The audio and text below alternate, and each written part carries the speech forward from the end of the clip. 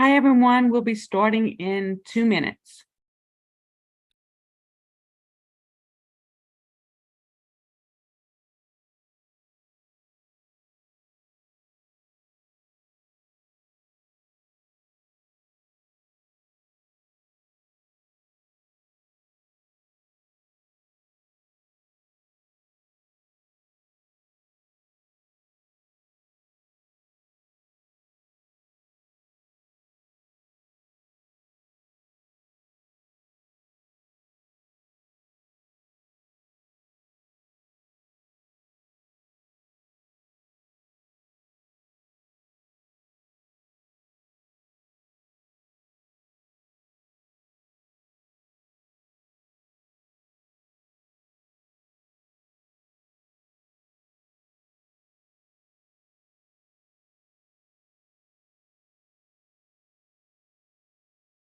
Ms. Shelton, did you want to test your camera and mic before we get started?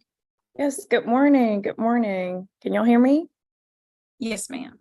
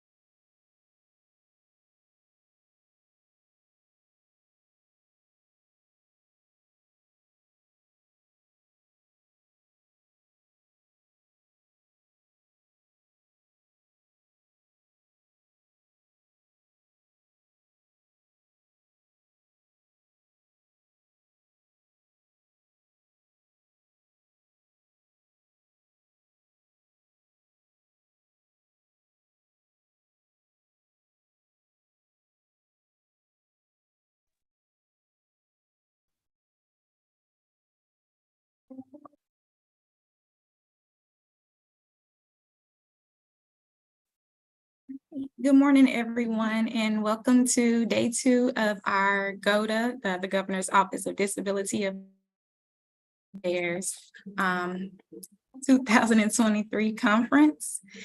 I am KJ Henry, the Assistant Director for GODA. Good morning, everyone, and welcome to day 2 of our GODA, the Governor's Office of Disability Affairs. I'm so sorry.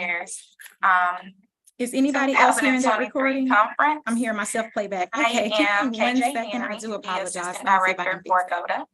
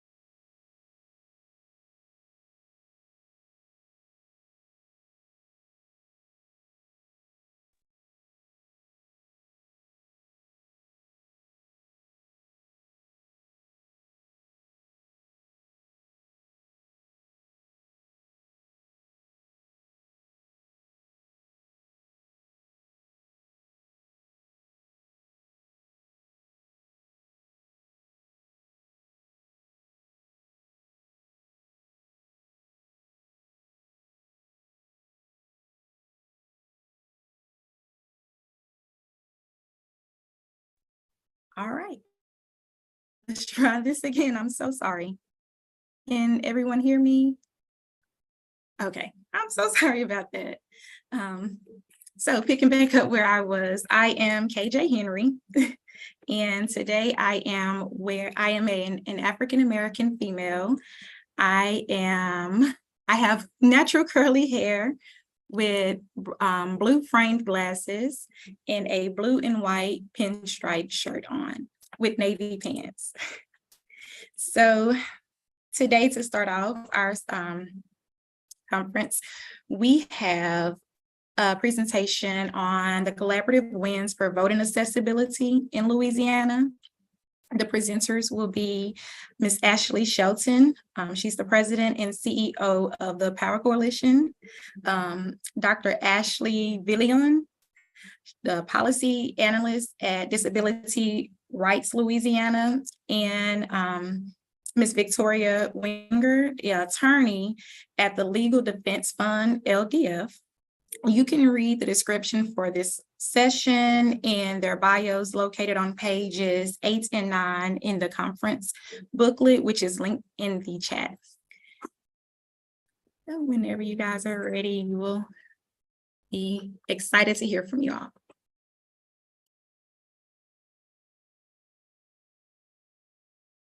Ashley Bullion, do you want to start with introducing yourself?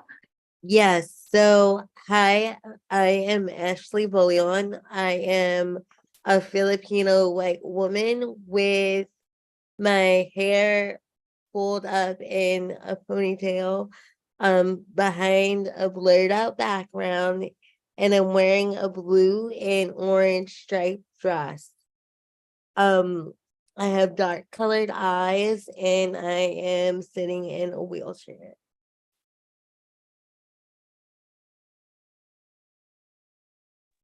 Ashley Shelton. Good morning. My name is Ashley Shelton, and I am an African-American female with long, dark hair. And I have a homesteading background behind me, and I am wearing a black shirt and black pants. Good morning, everyone. My name is Victoria Wenger. You all can call me Tori.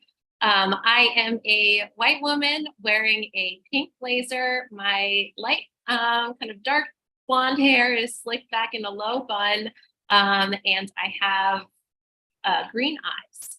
I am very, very excited to talk to two of my favorite collaborators in the work to make voting rights more accessible in the state of Louisiana and truly everywhere this morning. We have so much to celebrate in real exciting wins for voting rights and accessibility in Louisiana in the past few years. And that's truly a credit to collaboration and seeing the accessibility rights communities, the racial justice communities, civil rights and voting rights advocates and experts coming together to collectively find solutions to move the state forward in productive ways. But before we get into talking about some of those wins and future opportunities for collaboration and progress, I think it'd be helpful to identify some of the issues that we've been trying to tackle when it comes to voting accessibility for Louisianians with disabilities and truly any voter in the state who's trying to access their right to vote. So I'm going to start with you, Dr. Ashley Bullion.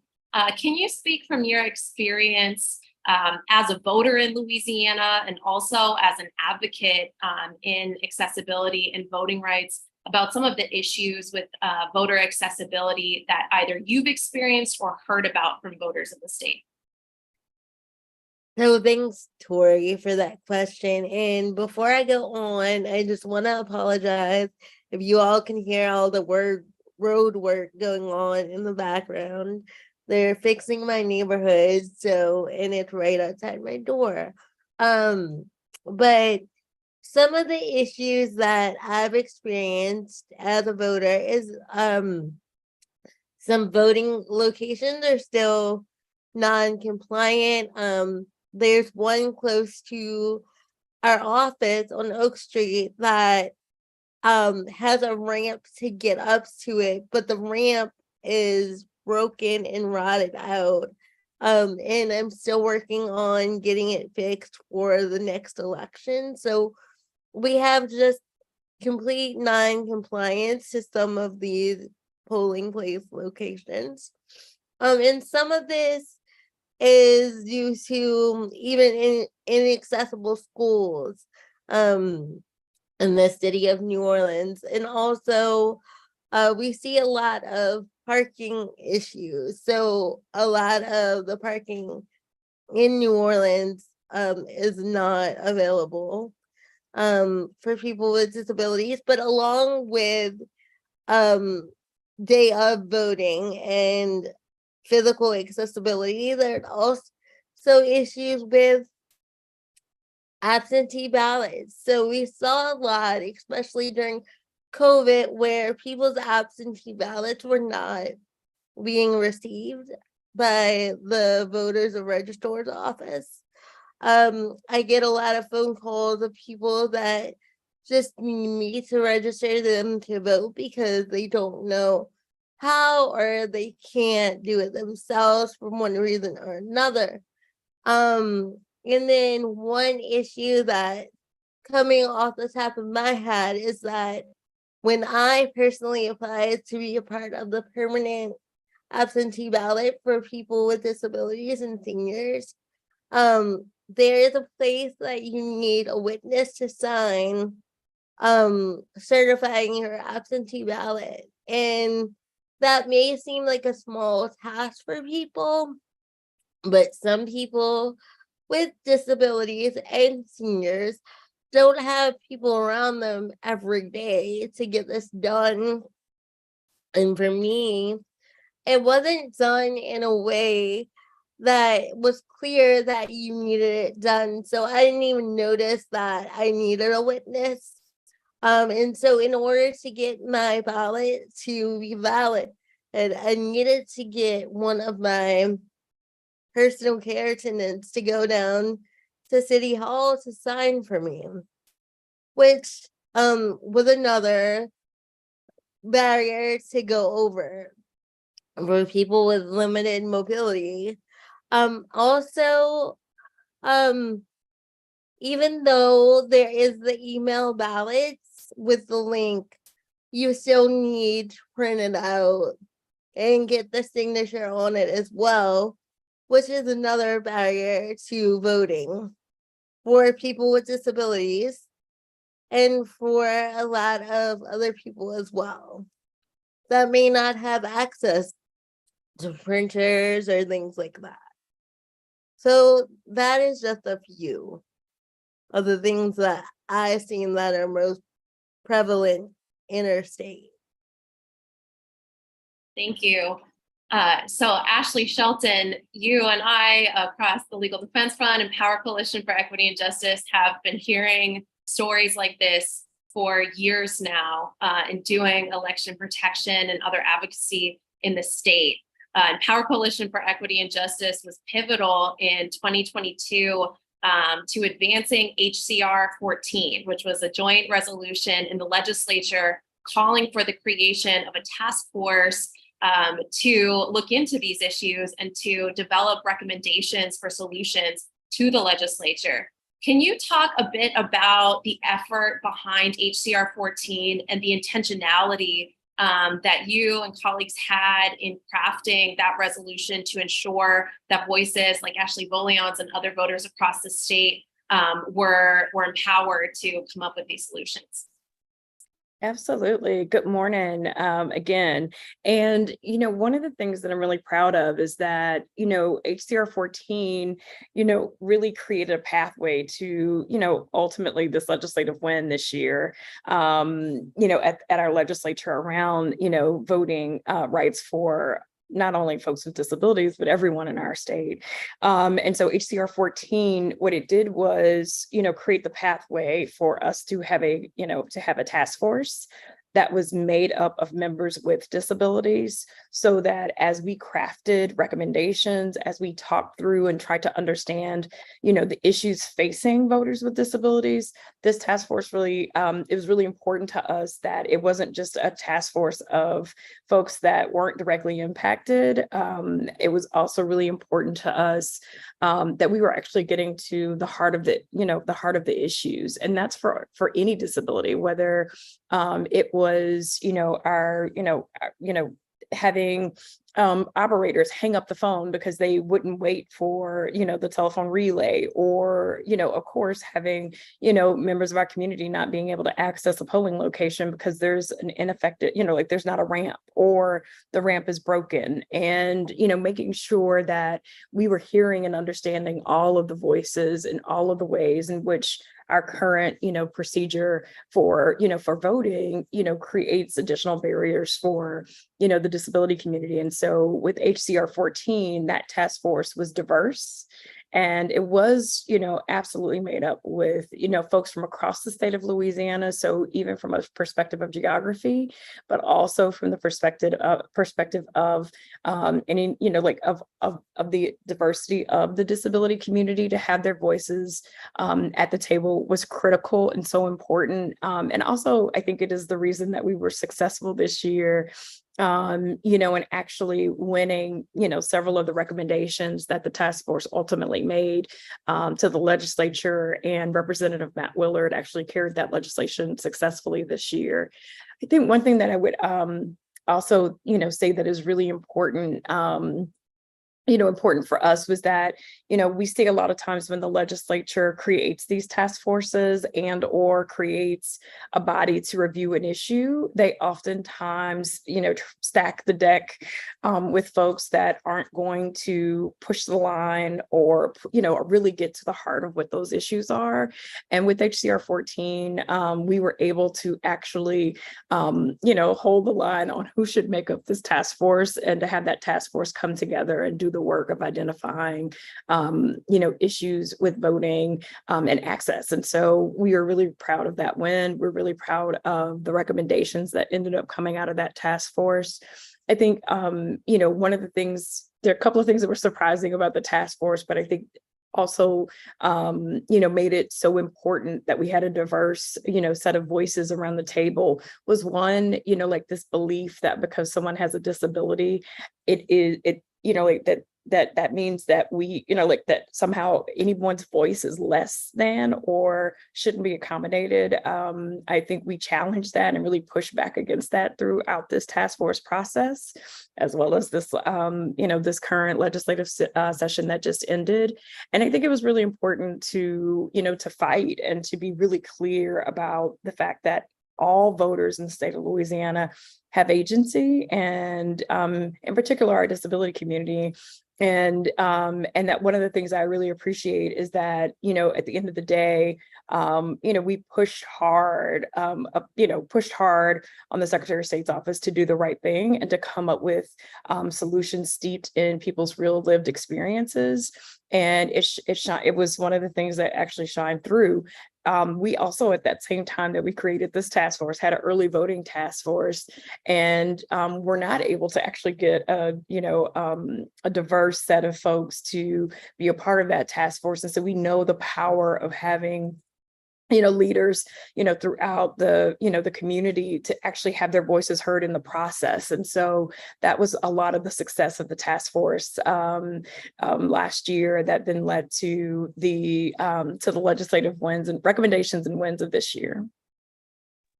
Excellent. I think you highlight really important points, Ashley, in that, this task force brought into conversation the election administrators who are empowered to enforce our voting rights laws, to administer our elections, brought, the Secretary of State's office, representatives from the clerks of court, the registrar of voters, from all of these positions of power in election administration in Louisiana, in direct conversation with directly impacted voters and experts in disability and in the diverse range of accessibility needs that come to factor in our voting processes. And Ashley Bolian, you were both Ashleys on this call, were members of that task force. And Ashley Shelton, you highlighted, some of your takeaways. But Ashley Bolian, I'm curious about what some of the highlights and the lowlights were for you in participating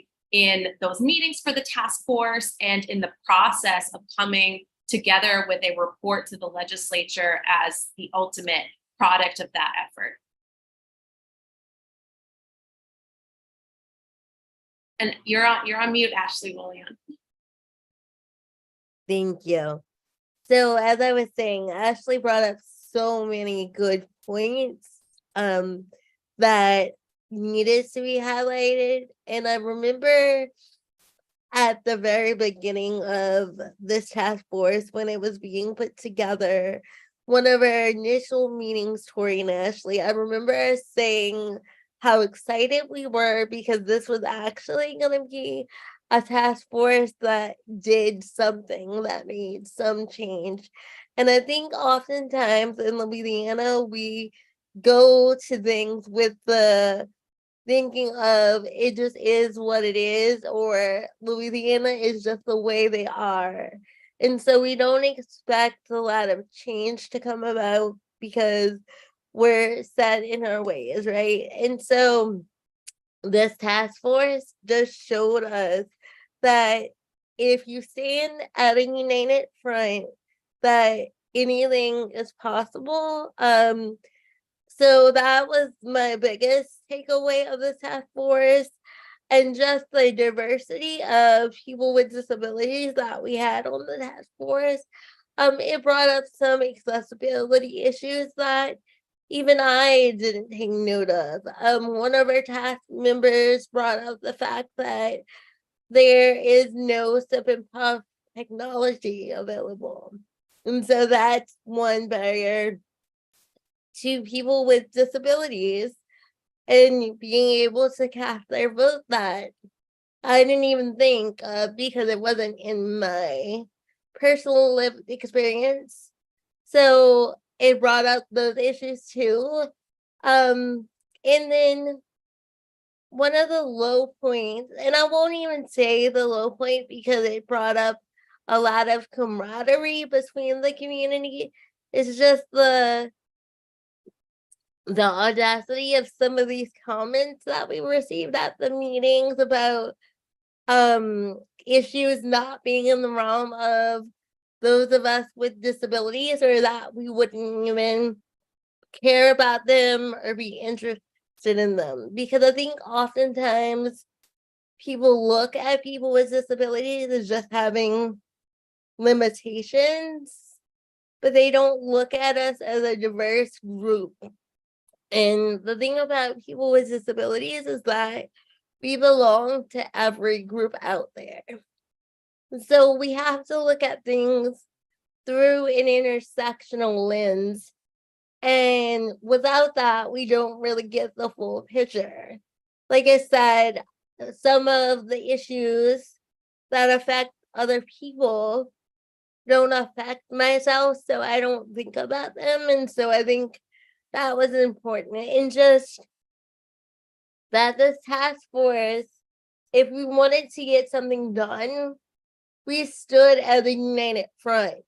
And that's how we got several other things implemented that we got implemented, was standing in as a united front.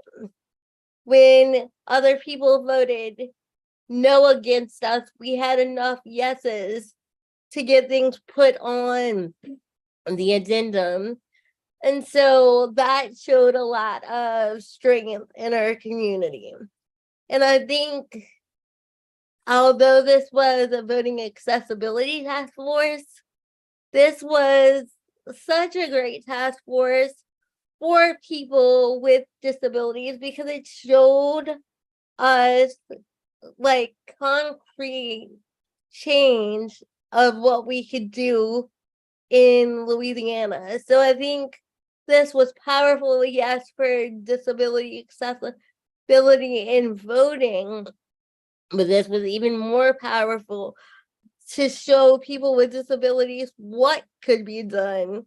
And the sky is the limit. You raised so many incredibly important points, Ashley, that really inspired for me so much reminiscing on conversations throughout the task force process and opportunities for collaboration.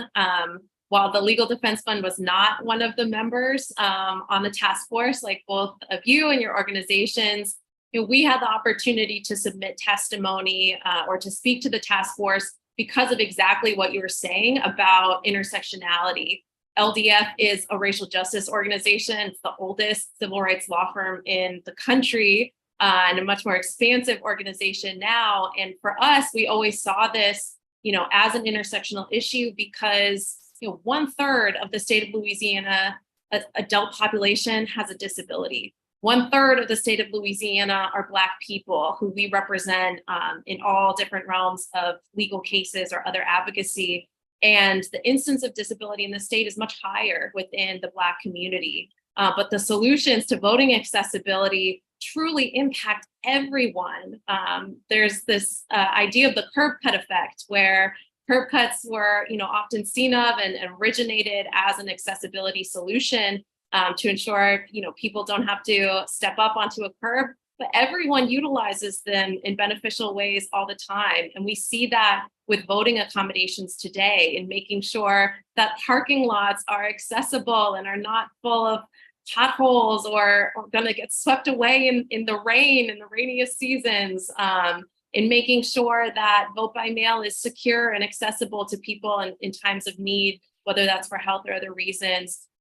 This task force really provided a venue for those important conversations about how important accessibility is, how the ADA and other accessibility laws need to be enforced and people need to know their rights. But we don't have to limit it at that. There's opportunities to go beyond what the law requires and to innovate. So much innovation came out of the HCR 14 conversations and the strength of that very diverse community of Louisiana voters and experts. So I want to recap a little bit of what that task force produced, and then we can talk about everything that flowed out of it. So HCR 14, the task force produced a report earlier this year that included over a dozen recommendations to the legislature. And that included recommendations to change areas of the law. It also included recommendations to just better enforce or to make administrative decisions to improve how elections are made more accessible, but are really already permitted within the realm of the law. So that was a robust document that then folded into multiple bills that were filed this past legislative session, in large part thanks to both of you and all the other organizations and allies that worked on the task force or supported the task force's work. So I'll start with HB 553, which was sponsored by Representative Glover. That bill, unfortunately, was not successful. It was one of the policy recommendations that had been supported unanimously by members of the task force who represented voters with disabilities, had disabilities themselves, or were allies like you, Ashley Shelton, but was not endorsed by the election administrators on the task force. Specifically, what the bill did was call for the appointment of a voter with a disability to the State Board of Election Supervisors, which is one of the governing entities that oversees election administration in the state of Louisiana. Unfortunately, that bill did not succeed, but it was an organizing and collaboration opportunity for us all to spark really important conversations, and we will certainly be returning to the efforts. Conversely, HB 449 is one to celebrate because it was what we call an omnibus, or a multi-fold bill that achieved multiple things successfully based off of recommendations from the HCR 14 task force. The bill, which was sponsored by Representative Willard, who had originally called for the formation of the task force, that bill was able to now require increased training on the Americans with Disabilities Act and other state and federal voting accessibility protections for poll commissioners. So the people working at the polls on election days, they'll have more training on accessibility requirements and accommodations, best practices. They'll also be tested on it more now too, in the exams that they have to complete before becoming able to serve as a poll worker. The bill also calls for the appointment of an ADA compliance officer in the Department of State. So working for the Secretary of State's office, that person will be charged with conducting biannual audits on how accessible the voting process is. You all know there are elections every single year, multiple seasons of the year. And this will really require proactive checks to make sure that those elections are accessible.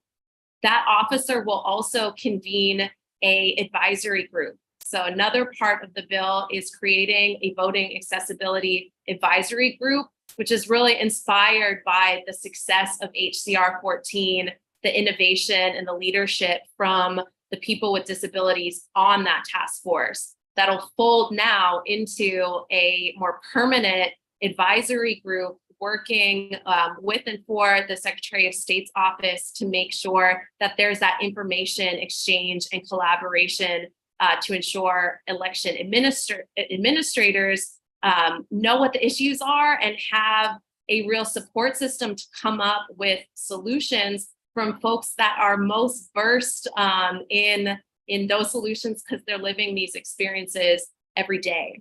So that is a huge win. It was signed into law earlier this year by Governor Edwards, and we are just exciting to see everything that'll come from it. But I really want to hear from you, Ashley Shelton, because Power Coalition was so pivotal to making that bill happen. Can you speak to the importance and inspiration behind that legislation? Yeah, no, I mean, I think one of the things that, we're really proud of is that what we understand is that when anyone is disenfranchised, we're all disenfranchised. And what this legislation has done is, again, if we address issues for those that have accessibility issues or any kind of disability that impacts their ability to walk in their agency as a voter, right? Like that we have basically made it better for everyone. I mean, I vote in a very dark gym. And even though I have perfect vision, the idea that we would be able to increase lighting, the ability to actually have an office where we can call, as a community, as a state, as citizens and voters, right, that we can call to have our questions answered in real time, to be able to have, real support around, we've had zip and puff technology that is actually federal law, that it is within each polling location, throughout the state. But, as Dr. Forlin mentioned, we don't have actual poll workers that were trained on how to use that were trained on how to actually support voters that actually needed and wanted to use that technology. And so this legislation creates a clear pathway for any voter with any type of disability to be able to have their voices heard on a regular basis, right? Like there's actually a staff person that, is, ADA compliant and can help and understand in the ways in which we need to continue to improve this process and the experience of voters in the state of Louisiana. And then I think the other thing that we're really, proud of was that I think that, through the task force process to actual legislation, we really had to fight to create the space for real solutions. I think that as a member of that task force, we were, really concerned that they were just going to push through, create an experience that didn't reflect the fullness of so many of the voices and membership of our task force. And, I was really proud to work with the task force members to really open that space up and really fight for the things that we all spent our time coming together to address through the task force. And so this legislation, just opens up a real opportunity for there to be real solutions in real time, to actually have a staff person that folks can actually reach out to and work with directly, as well as having our ongoing voice a part of, a process within the Secretary of State's office. And so it's a huge win. And, and one of the things that I often share is that, again, like a win for any voter in our state is a win for all voters. And this work and this opportunity that has been created through this legislation is, just a huge win for voters in the state of Louisiana, and also, around the realities of all voters are important. All voters have their own agency and voice as a voter. And I think that was also one of the more powerful things that came out of this task force is that, challenging their preconceived notions of what does it even mean to be a person with disabilities, challenging their ignorance of, of many of the ways in which folks with disabilities access their right to vote, to have their voices heard. Like this was a really powerful experience in, holding government accountable and also ensuring that we actually were getting to, proper election administration, but more importantly, that we were within, that we were actually following the law, right? Like that we were actually in compliance with federal law. And making sure that we're making these changes so that all of the members of our community can vote. And so really proud of this win. We do election protection every year. And, in that election protection work, it is to take the stories of voters throughout the state of Louisiana to understand, right, like what their experiences are, what's happening in real time, what are those barriers. And, this task force and this legislative win are a beautiful example of understanding a problem and then, taking action and actually getting the result. And it was such a powerful result that it couldn't be undone, right? Like it went through the legislative process. Members of the task force held their ground and really fought for, these wins. And so really proud to be a part of this, of this task force and this team of leaders throughout our community who really fought and stood up for what was right.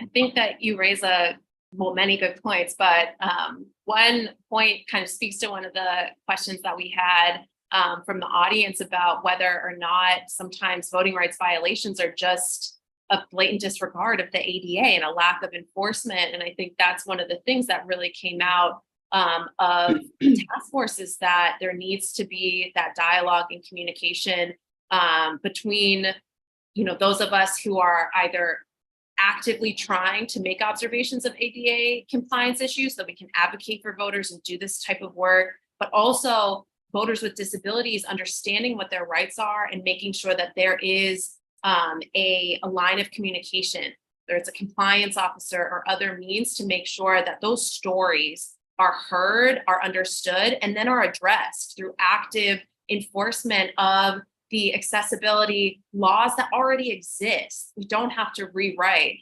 So I really think that you really address what one of the questions is here, because it's so true that the ADA is robust. Accessibility and voting rights laws are robust on paper, but they have no power if they're not enforced by those who have the power to enforce them, but also if they're not understood by people who can exercise their right to vote and should have every single power of the law behind them as it currently exists.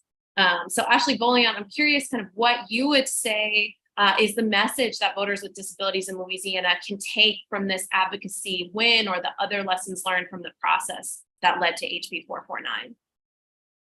So before I go into the process or anything like that, I just want to mention that if you have a disability and there's something that limits you or becomes a barrier to you in the voting process and you don't know whether that can be accommodated, always call us at the Advocacy Center and you can ask to speak to me and we can talk about that situation to see if that's something that can be helped or solutions that I may have that you may not have thought about. Our number, and I'll leave it in the chat, is 504-522-2337.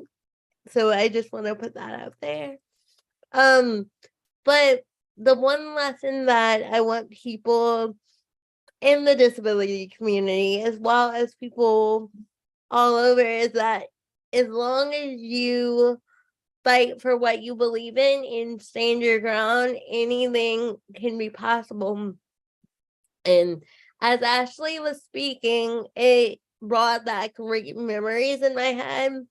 I do a lot of advocacy work for myself and others, whether it's here or nationwide, and this has been one of my greatest experiences, if not number one, because as a task force, not only did we meet at the Capitol, but we also met on our own time as well So we knew what we were going in for. We had a plan. Ashley and Tori were very instrumental in taking what we wanted and putting it into beautiful documents that were well articulated and organized.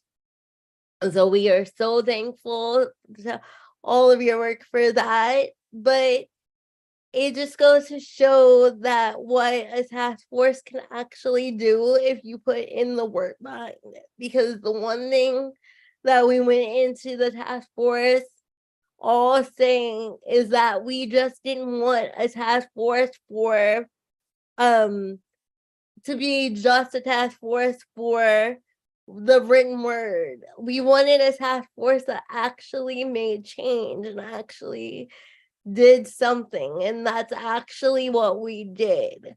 And this is just our first step, because I believe that we're all gonna stay in touch and all rally together, and we're just gonna grow bigger and better. So my takeaway message to people of our community and anyone who's disenfranchised or anything of that nature, because I fully agree with what Ashley said in that if someone's disenfranchised, then we're all disenfranchised, because what's good for one is good for all. Like with Tori's curve cut scenario.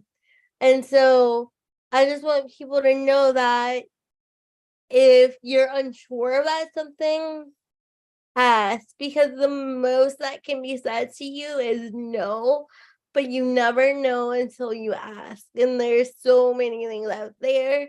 And right now is just the start of us fighting to get the effectiveness of all these laws being put into place.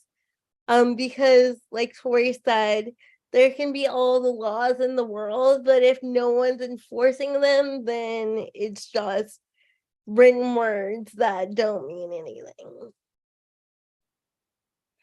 Absolutely. And I think one of the recommendations from the task force, which will hopefully kind of come under this umbrella of the work within the Secretary of State's office or the compliance officer and the advisory group, is the idea of education, about making sure that there are materials, that there are trainings, that, you know, the rights that exist are made known to people so that our election workers can enforce them and celebrate them, embrace them.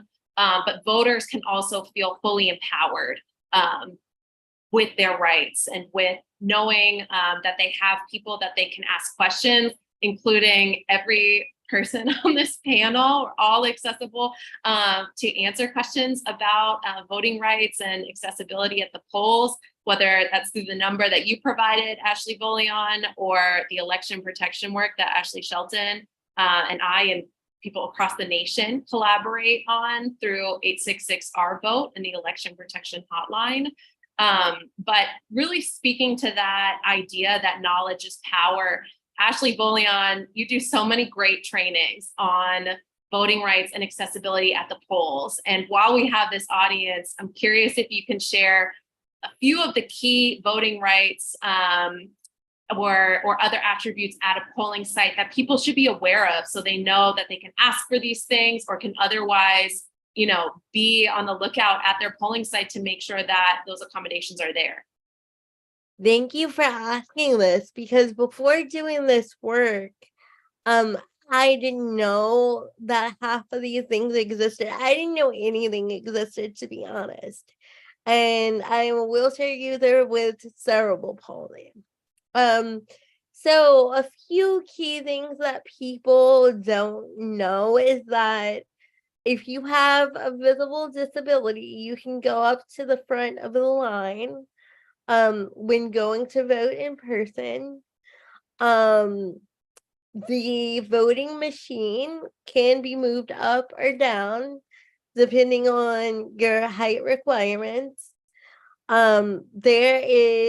You can bring in your own magnifying glass, or they have ones that can be provided so you can see the voting machine. There are audio boxes that can be provided as well, that can read the ballot out to you if you need it read, or for any reason at all. There is also Braille that is available. You can bring your own headphones, or they have them provided as well. And also, one key thing that I like to tell people, that people often don't know, if you go to the Go Vote website, you can get a sample ballot of everything that's on the ballot, so you can take as much time as you need to make your decisions. And then either you can bring your phone in the voting booth or bring a printout, so that way you can have yourself a little cheat sheet. This is something I like to do personally, because I take forever making decisions sometimes, and I have to go back and research things that I thought I knew before. So that is a thing for people. Like I mentioned, there are the email link to the ballots that can be emailed to you, or the permanent absentee ballot program for people with disabilities or seniors. And what this program does is it mails you out a ballot before the election. That way you can mail it back. Like I mentioned earlier, you do need a witness to sign with you, but you can mail it back, and they will keep mailing you these absentee ballots unless your ballot is returned undeliverable. One thing that people get confused is that just because you sign up for the absentee ballot program, it doesn't mean that you can't vote in person. You still have that right to vote in person, but this is another option that is given to you just in case you may not have a ride to the poll, or you may be sick that day. It's just another option, so you can pick whatever option you need. And also you have 20 minutes in the voting booth as well to cast your vote, so that you don't have to worry about time limit. And honestly, I've never been asked to leave out of the voting booth based on time. And you can bring a trusted person with you inside the voting booth to help you vote. And if you don't have a person with you, the poll worker has to assist you in the voting process. And that's just a few off the top of my head. I'm sure I missed a couple of them. So Ashley and Tori, please step in if you're like, she missed this or she missed that. But like I said before, if you have any questions about, I have trouble in voting because of this or that, and it wasn't mentioned, be sure to contact me. I'll leave my email address and number, but be sure to contact me, and I'll let you know what's possible. Thank you, Ashley. That's excellent. And there are certainly other ways to reach out to you, or resources that both Disability Rights Louisiana and Power Coalition LDF will provide around election seasons to make sure that people are able to remember all of those rights that are, enforceable both in Louisiana, and many are rooted in federal laws that are decades old now, like the ADA, and aren't going anywhere. So we do have a comment in the chat about the need to stay ever vigilant and to continue this work, and not just take HB 449 and not keep up the momentum. So Ashley Shelton, how can folks get involved with Power Coalition for Equity and Justice and our broader work to advance voting rights and protect voters' rights in Louisiana? Absolutely. So, I mean, we are ever vigilant. I mean, I think that, Power Coalition is a voting rights organization and proud partners of the Legal Defense Fund. And we are fighting on every front, and so we are vigilant, and we welcome you to join us in this fight. I mean, we can't hold, we can't hold every single issue, but we love partnering with, partners like Dr. Violin and other disability rights organizations to make sure that we are, that we're doing the work, right? And that we're understanding what those issues are. And so Power Coalition runs a robust election protection program in partnership with LDF. And, and with that election protection, I would give you a couple of ways to reach out. So we usually during elections have a voter hotline, and it's 866-OUR-VOTE, and it's available year round to help with issues. And then they also liaise and work with Disability Rights Louisiana to make sure that we are following up, that we are finding solutions in real time. And so definitely, I always tell folks, if you go to vote and you're having issues, do not leave your polling location, get your phone out and dial 866-OUR-VOTE so that you, can have those issues addressed in real time. And then again, I think that I agree with so many of the questions, like that we do have to be ever vigilant. We're going to have to continue to engage with the Secretary of State's office to make sure that this ADA compliance officer, is effective. We've also got to do the work of making sure that as they put together this ongoing voter, disability task force, that the voices of people with real experiences are at the table continuing to define those solutions. And so, and we also, appreciate too and work with national partners like LDF, but other national partners that are going to, hold the line around the fact that, again, we've said it several times during the task force process, that it is their job to effectively, administer elections in the state of Louisiana for all of its citizens. And we're going to continue to hold them accountable to that and continue to push the line. And so feel free to reach out to me at Power Coalition. Our website's www.powercoalition.org. And my email address is ashelton@powercoalition.org. And certainly if you have broader questions, info@powercoalition.org. But we are excited and always here to work with our partners. And to Ashley, Dr. Violin's point, it's not just enough to win policy, but to actually have policy enforced. And so really proud to have worked with all of you to make this moment real and possible, and definitely to hold the line and hold them accountable as we implement these wins. Excellent. I think we're right about at time, but Ashley Bullion, can you quickly share how folks can lean on Disability Rights Louisiana and get in touch with you? Yes. So thank you for that question. My email address is avolion, so AVOLION @disabilityrights.org. And our phone number is 504-522-2337. And also, I want to mention before we leave that I am currently doing video interviews with the gubernatorial candidates as well as the Secretary of State candidates.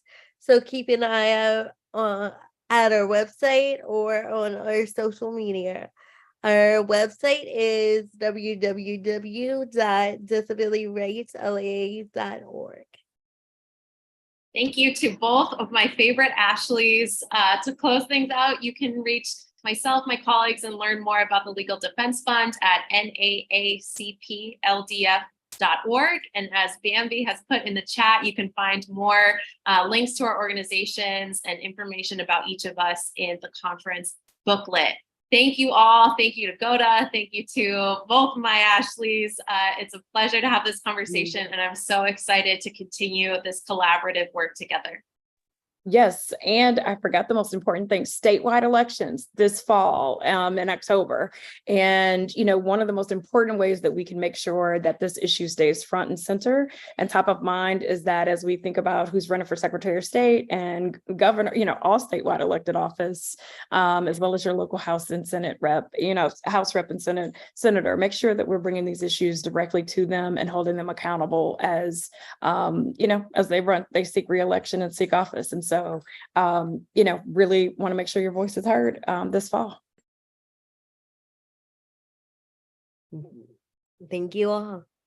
Yes, ma'am. Thank you. Thank you. Thank you so much. Ms. Shelton, Attorney Winger, I'm sorry, and Dr. Vorleon, North Louisiana girl here. I'm always mispronouncing names and everything. But I am personally a huge fan of this task force. Y'all inspire me so much. So thank you so much for all the work that you guys are doing and for the impact that you have had, not only for the disabled community, but for everyone, every single person that's in Louisiana. With that being said, our next session will begin at 10:15, and you all are welcome to remain logged in. So thank you so much, and y'all have a great day.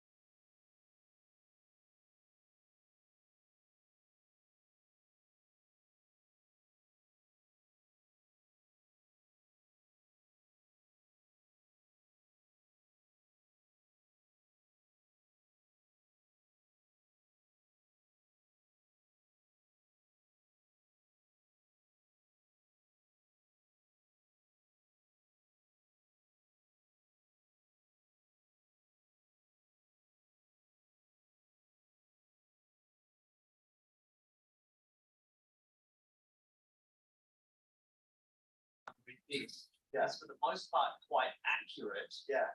But it's the Christopher Nolan, the method of creating this movie means that some aspects of his life are very heavily emphasized and some aren't. So this movie, like some other Christopher, we were wondering before this movie came out, what is the Chris Nolan-ness of this movie going to be? Yeah. What element of time bending or Does Bane show up? does Bane show up? Exactly. Yeah. You know, and he does. It's a Mexican.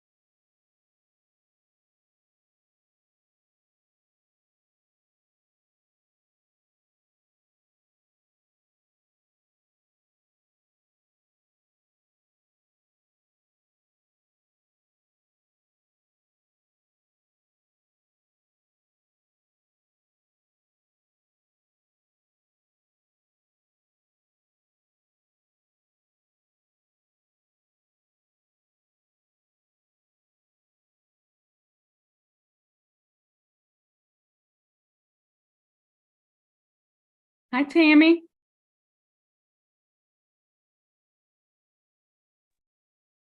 Hey, I'm sorry, I just gotta fix my audio. Okay. If you want to just practice with your video, if you want to practice sharing your screen, Jay, can you pull down the screen to allow her to share? Yes, ma'am, I stopped. Okay.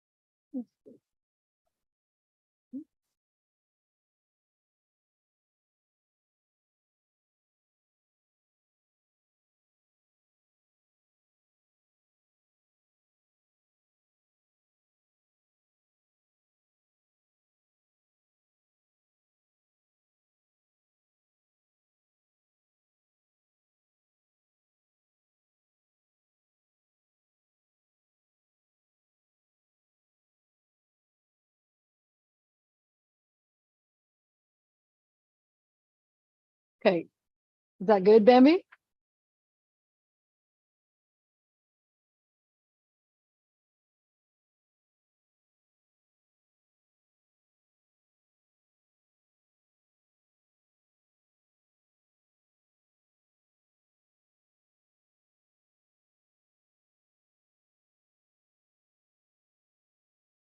She may be having difficulties, but yes, we can see your screen. Okay, It looks good. thanks.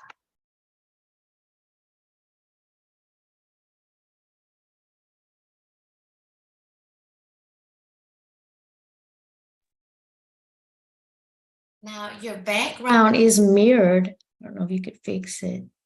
Okay, I was just like, going to say that. it's backwards. It's Yeah, backwards. yes, yeah. Okay, let me just change my background. Hold on.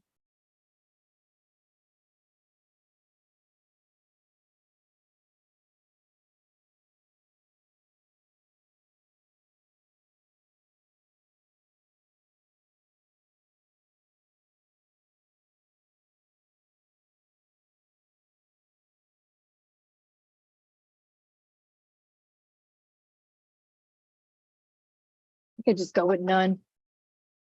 I was trying to be fancy. It looked really good. Um, Just Mirrored, yes, ma'am. Oh, it says, okay, here we go. How's that? Is that better? Is that, No, ma'am, it is still the it's same. still backwards? Okay. And it's still backwards now too, right? Correct. Still backwards. Like it's, you see the word Louisiana backwards? Uh-huh. Yeah, that's so weird because I'm seeing it right. Hold on, let me, We'll make it backwards for you, and maybe it'll be right for us. so right now it's backwards for me.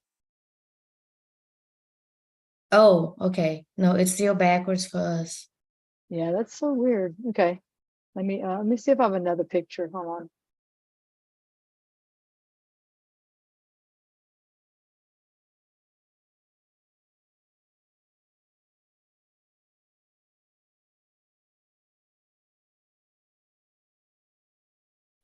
Okay, it looks like we have someone in the chat saying it's not backwards for them.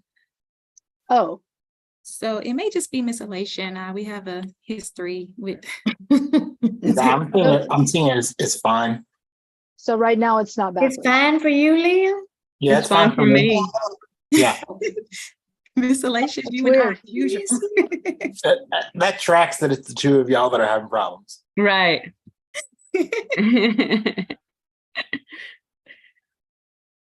Tammy, they need your assistance with Oh, I don't know if I could help. assistive technology. It just depends on what question you're asking. You guys don't hear that air conditioner in the background. Okay. No, Um, you sound fine. I'm hearing it like really loud. So I'm like thinking, is that kind of some feedback or whatever? Yesterday, we had a presenter that said that the lawn was being done. This morning, we had someone that had some road work. We don't hear any of it, so it's fine. That's good.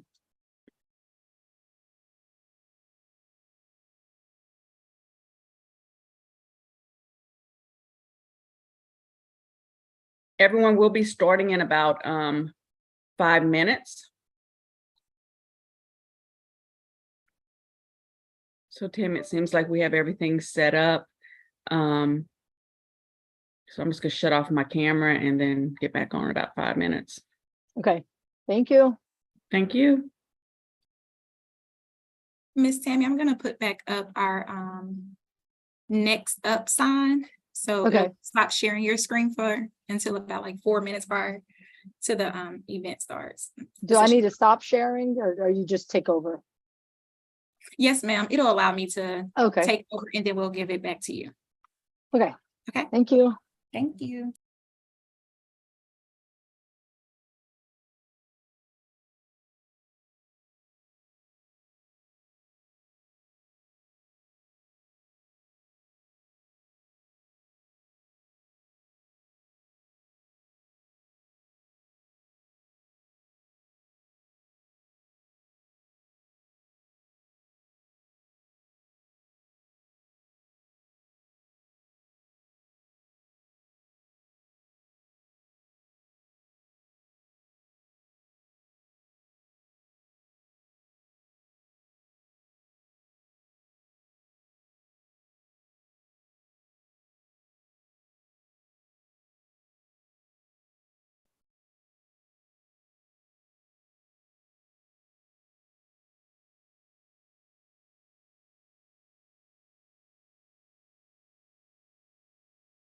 Miss Tammy, Yes, ma'am. it is backwards to the rest of the team also. Okay. They said they thought we were talking about your PowerPoint. Oh, I got you. Hold on. Let me, I'll fix it. I'll fix it. Sorry. Sorry about that. Oh, no worries. I have another image. Hold on. And also, they just use every opportunity to give us a hard time. It's all good. I am very glad to know that that you're being truthful and I could fix it. So let's see. Yeah.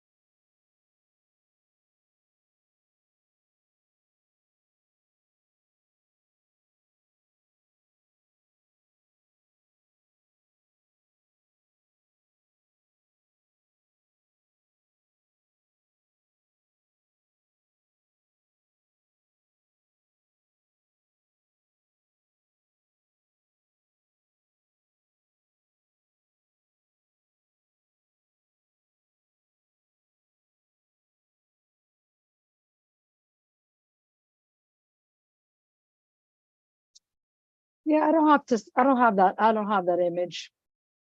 I've been through other computers. I thought I had it, so I'll just go with this. Let me fix it. It looks wonderful. It's a work environment. It's a work environment, yes. It's my reality. Let's see.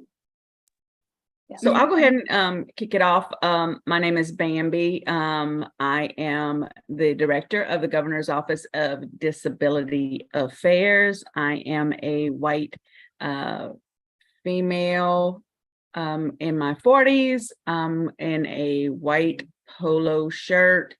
I have long dark hair. I am sitting in front of a fireplace that is completely unnecessary in South Louisiana. It only serves as my background. And our the next session is Assistive Technology, a Toolbox for Student Success. And the presenter will be my longtime friend, many years, Tammy Dupre, and she is with the Louisiana Accessible Education Materials Project. And you could read the description for the session and her bio on pages 9 and 10 of the conference booklet, which is linked in the chat.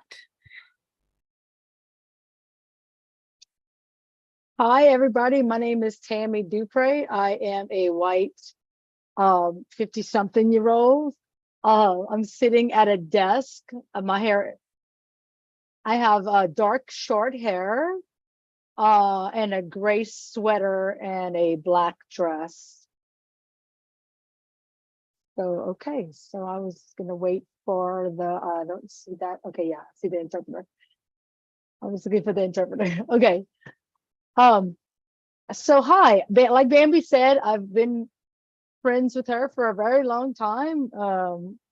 I've been working in the field of assistive technology for many years, and I am a special education teacher, and I'm here to talk to you today about assistive technology and how it can remove barriers for student achievement.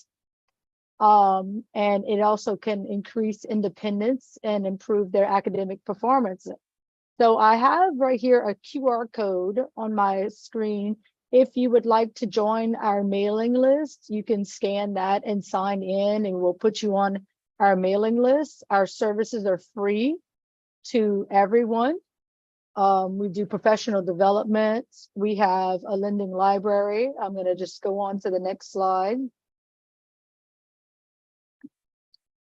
This is a link to the presentation. Bambi has another place to get the presentation, but if you wanted to scan this link, you could also get the presentation and all the information that I'm going to be sharing with you from this presentation link. And you could follow along if you have a device or whatever. You could just follow along with me. Okay, so like I said, I work with the Louisiana Accessible Educational Materials Program. And we are, again, a free resource to parents, families, professionals, in the kindergarten, K through early childhood, K through 12th grade sector. So anything that pertains to education and school, we can definitely address any kind of needs that you might have. If you are, if you're a parent or if you are a professional, we help both sides of that continuum. So our website is on the screen. It's ssdla-aem.org, and you can see all of our ongoings and all of our information from our website. So we have service centers around the state of Louisiana. We are right now existing with 1, 2, 3, 4, 5 of them. And our main office is in Baton Rouge at the School for the Blind and Deaf. So if you wanted to get in touch with us there, you could also, and all of our contact information is on our website. So what I wanted to do with the crowd first was to maybe get a little poll to see who I'm talking to. And so if you wanted to, you could use your cell phone, or you could go to a new tab on your browser and go to Slido, SLIDO.com, and type in 247396. And I'm going to just post a few questions, and then you could answer through that portal. Okay. So I'm going to give some time for people to just kind of go out to that site or scan the QR code. And then I'm just going to ask like 3 questions just to kind of get a feel of who I am speaking to.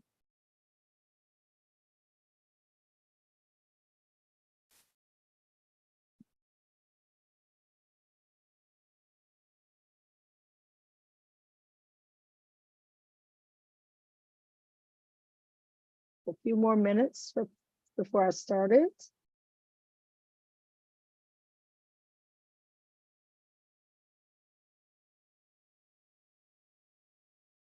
Okay. So my first little question is, where do you work? And whenever I say where, I just mean like what part of the state. Or you can put like the place that you work for too. That's fine. Okay, cool. Some early steps, people. Cool.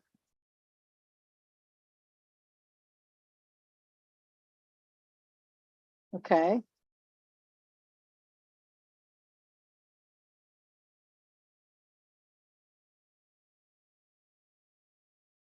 Got some people here from Mississippi. Wow.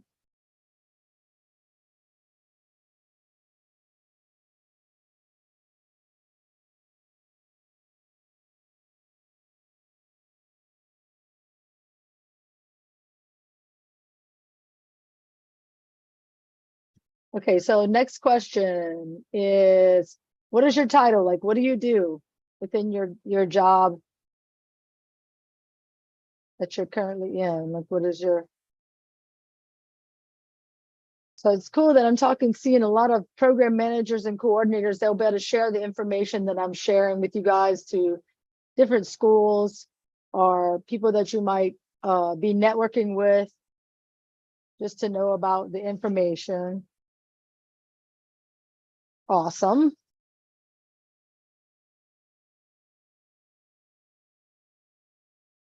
A lot of coordinators, okay? And last question, how would you rate your knowledge on assistive technology? Awesome.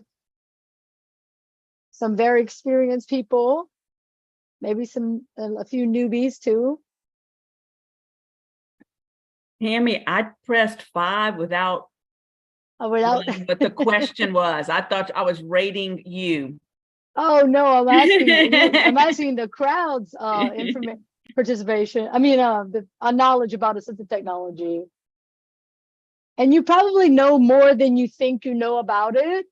A lot of times we find that out, that a lot of people know more about it than they think they know, because they never really called it that, you know. So I'm going to talk about some examples of what it could be, and then you'll be like, oh yeah, I know about that. So kind of midway. All right, so let's get into objectives. So what I want to try to do here today is to increase everyone's knowledge about assistive technology and how it creates the least restrictive environment for the student with special needs. We're going to look at a framework to guide decision making for assistive technology, and we're going to look at some available support for our general education curriculum and access and participation for students who are have an IEP or just might be needing to be included in gen ed environments. Okay. Okay, so these are the laws that mandate assistive technology to be considered, and it's been around for a few years now. It's not a new thing. It's always been a part of our consideration process within the IEP process. And so we have to just remember that it is the law, and we do need to talk about this. And there is a need. So what is assistive technology? So let me make sure that when I shared my screen, share the sound so that you can hear. And I'll put, everybody can turn on their own captions, correct? I'll put the captions in the video on too. We all like to do things, like color, and read, and use a computer. It's how we play, learn, work, and get things done. But when a disability makes it hard to do something we'd like to do, we need a little help. Luckily, there's a solution. Welcome to Simply Said, Understanding Assistive Technology. Assistive technology, or AT, is anything that helps you do something you couldn't do otherwise, like walk, run, communicate, and more. These helpful tools can be as simple as a foam grip that makes it possible for a child to grasp a crayon and create art, as common as glasses that make it possible for a student to read and learn, or as sophisticated as software that makes it possible for an employee to convert their spoken word to text on a computer screen and succeed. Whether you're young or old, male or female, whether you've had a disability from birth or developed one over the years, AT can help. Okay, so just a little quick video about what assistive technology is. So like I said, you probably know more about this than you think you did. We all like to Oh, do sorry things, about that. like color. All right, so here are the technical definitions of assistive technology. I'm not going to read them all to you, but basically, assistive technology is a device and a service, or it could be either or. It could be a device or a service. So it's more than one thing. Universal design for learning, I'm going to kind of go into that definition a little bit and show some examples of that. So universal design for learning is a framework to improve teaching and learning for all students. And it's based on how everybody learns, how they take in information, how they express information. And I'm going to show you a little cartoon picture here. And the picture is a picture of a guy shoveling off sand off of a stairwell. And then there's a ramp on the right-hand side of the stairwell that also has snow on it. And there are children at the base of the stairs and the ramp waiting to enter into the building. And one student is in a wheelchair. The rest of the students are standing and walking. And the caption reads, "Could you please shovel off the ramp?" The student in the wheelchair says. And the person shoveling the snow says, "All these kids are waiting to use the stairs. When I get through shoveling them off, I will clear the ramp for you." And the student in the wheelchair says, "But if you shovel the ramp, we could all get in." And so basically, this is a great representation of what universal design for learning could do, is that if you design the instruction from the beginning accessible to all, then everybody gets something from it, as opposed to it being only accessible to students who take that information in a certain way. Okay, so just looking at universal design for learning. And so every Student Succeeds Act is an act that was passed that, and it basically what it states is that all assessments must be developed to the extent sorry, the word is like getting off my tongue, using the principles of universal design for learning. So we want all assessments to be accessible to all students. And there is a law that protects all students from not having to take tests that are not accessible. All right, so this is one of our favorite AT people out there. His name is Christopher Bugay. He has written a book called The New Assistive Tech. Assistive technology has changed over the past years. It's gone from being this thing that's only special for certain kids to being universally designed for any kid to use. And so the reason that this has changed is because of the advances in technology. And so what I want to do is I want to show this really great little video about what teachers need to do. They need to become educational experience designers. So it's teachers that have to change their instruction so that they can reach all students. So this student right here, I'm just going to go ahead and play this video and maximize the screen. Hi, I'm Tucker, and I'm a student. Like many kids my age, I enjoy many different things.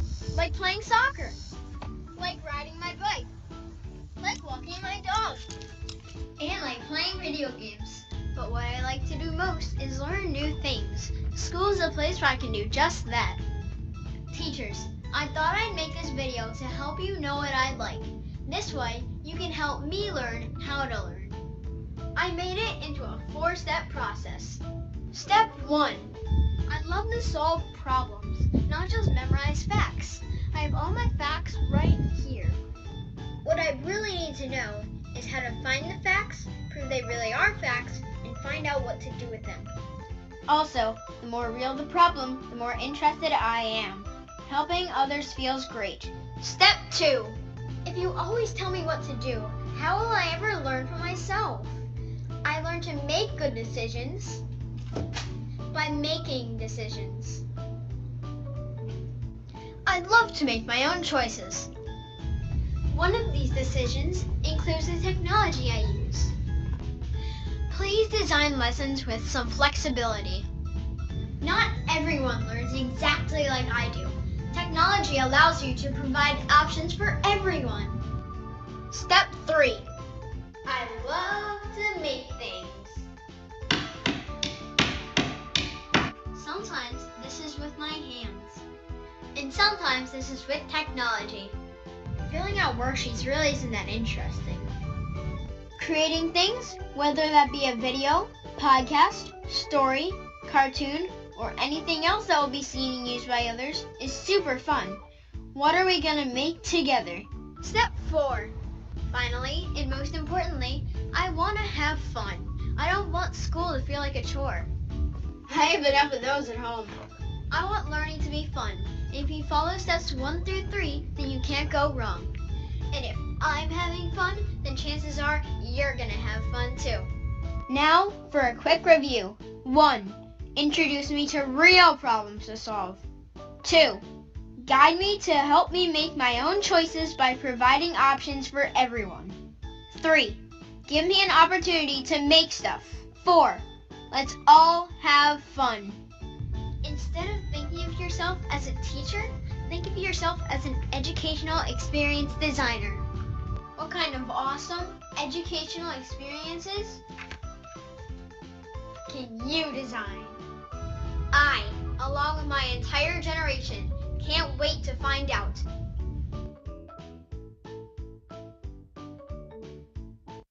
Okay, so I just wanted to show that because I feel like we need to kind of shift our thought process as educators to designing more interesting things for kids to be engaged into as opposed to worksheets. So I also want to show this next slide and play this game called Name This Disability.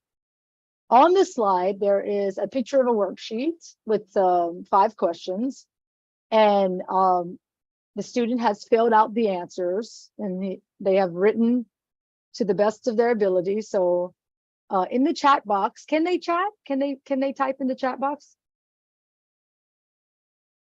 Go ahead and put in the chat if you can.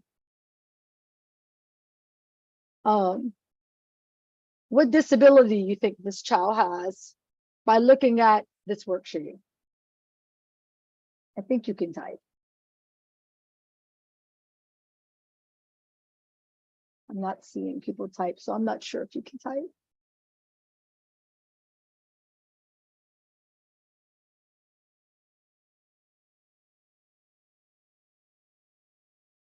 Oh, it's in the Q&A. Okay, sorry.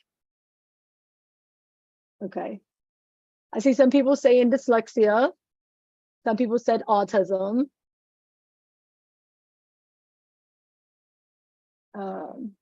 Some people, one person said cerebral palsy.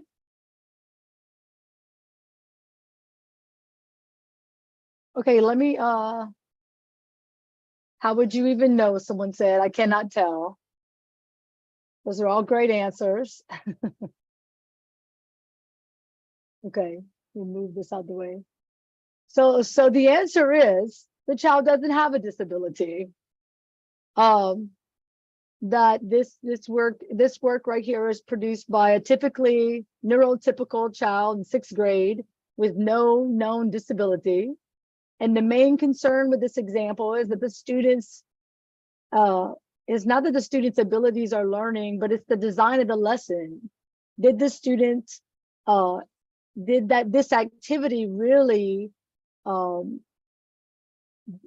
it really something the child was able to show what they know when it's really hard to read what they said? This should not be the only way students are showing what they know by answering questions on a written test.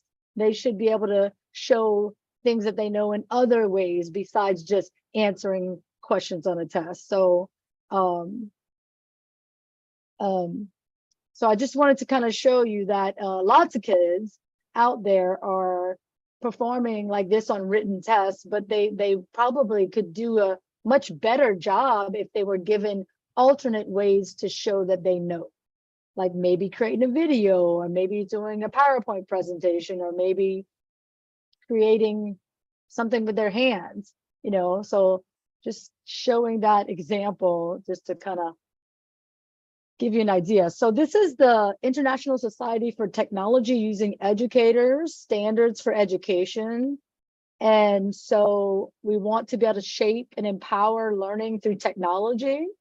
We want to be able to advocate for equitable access to technology and digital content and learning opportunities to meet the needs of all students. And you could do that actually a little bit better when you have technology in place, because you can really customize each individual's experience using technology.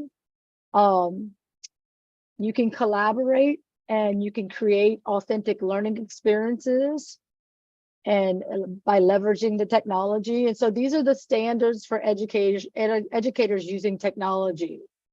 I also wanted to kind of just let people fill out a survey to show me what their children, if you have children in school, or if you have if you work with the district, what technology do they use? You know, now ever since COVID happened, a lot of districts had a lot of funding. To some districts went 1-to-1, one computer, one child.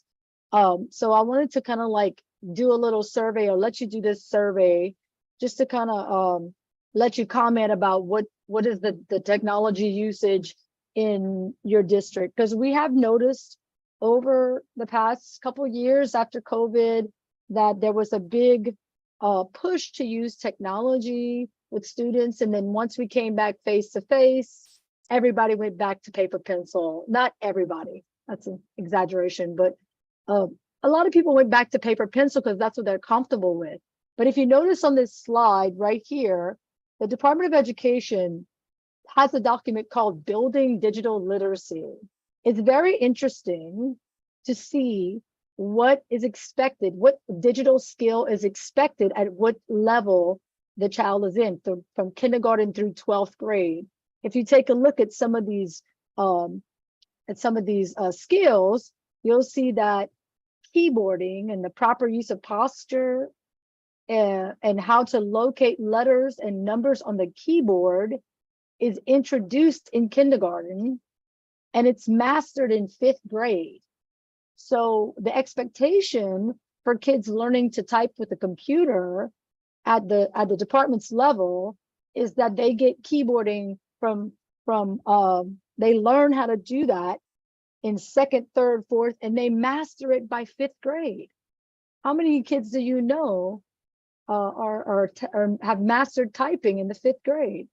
The reason that they are not able to do that is because they're not being offered the opportunity to do that through 2nd, 3rd, 4th, and 5th grade. So this technology readiness diagram is very eye-opening. It goes into word processing, spreadsheets and tables and charts and graphs. to access numbers and to crunch numbers. So it's a really interesting document that the DOE put out, and I want to say they put it out. There's no date, but it's actually been out for a few years now. And so that's it's called Building Digital Literacy, and it's, like I said, it's very eye-opening example of what kids should be able to do at what age. Okay, so assistive technology consideration is part of the IEP process, and it is the ongoing process that the IEP team considers for the student, what kind of assistive technology they might require to achieve their goals and objectives, and to be in the least restrictive environment. Everybody on the IEP team should be commenting and should be giving their opinions as to what technology or what tool the student could use to be more independent. It should happen with every IEP.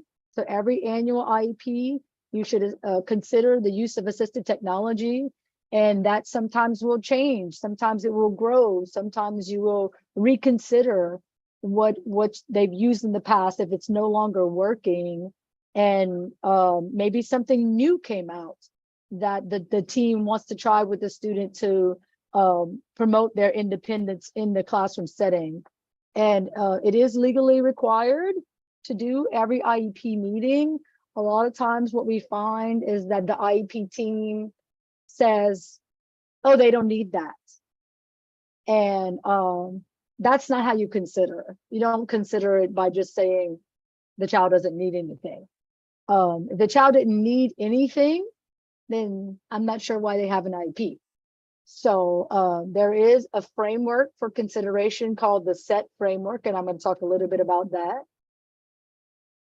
All students with disabilities should be considered for assistive technology. The common error in this is that only students with the severest disability get considered. But all kids that have an IEP, there should be a conversation about assistive technology and how it can help that child. There is a range of assistive technology. It starts from low tech to mid tech to high tech. And low tech is basically paper products, paper things that can help children, like anything from a paper-based communication board to a Venn diagram. And then mid tech is battery operating devices that might better help students with spelling, maybe. High tech would be a computer or maybe even a high tech communication device. So the SET framework, like I was saying, the SET framework stands for Student, Environment, Task, then Tool, and it was developed by Joy Zabala, and I have a resource here. I also have a link to the IEP form in SIR, and so whenever you consider the assistive technology, first you look at the student and their functional area or concern of need. And it could be from academic to cognitive, communication, motor, self-help, social. You want to also consider their current strengths and weaknesses. And then when you figure out where they are needing assistance, you would look at where is the environment that they're going to be in. Like, how can you rearrange things? How can you rearrange a desk? What kind of support can you give them in certain environments? And then what materials and equipment are available for all students, because you might not need to make that many accommodations if the students already have materials and equipment that everyone is using. Attitudes, expectations in those environments. And then what is the task the student is trying to complete that they're having difficulty with? What are all the other students in the classroom doing? And then you want to make sure that within that task, the student is able to participate and do something within that task to their ability. And then what tool could they use to help them be successful with the task? So there's lots of different tools out there. Okay. Here's just some different ways to be able to frame the question as to say what assistive technology device or service would help that child reach the goal. So again, thinking about what is their present level of performance, how is their disability affecting their performance, where does the task need to be done, what are the strategies that are being used currently, and then are there any specific tools or strategies we can use? Okay, so here's the big question on the IEP that's very, very, very important. And it is, if a child has limited or no verbal skills, how will they communicate in the classroom with the peers and the teachers? Every student should have some type of communication system they are learning if they are nonverbal, whether it's just a simple array of core words that they are trying to communicate. The teacher should be modeling that type of communication in the classroom that they are expecting the students to become fluent with. So what we see a lot is that the child that is nonverbal doesn't have any communication system that they are learning. And what ends up happening is that child ends up having behaviors that arise, and then everybody wants to have a behavior plan when they should have had a communication plan filled out. And so right here on my slide, I have the tools for developing communication plans from the department. Every school district has their own way of addressing the unique needs of nonverbal students. And so this is a suggested way to consider communication for a child who is having communication issues. And so it's about a 15-page document, but the actual communication plan starts on page 9, and it's only 3 pages.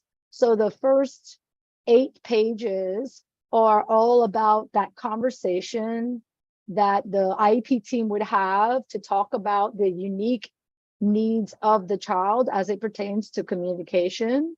Like, for instance, what language is spoken? What language is spoken in the home?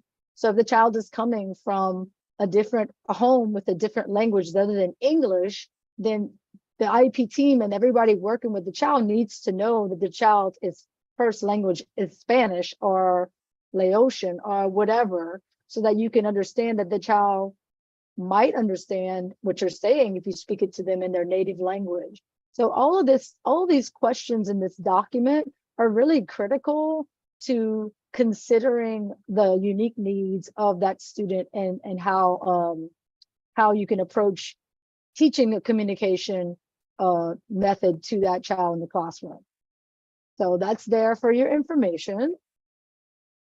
All right, so the next thing is student response mode. So when students are being statewide tested, the teachers have to designate what will be their response mode. If they are nonverbal, how will they say, that's the one, that's the choice I want, that's the answer I want to choose? So these are just some examples of how the child could say that in the class while they're being questioned or even on standardized tests. So I just wanted to share that with everybody. All right, so some more examples of assistive technology. We in our program have an assistive technology loan library. If you click on this picture in our presentation, it'll take you out to our inventory on our website, and it'll show you by location all over Louisiana. We have 5 different centers, and I'm sorry, 1, 2, 3, 4, 5, yeah, 5. And you can, depending on where you're at in the state, you can choose by location to see what kind of inventory, assistive technology inventory we might have that the school district could check out. We typically check out 2 school districts for the purpose of them trying before they buy for that student. Some of these devices are a little expensive, and if IEP teams are unsure of what is going to be the solution for that task for that student, they can definitely try some of these devices out before they actually go and purchase that for their library.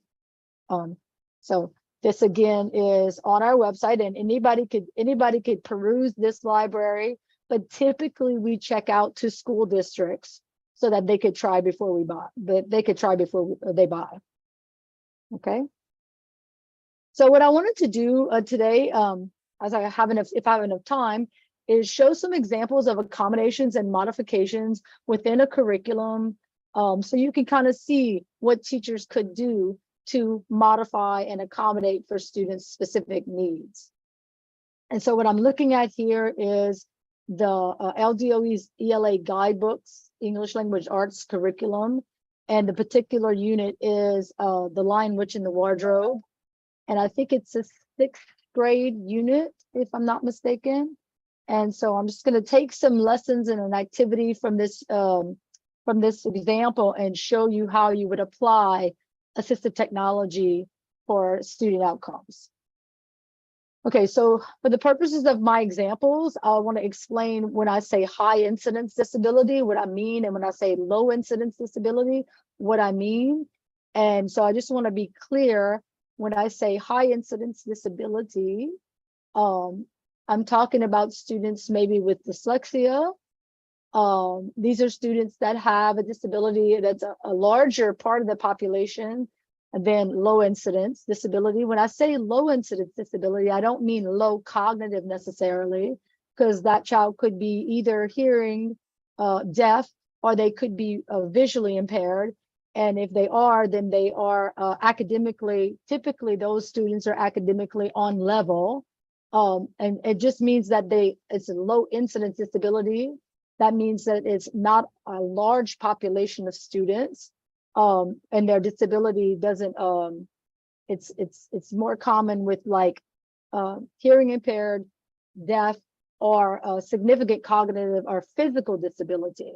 And it's just a lower incident of the population of students is basically what we're talking about. Okay, so looking at reading difficulties, typically students in classrooms have issues with these areas when it comes to reading. So phonemic awareness, which is the ability to focus and manipulate on the phonemes of the spoken word. Phonics is the ability to associate the sounds with the letters and use these sounds to form the words. And then vocabulary is identifying the meaning of the words and using these words appropriately within the text. And then comprehension is understanding the intentional interaction between the reader and the text that conveys meaning. So these, and then fluency is just being able to read fluently and understand what it is that you're reading as you're saying the words. So these are some of the areas that usually typical students, or actually students who struggle, have trouble with. All right, so I have a little handout. So as I show these different assistive technology strategies and tools, if you click on this handout, you will see that the accommodations are listed in the first column. The tools and strategies are listed in the second column. And then there's a notes column in the last column.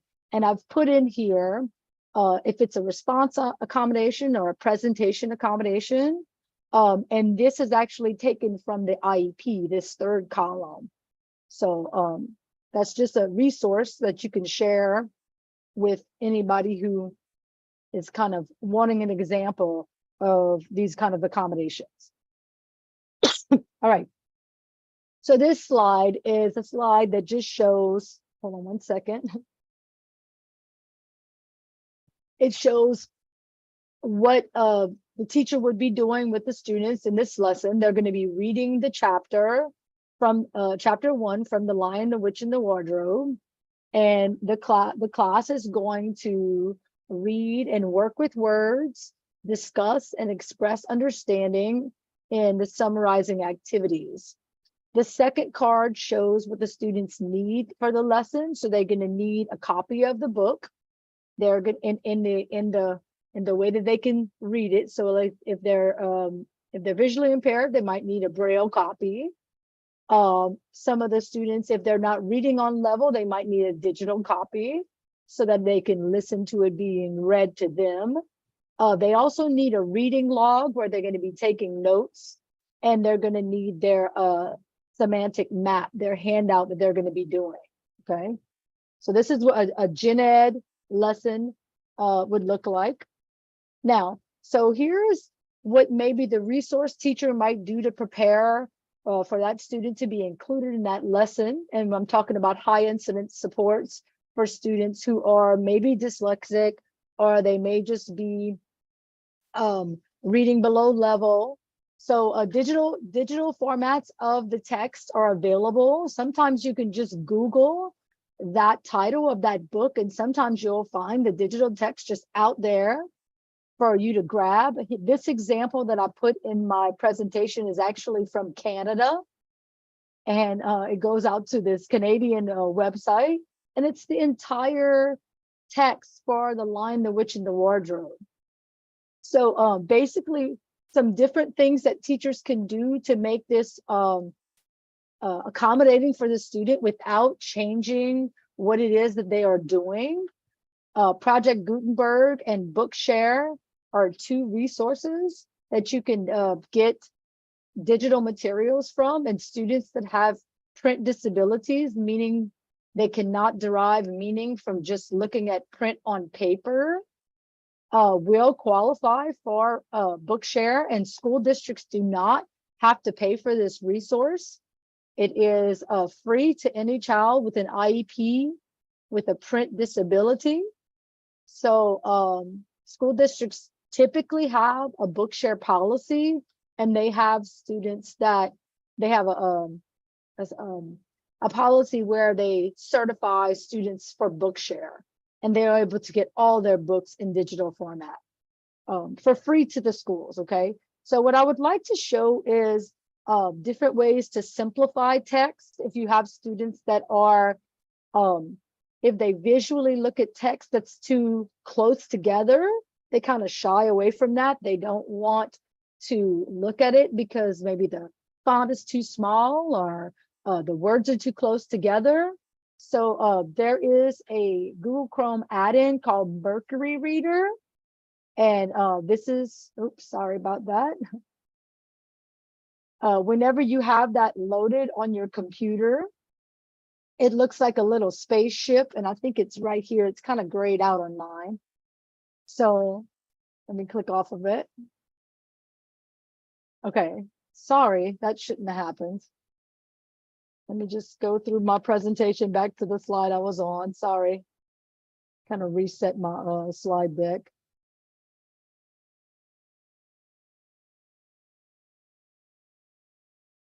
Sorry about that, guys.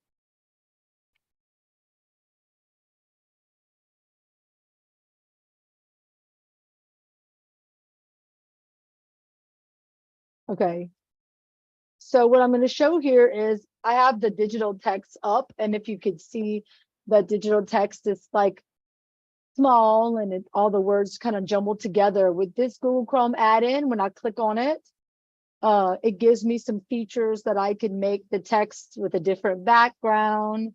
If I go into this right here, I could say I want it large, medium, or small text size. I could change the text font really quickly and see how I could change the color. So this is just a Google Chrome add-in that allows me to change the way text looks immediately without having to copy it into a different framework. And it's called Mercury Reader. And it's one of many Google Chrome add-ins that you could put into the student's Chromebook that allows them just to see the text in a different way.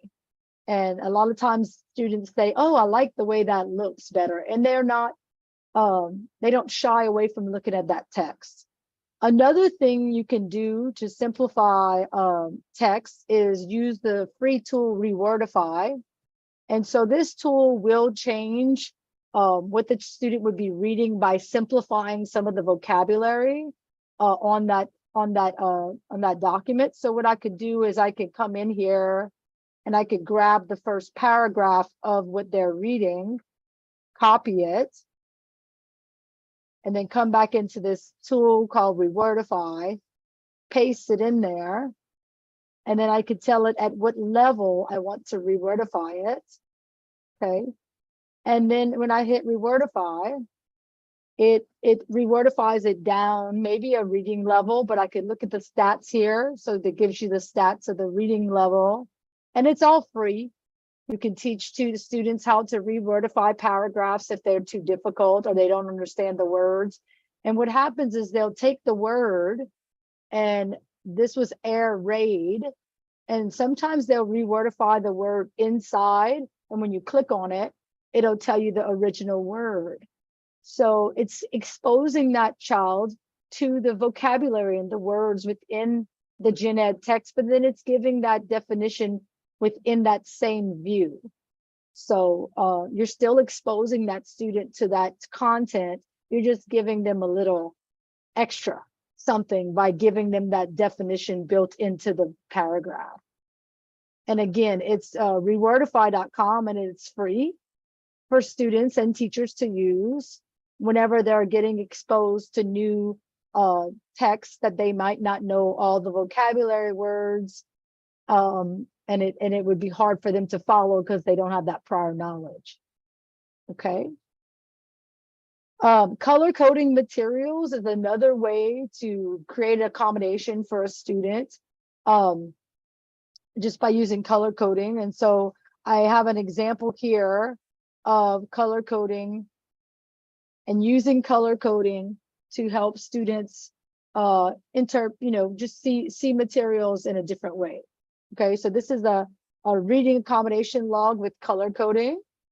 And so notice how the chapter, the table of contents is color coded.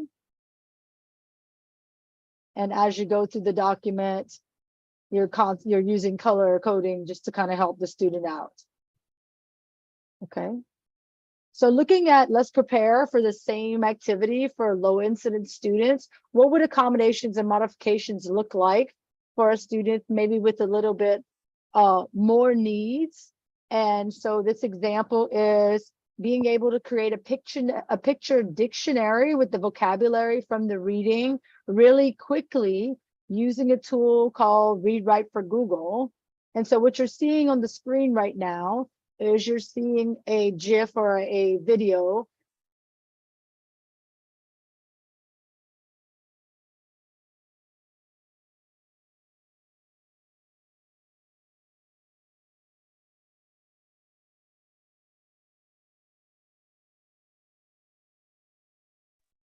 I think we may have lost Tammy.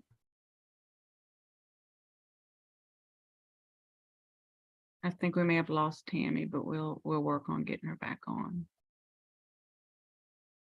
Brenda, I see you have your hand raised. If you have something, you could type it in the Q&A.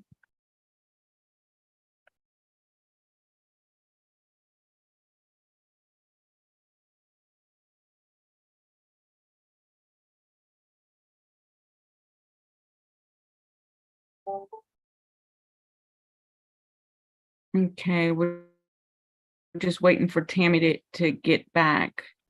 There's Tammy. Sorry, guys, my computer just went black. You got back to us quick. Yes, it just totally went black. And I was like, oh God, here we go. We didn't say the technology prayer. Okay, here we go. So I think we're back. You see my screen now? Yes, everything looks fine. Okay, doke. All right.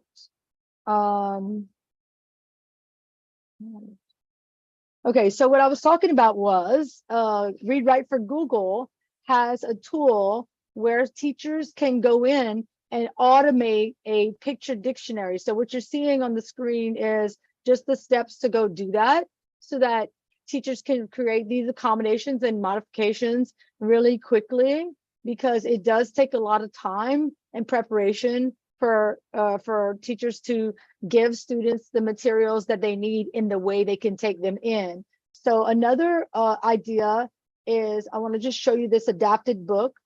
And so what we did was we took the same reading that the gen ed students were reading, and we put in pictures, and every time the character was mentioned, we put the characters on that same page. So we didn't change what the students were being exposed to.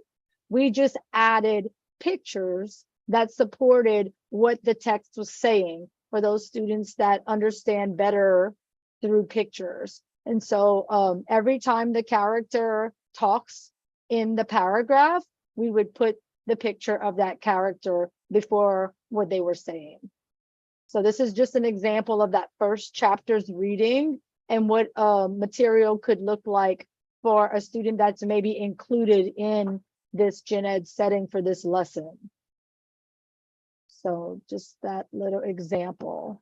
And then kind of summarizing with pictures, this whole paragraph, what you really want the student to understand from that paragraph. Sorry. Okay. So showing the next part with reading. So high incidence supports for reading and highlighting using Google Read Write for Chrome, just showing how to use a masking tool so that student could be looking at that section of the text and being able to just highlight different parts of the text, because all the students have to highlight words in the text as they read it, words that they may not know, words that they might need to look up as they read through the text and use their reading guide or their reading tool. They have to like find vocabulary words. So just teaching them how to use highlighting tools to be able to pull out words that they have to define. So this again is a Read Write for Google Chrome tool that we're looking at, and it's using screen masking and highlighting. These are all different tools that teachers can let students utilize while they're learning new materials. And these are accommodations because we're not modifying what the child is being expected to do. We're just giving them tools to be able to do it a little easier. Magnification, keyboard shortcuts is also a modification, an accommodation using reading filters and color overlays. And then highlighter tape is a low-tech tool. If the student had materials that were paper-based, they could use highlighter tape. And then again, adapted pencils. So this is just a way to have them write with pencils that are more easily to grip if they're using paper.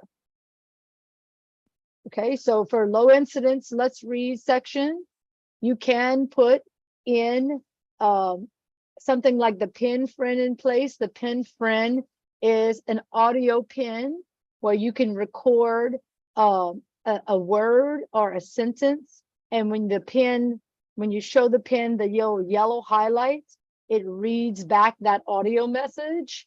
So you can program the text. If the child doesn't have a computer, you could program some little places in the text where the child reads it out loud, or it will read out loud to the student. Looking at defining words, a student that might be a lower cognitive might just be looking and defining one word out of the text. And so for this example, we chose inquisitive, which means curious. And we just let them pull that picture off of the text and put it in their words to learn. So this is how we adapted it for a student with maybe lower incident supports. And their reading log would have Velcro as opposed to pencil because they're not really working on that type of thing. Here's an example from Misunderstood, the website Misunderstood, and it's hyperlinked here. So when I click it, it goes out to understood.org. And this is a great website that has a lot of resources for children that struggle in school settings with various exceptionalities. And this is just an example on how you would use assistive technology for the writing process. What do kids struggle with? Who struggles? What kind of tools? So when you scroll down, it'll tell you, it has this really cool little generator right here too, where you can say what role you're in, what do you need help with? Is it reading, writing? So like when you select the role, it says parent, caregiver, educator. I'm here for me. So students can use this too. And then what do I need help with? And these are all the behaviors I might struggle with: distraction, following instructions, stress, anxiety, managing my emotions. And so you could save that. And then here's the learning, like, is it reading? Is it math? Is it school struggles? And then you would say, what are you trying to do? Stay organized, talking and understanding. And then you see, when you click on see my resources, what the website will do is it'll generate a list of all kind of resources that pertain to your needs. So it's very cool on their website to be able to get information around that certain disability and what the characteristics are and stuff. So for writing, here are some handwriting tools like pencil grips, and then keyboards, touch screens, dictation, being able to talk into a computer and let it type what you want to say. That is an accommodation for students who have trouble writing with their hands or they can't spell. Dictation can be an accommodation for that student. Word prediction. So like when the student is typing, we all use word prediction whenever we type on our cell phones. So that's also an accommodation. And then using spell check or grammar check, using text to speech to be able to hear back what you type. That also can be an accommodation. And then of course, for those visual learners, using graphic organizers to organize your thoughts and ideas. So this website is a really great website. It's called understood.org. This is the home page of it. And there's a lot of really cool examples of students on here that they can show you, like, you know, this is a student that has this exceptionality. Here are some things that they struggle with. And here are some solutions that you could maybe try to help that student. I see that I'm almost running out of time. I'm almost finished. Okay, so students with significant disabilities, like, how do they write when they don't know what letters mean? So here's some thoughts and ideas. A company has put out their action dictionary. This is the AbleNet company. And they have this action dictionary that shows what what is the child trying to do and how can they do that action. So for example, they could tally to write. They could have a list of things that they choose from, and they could tally like which ones they want to choose. They could circle what it is they want, the ending sentences that they want to write. They could record. If they speak, they can just record their answer, or they can record what they want to speak. They can choose from an array, or they can stamp if they have that ability. So I do have a link in that slide to get to this. If you have an iPad, you can download this whole entire dictionary. It is free, and it's really great for those teachers teaching those kids that don't hold a pencil. How are they going to do these school-based things? A lot of kids have a lot of trouble with being able to do something that's school related because they just haven't developed that skill yet. So this is a really great resource, okay?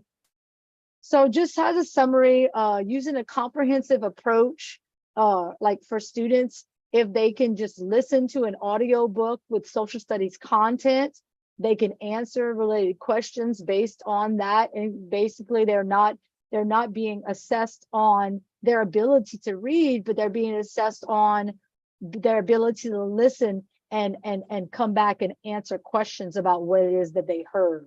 So if you're not teaching the student how to read, then you don't need to, you can actually use different ways for them to get that information in other than them reading it themselves. Okay. The remedial approach example is if a student listens to a book or has the computer read or scans in a digital version of the book while reading along and trying to learn unfamiliar words, you're improving the areas of deficiency.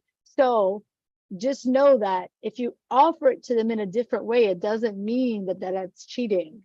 It just means that not all kids take in things the same exact way.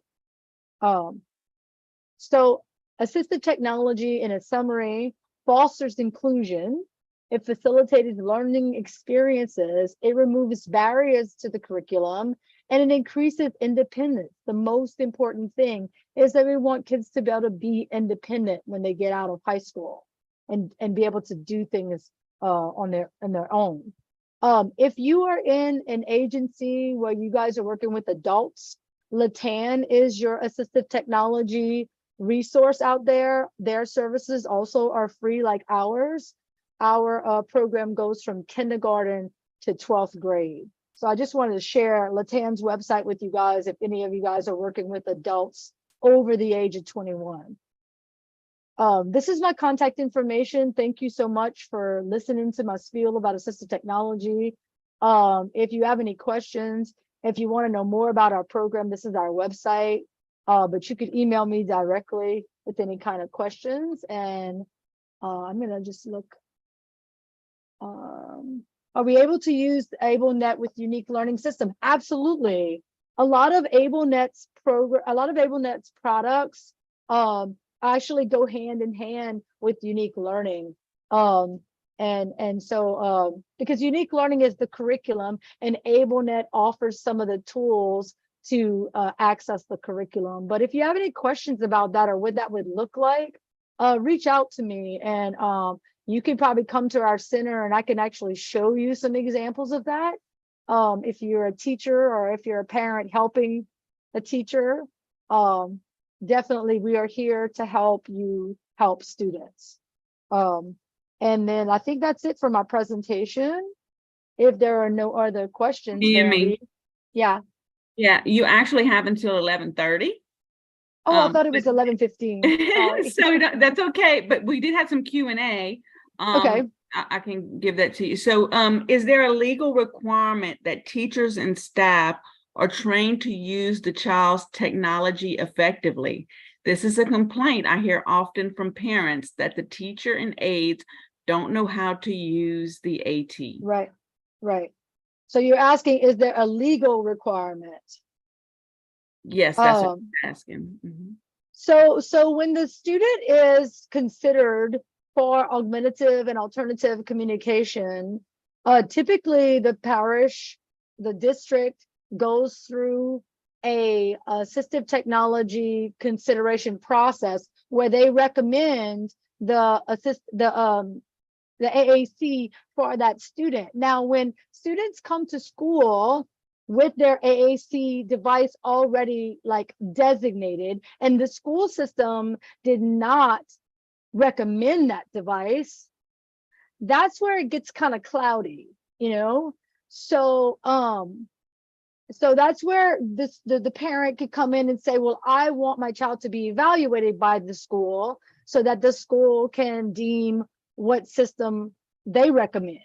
I know a lot of kids nowadays that are nonverbal will get a private entity to get them so they can do it through Medicaid and stuff. So here's where you get into issues, is if the school system says, well, that's not the device our team would recommend, you know what I mean? And so like you're constantly butting heads with, we would say this and you would say that. So you just have to be on the same page. I'm not sure, it depends on the district, okay? And I don't want to get into any kind of legal battles because I'm not a lawyer and I'm just an AT facilitator. And all I know is that I know that there are districts out there that do really great trainings and that implement these things really successfully. And then there's a lot of schools out there that don't.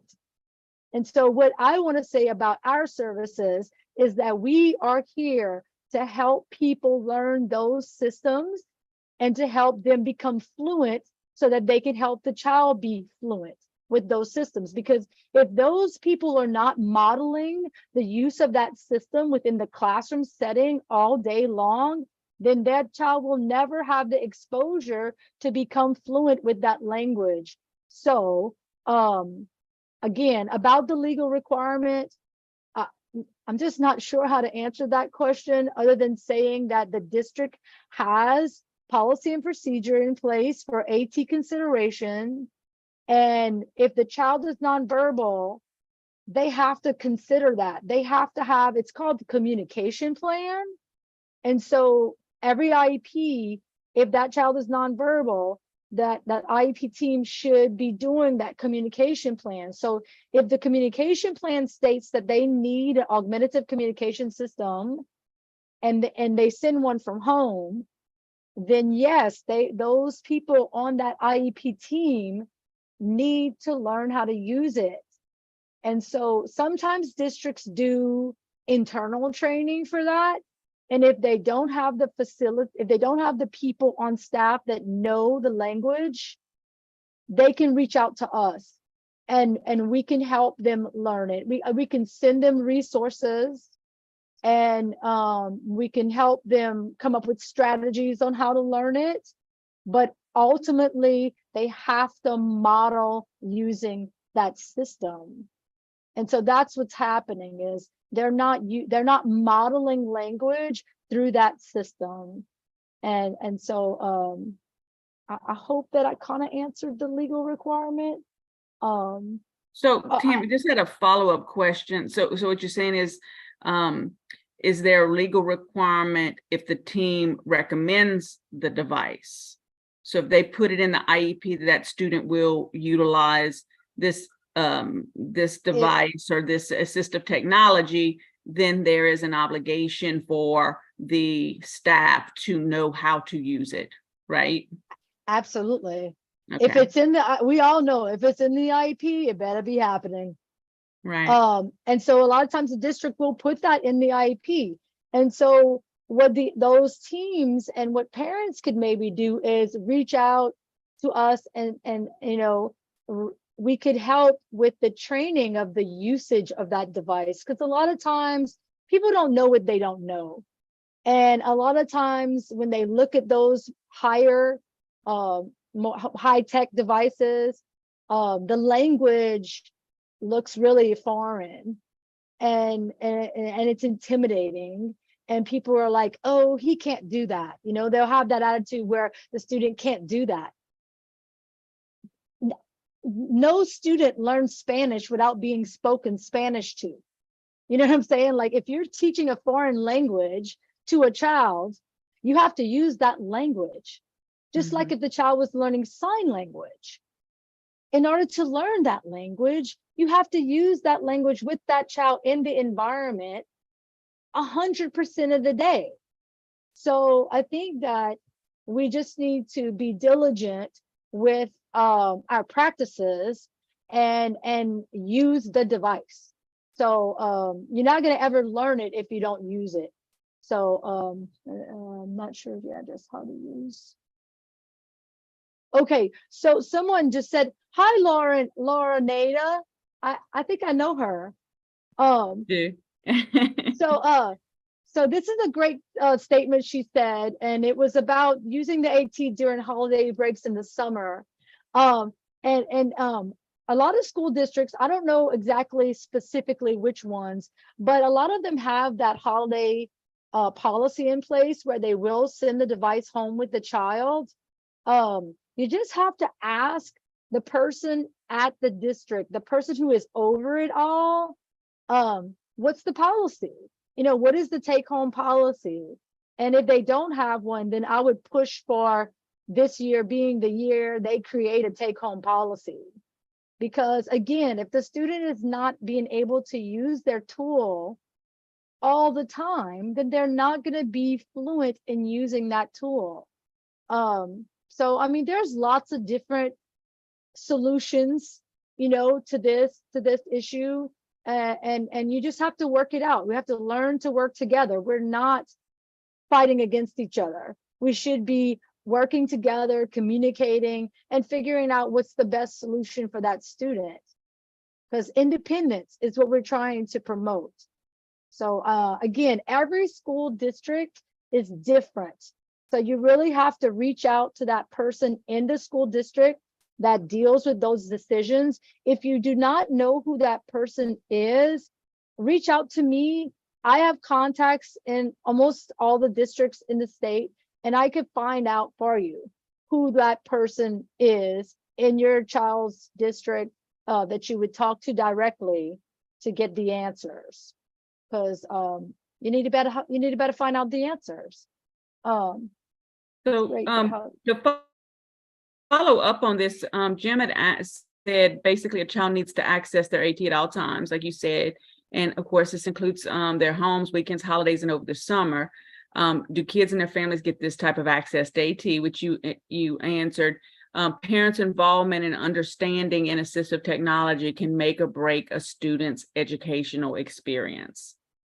And I think I would go further than just educational experience. I would say their life. I mean, if you don't have communication, Right. that's such an impediment.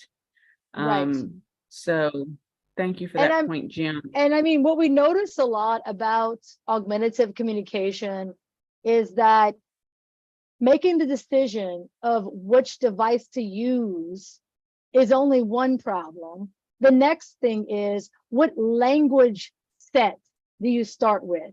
You know, so like all of these high-tech augmentative communication devices, and I'll show my screen real quick, and I'm just showing one to show you what I'm talking about. I'm not saying this is the only one, but I'm just going to show one, right? High-tech augmentative communication device. It's like once you decide, oh, this is the one I'm going to use, the next thing is, which language organization system am I going to use? It's such a lengthy process for deciding, and the thing about it is that you're constantly evaluating, is this the right one or should I use this one? So it's very, very important for the speech therapist to be involved in the decision-making process of that language set, because they are the language experts. I'm a curriculum expert. I'm a curriculum person. I'm a teacher. I don't have the background a speech therapist has. So it's very, very important to be talking to the whole entire IEP team when you're making that decision. And when changes happen, everybody is in agreement that this is the change needs to happen. And it's due to the students' needs, not the people on the IEP team's needs. It's not about the people on the IEP team, their needs. It's not about, oh, I can't learn that system. Sorry, you know, but we have a bunch of resources when it comes to learning this new language system. For every different company that's out there, they produce a really thorough resource for implementation that teachers, paraeducators, parents, everybody should be familiar with when they're learning to model through that system, because it's about what we do with the student in the beginning. When they're learning, it's not what the student can or cannot do. It's about what we do as the communication partner to help that child learn that language system. Okay, so I can talk for hours about that whole process. We don't have enough time, but So, if we have another question. Can you show where the tools for developing communication plans is on the Louisiana Believes website? Absolutely. Okay, let me go to that website, and people love it and some people don't. And while there's another question too, this is great, but how does someone keep track of all these choices? So that's two questions for you. So, okay. So when we say someone, are we talking about the IEP team or are we talking about family members?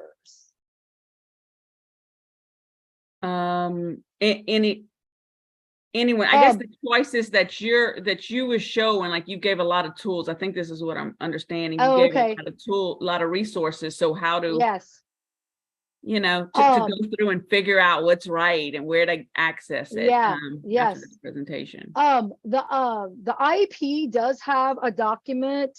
It has an assistive technology consideration checklist in SIR's program, where it suggests all the different types of assistive technology tools out there and for what they might be used for.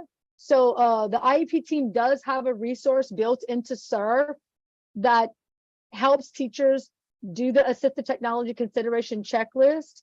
We at our center do have a little assistive technology wheel that if you're going to an IEP and you're like, I just don't know. We do have a wheel. I don't have it at my fingertips right now, but it's a wheel that talks about all the different kinds of assistive technology and for what you might be using it for. And I could share that with Bambi, and she could actually share that out with everybody. So I'm looking at right now the Department of Education's website, and I was being asked to show where that communication thing is.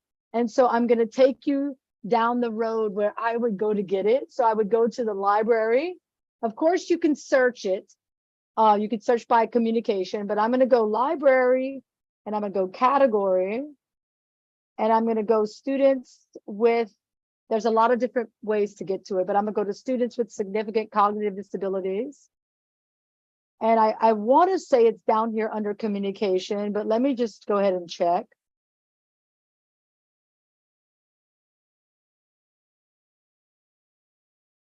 Of course, it's not on this page. Let me go back to and just type in communication plan. Typically, whenever you search things on the DOE site, sometimes it'll come up. See, like this is not coming up. It might be on the second page.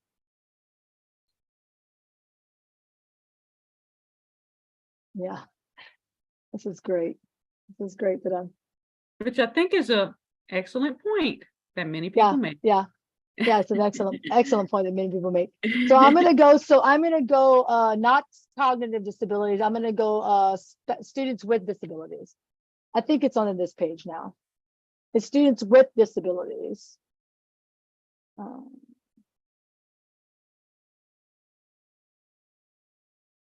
Okay, communication support. Okay, and so tools for developing communication plans. The document's right here. So let me go back again just to show you that again. Library, category, students with disabilities. Scroll all the way down till you see communication support, and then it's here, communication plans. So this is that document that I showed in my presentation.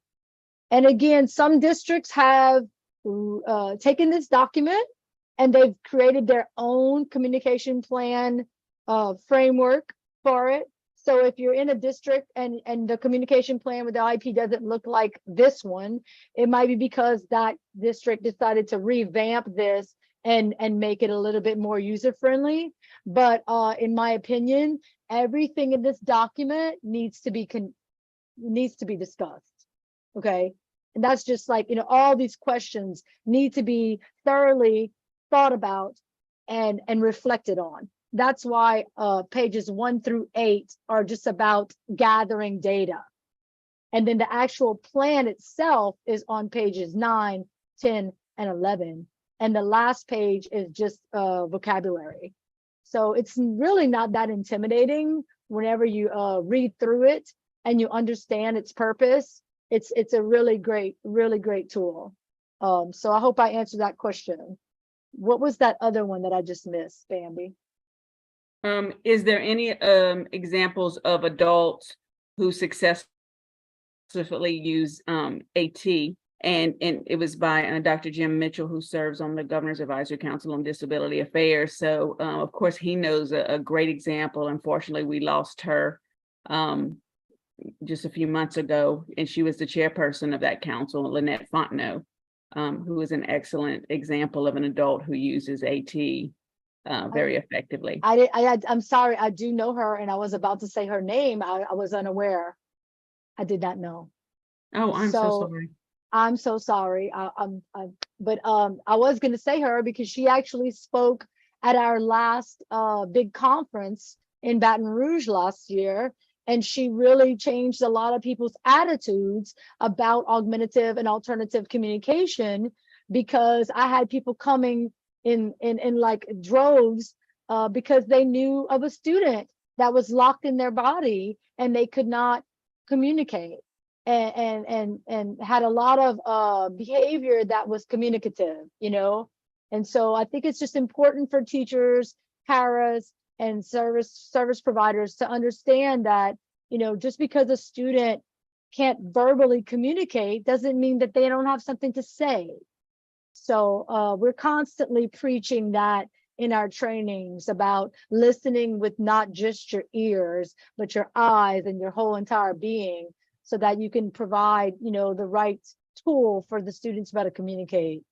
So yeah, we have a lot of students coming up actually in elementary and middle school students that are using eye gaze they're learning it right now to better communicate their wants and needs. And so we're hopeful in that school districts are going to offer that exposure to students that are in wheelchairs and that typically don't verbalize. How do students get access to role models? Oh, it's a great question. People typically in our field work with, lots of different people in different geographical areas. And what happens is that we're kind of like a family in a sense that when we hear about a student, we typically say, well, do you know that there's a student, somewhere else? But I mean, I would think like maybe even social media could be a platform that people can reach out to other families of children with disabilities with their same disability, to be able to have that that community of people that understand or that have experience. I hope that answered the question. But you can reach It out to did. me. I can put you in contact with other people depending on your parish. We could find the people that would know what kind of services in that particular parish. But it's really about educating people. Which was mandatory to use. Yeah. Unfortunately, that communication document is not mandatory. It's highly recommended. And like I said, a lot of districts have taken that document and they have, created their own document. And some districts do a really, really good job, and other districts are still working on it. So we are definitely here to provide that support to districts that might have that frequent turnover.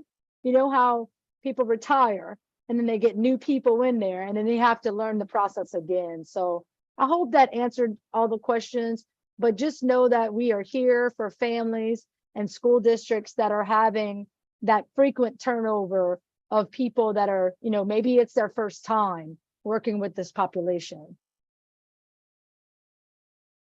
Thank you so much, Tammy, for such an informative session and so many resources.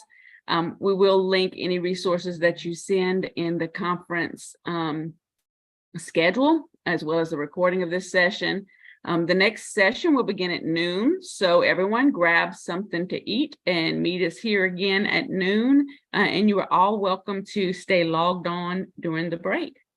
See you all at noon, and thanks again, Thanks, Tammy. Bambi. Thank you, guys. Have a good day.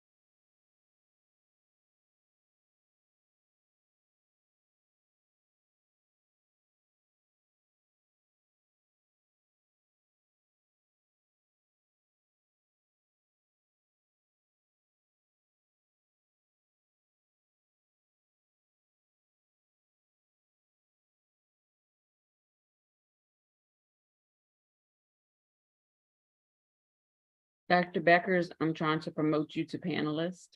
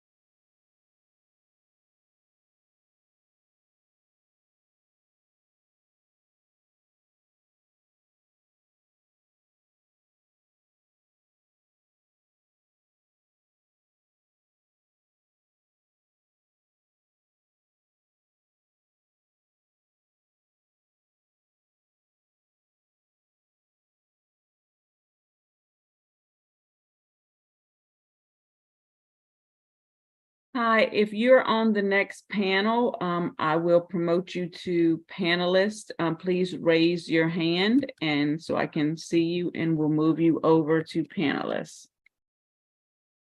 Okay, Corman and Mitch, you are now panelists. You can turn on your camera and test out your mic. Okay, hey Mitch, Hey, good to see you. you too. Can see you and hear you. Hey Corman. Yes, ma'am. Carmen, you want to unmute yourself so we can see if we can hear you? Can you hear me? Yep, I can hear you. Good to see you. Good to see you. Okay, and Morgan, I'm gonna promote you to panelist. You just have to accept to be promoted.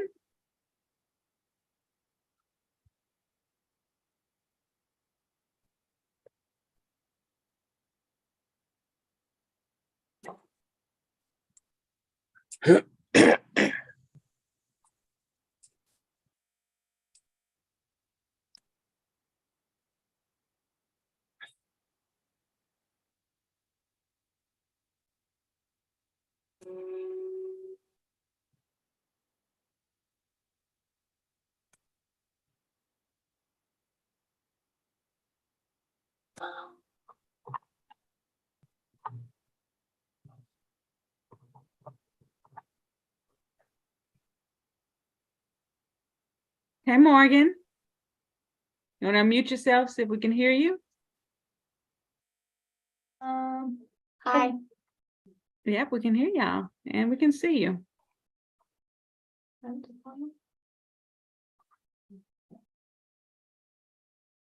Can you hear Hey, us? We Hey, can hear everybody, you. we're working to get Alex logged in. So Okay. I'm here and I'm going to come back and forth for a couple minutes. Okay. I think we're waiting on Chelsea as well. I'm looking for her. Okay, so I'm going to mute myself and you won't see me for a few seconds. Okay, sounds good. Yeah, if y'all want to mute yourselves and turn off your camera, you can. We have about 10 minutes before your session starts. Okay. Is Okay. something else going to pop up on screen right now? We have a young person with his hands up. That's Mitch. No, not Mitch.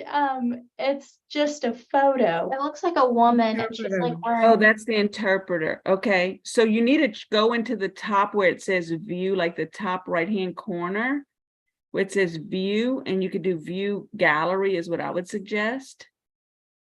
What the interpreter is pinned. Let me remove spotlight. Okay. So now what do you Okay. see? Yeah, we see everybody's names Okay. and you and Dr. Becker's office. Okay, so if you click on the view, it's like in the top right hand corner. Do y'all see view? If you click on it and you go down to gallery under my view, That's what we've got. and you should see a bunch of boxes, like 10 boxes. Yeah, we've Okay. got that. All And right. that's what you'll see. And if you want to, you can hide, go down. Also, if you click on view, you can hide non-video participants. Once it gets on, if y'all want to do that, and that way you will only see the people who are on the panel and the Okay. interpreter. Okay. Sounds good. All right. We'll see Well, y'all we're on in about 8 minutes. Sounds good. Bye. Okay. Thanks.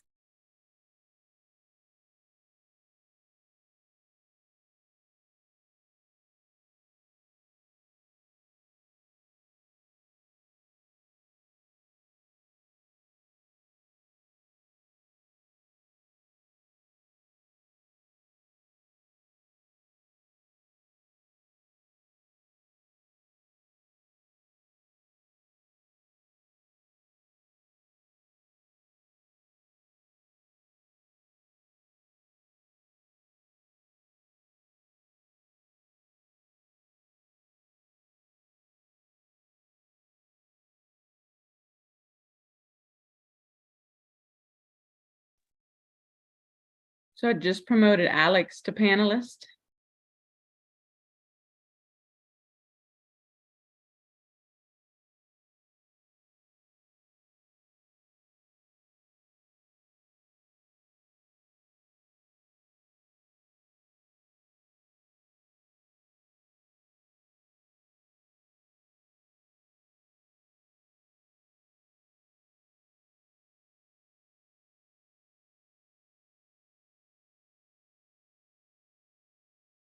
Hey, Alex.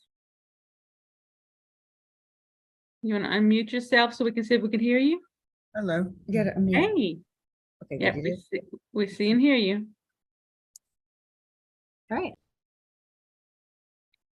If Chelsea Vaughn is on, maybe you're on another name, raise your hand so that we can promote you to panelists.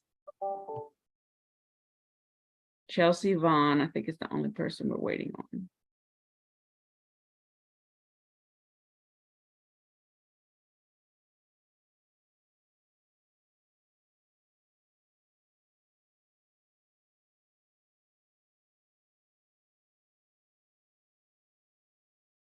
Okay, Chelsea, I think I just promoted you.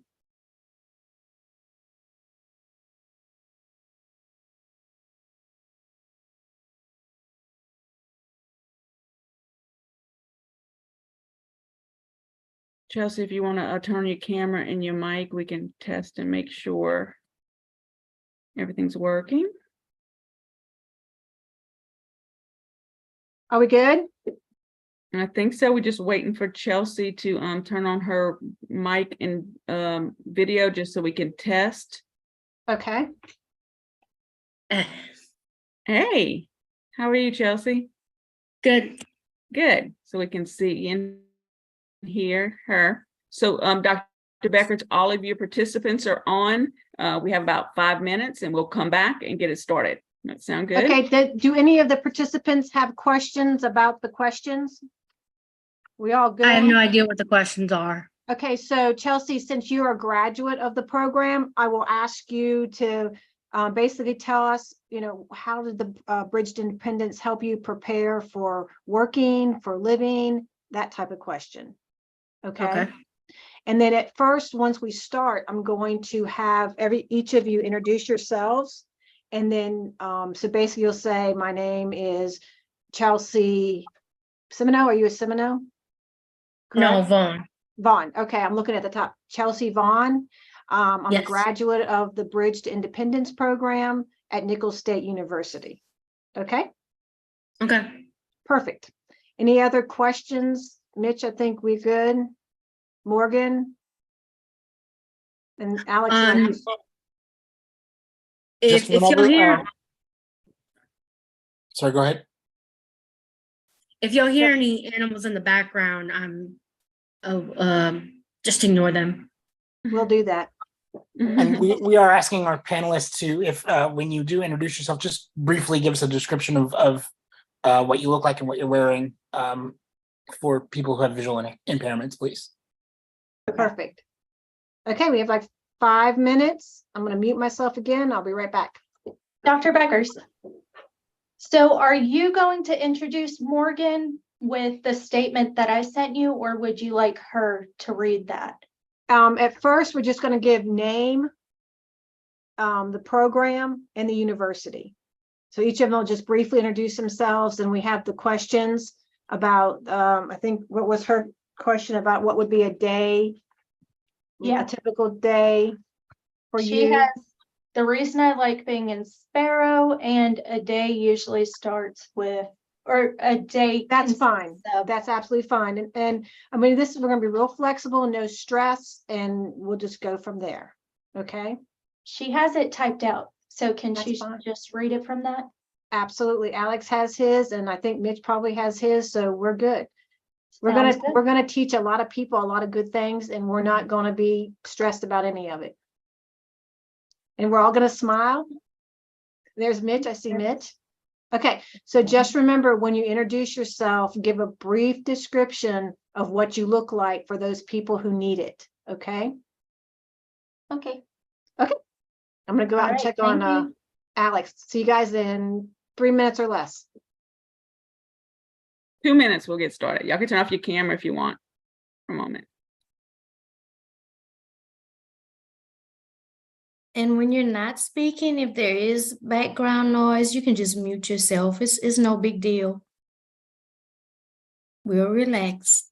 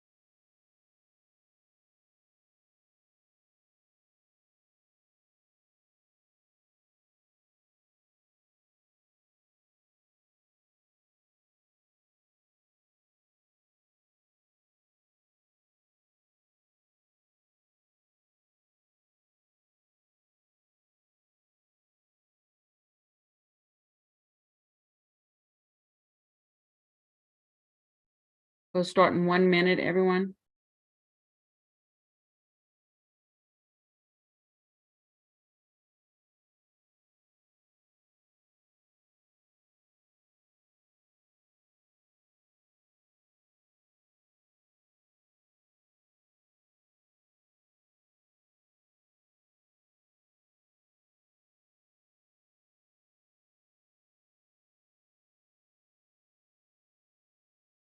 Morgan and Mitch, if you could turn on your cameras, please.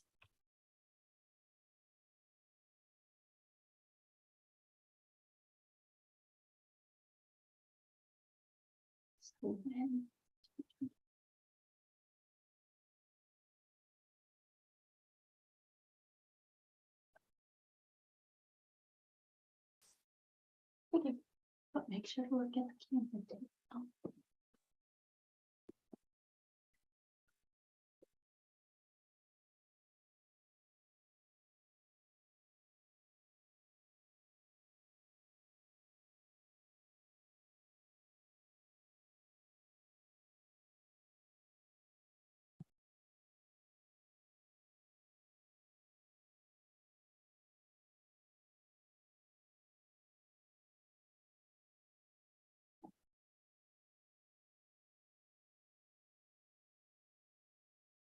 Good afternoon.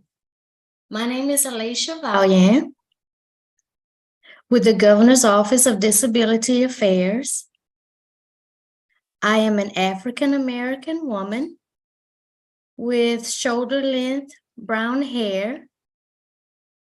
I'm wearing a blue polo style shirt with gold earrings and a small gold necklace that my son gave me. I'm also wearing glasses with a black frame. Our next session, Dr. Beckers will be the moderator. I feel like at this point, Dr. Beckers, I can call you a friend. She is the director. She is the director of the Louisiana Alliance for Post-Secondary Inclusive Education, called LAPI. The panelists are students and graduates of Lion Connected at Southeastern Louisiana University, Bridge to Independence program at Nicholls State University, the UL Life program, and the LSU Alexander Sparrow program. You can read the description for this session and their bios on pages 10 and 11 in the conference booklet, which is linked in the chat. And Dr. Beckers, now I'll turn it over to you and your panel. Thank you. I am Dr. Gerlinda Beckers. I am a Caucasian with shoulder length gray hair. I'm wearing a black sweater and I have black framed glasses. I am the director of Lions Connected at Southeastern Louisiana University, and I also facilitate the Louisiana Alliance of Post-Secondary Inclusive Education. Today, I have wonderful panelists with me, those who have joined and who have graduated from a program in our state or currently enrolled in our state. So with that said, I want each of you to introduce yourselves and give a brief description. Alex, would you like to start for us, please? Good afternoon. My name is Alex Diarcourt. I have brown hair, a beard, and a green shirt. I am a student at Lions Connected at Southeastern Louisiana University. Thank you, Alex. Chelsea, would you go next, please? Hi, my name is Chelsea Vaughn. I am a Caucasian female. I have very large glasses. And right now I'm wearing a polo blue camo shirt. And tell us where you went to school, college? I went to the Nicholls State University, Bridge to Independence. Great, thank you. Carmen, would you go next, please? Hi everyone, my name is Carmen Semino. I have a round face, long brown hair and glasses. My polo shirt is red and it has the UL emblem, and I have a brown scapula on, and I'm a sophomore at UL Life in Lafayette. Thank you, Carmen. Morgan. I am Morgan Villard, and I have brown hair. Don't look, just talk. And I have a gold silver necklace, and I have a green shirt on. And I'm from LSUA in the Sparrow. Thank you. And finally, Mitch, would you please introduce yourself?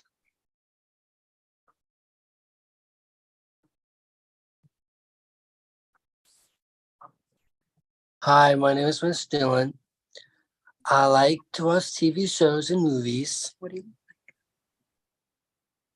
I got brown hair and a red shirt.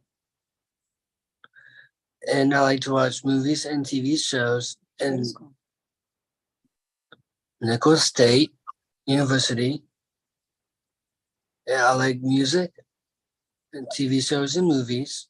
I like to Okay, hang with Mitch, at Nichols State, what program were you in?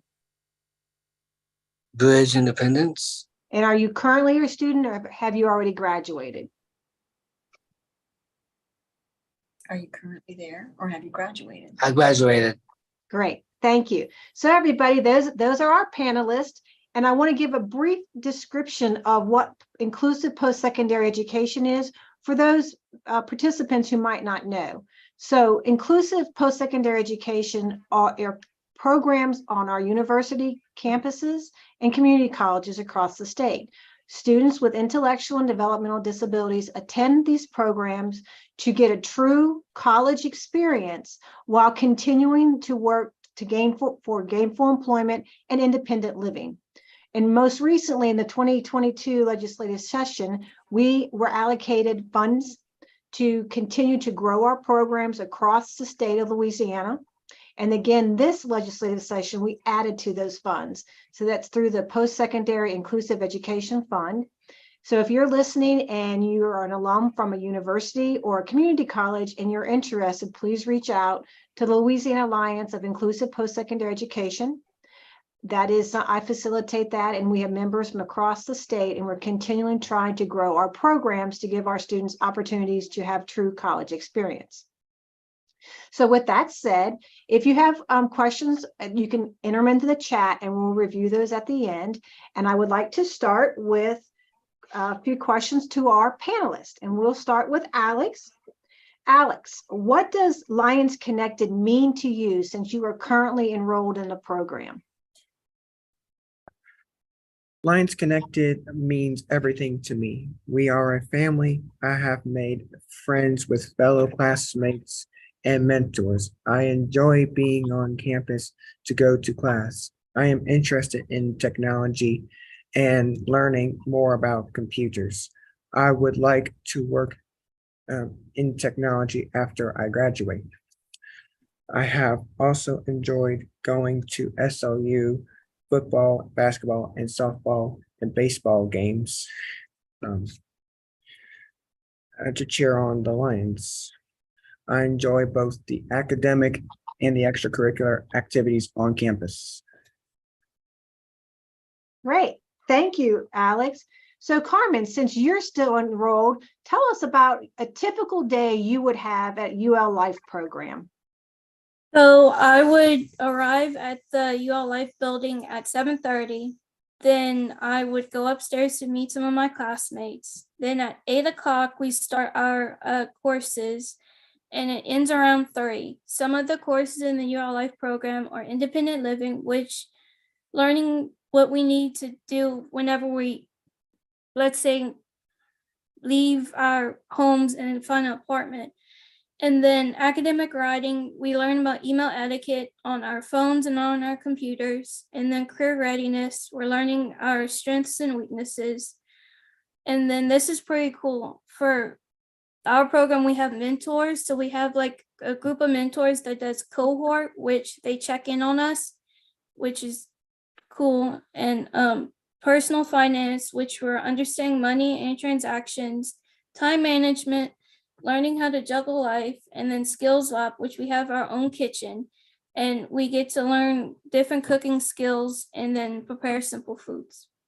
That is great. Sounds like you have a very busy day, Carmen, but you're smiling, so you must like it. Yes, ma'am, I do. All right, great. So Morgan, what is a typical day like for you at LSU Sparrow program? I usually start off the day with free period to check my emails and complete homework with my peer mentors and teachers to help me.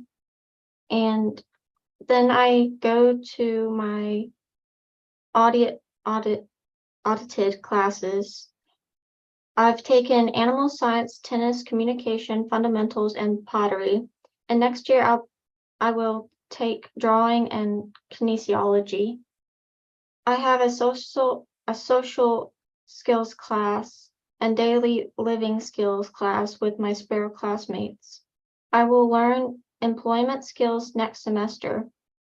I have social integration times during the week with my friends, and I attend different school activities on campus. I've learned a lot of new life skills, and I'm excited for my sophomore year of college. That is great. So let's transition from not our students who are currently enrolled. Let's talk to two of our students who've already graduated. Thank you, Morgan. So Chelsea, you have graduated from the Bridge of Independence program. What did you learn in the first? What are you currently doing? And I know you recently did something really, really exciting. You passed a certain test, didn't you? Yes, I actually got my driver's license. I have my own car now. My family and I are getting me to, I guess, job hunting in the area I'm at. And hopefully I will be able to work at a job like the clerk of court's office where I could do filing and things of that. The Bridge Apprentice program, it really, and I'm sorry if I'm stuttering. That's fine. The Bridge program helped in so many ways that it's really hard to pinpoint it. But I guess if I had to pick one, it would probably be that I matured more than I ever have in a faster amount of time. And that is very unlike me. So I have to give credit to the Bridge program for helping me with that, because it was a major hurdle. That's awesome. So when you were in the Bridge program, did you work in a clerk of court's office, or did you have that experience? I had somewhat of, I think, a similar experience, but it wasn't tight. It was in the foundation office where I would help Mr. Darren, who does foundations and like the money and stuff like that. And I would help him kind of digitize his files. I actually just recently got his letter of recommendation that I can go with to my future job, because I like to be very organized with paperwork. And that's what I did at the foundation filing. But he told me that I did such a good job that now almost all of their files are digitized. That's awesome. Awesome. Well, thank you for that. So Mitch, you are a graduate of Nichols Bridge to Independence program. What are you currently doing now? They want to see your face. You can read it.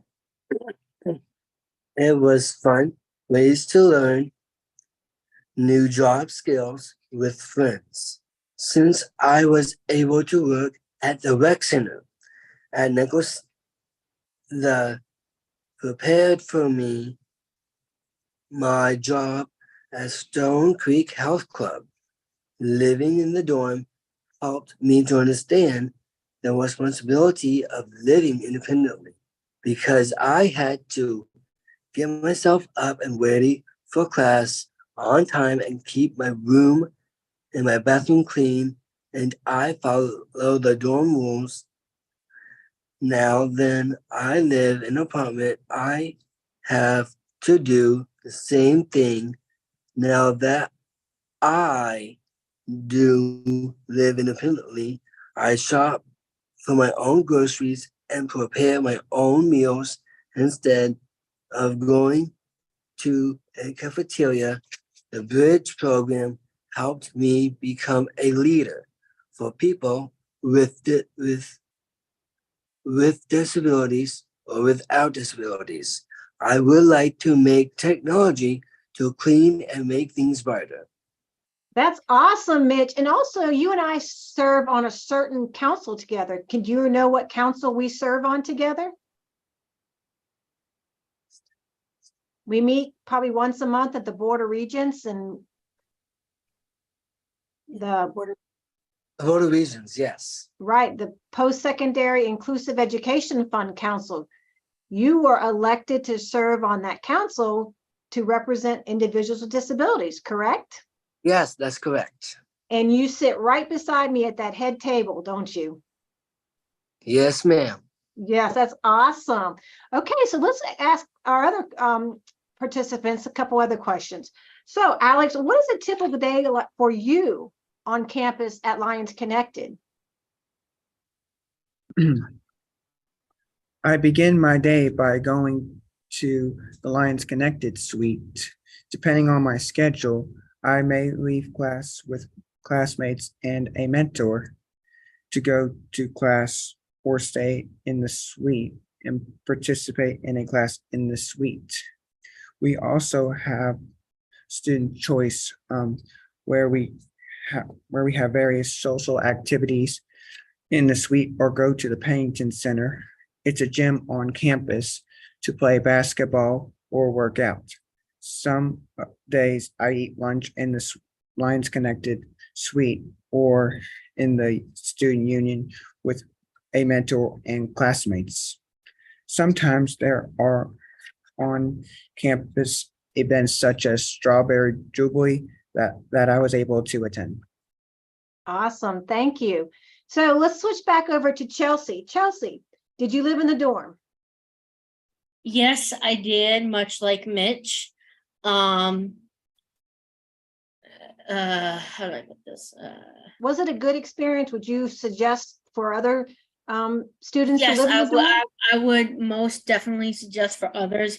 It gives you a level of understanding how to be independent without having that independent weight on you. It helps you because there are people there that will be like, okay, Chelsea, or okay, Mitch, you need help with this, you need help with that. And had I known about Bridge when I got out of high school, I would have definitely gone, because it was a dream of mine to come to college, and having that under my belt feels really good. That is awesome, Chelsea. So did you have a roommate? Most of the time we did have a roommate.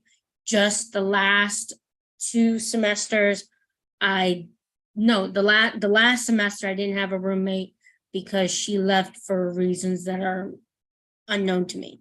So like traditional college students, you have roommates and you got to learn to get along with people, right? Yes. Right. And Mitch, did you have a roommate when you lived in the dorm? Thank you, Chelsea. Yes, his name is, I do have a roommate, and his name is Ian. Did you like having a roommate? Did you guys get along? Yes, we did. Did you take turns keeping your room clean? Yes, we did. Awesome. Awesome. Thank you, Mitch. Okay, so Morgan, tell us about, if you had to say the best thing about the Sparrow program? What is the best thing, the best experience that you can say about the Sparrow program at LSUA? Well, I get to make a lot of friends. That's a great one. So And what are some learn- things that you and your friends do on campus? We normally like hang out around, well, I have to ask permission from Miss Brittany first because they don't want to lose us on campus. That's a good thing. Nobody wants to get lost. And we normally hang out on the quad, like in the middle, like they have is it a fountain? Yeah, they have a fountain area. So we sit around there and talk. But now since it's too hot for outside, we go inside and like talk at the lunchroom. Mhm. So you've made a lot of friends on campus. Yes. That's awesome. So Carmen, what's the one thing that you could say is your favorite thing about the UL Life program in Lafayette? So my parents are alumni, and hopefully whenever I graduate, I really want to be an alumni. And so we get to go places, and we have to make sure we have to be to class on time. If not, we're going to be tardy. And for me, I'm Catholic, so like if I can at lunchtime, if I can squeeze a mass in, that's like really amazing. There are student Catholic services on campus, aren't there? So it's kind of Yes, ma'am. That's awesome. Awesome. So what would the one thing you would say that your most 100% favorite thing about UL Life? That we have mentors that are college peers that help us in our academic support in class. If the professor doesn't understand us, they can help by like telling the professor about us. That's awesome. So you bring And up some- also go ahead. Oh, and also social activities, like we get to the previously for homecoming, we as a UL Life program, we actually were on the float for the homecoming parade, and that was like amazing. Right. So I think, does everyone participate in homecoming at your universities? I know we do at Lions Connected. Morgan, do you guys have homecoming? I know Nichols does. We do not. You do not. Okay. Well, We do you'll have have to a come to one of our programs. So And Mitch, I do have a homecoming in high school. okay, high school, but I think some of our colleges participate in homecoming. But Carmen brought up an area, peer mentors. And I believe all of our programs have peer mentors, correct? Just shake your head, yes? So Yes. let's start over with Alex. How do you feel about the peer mentors in Lions Connected?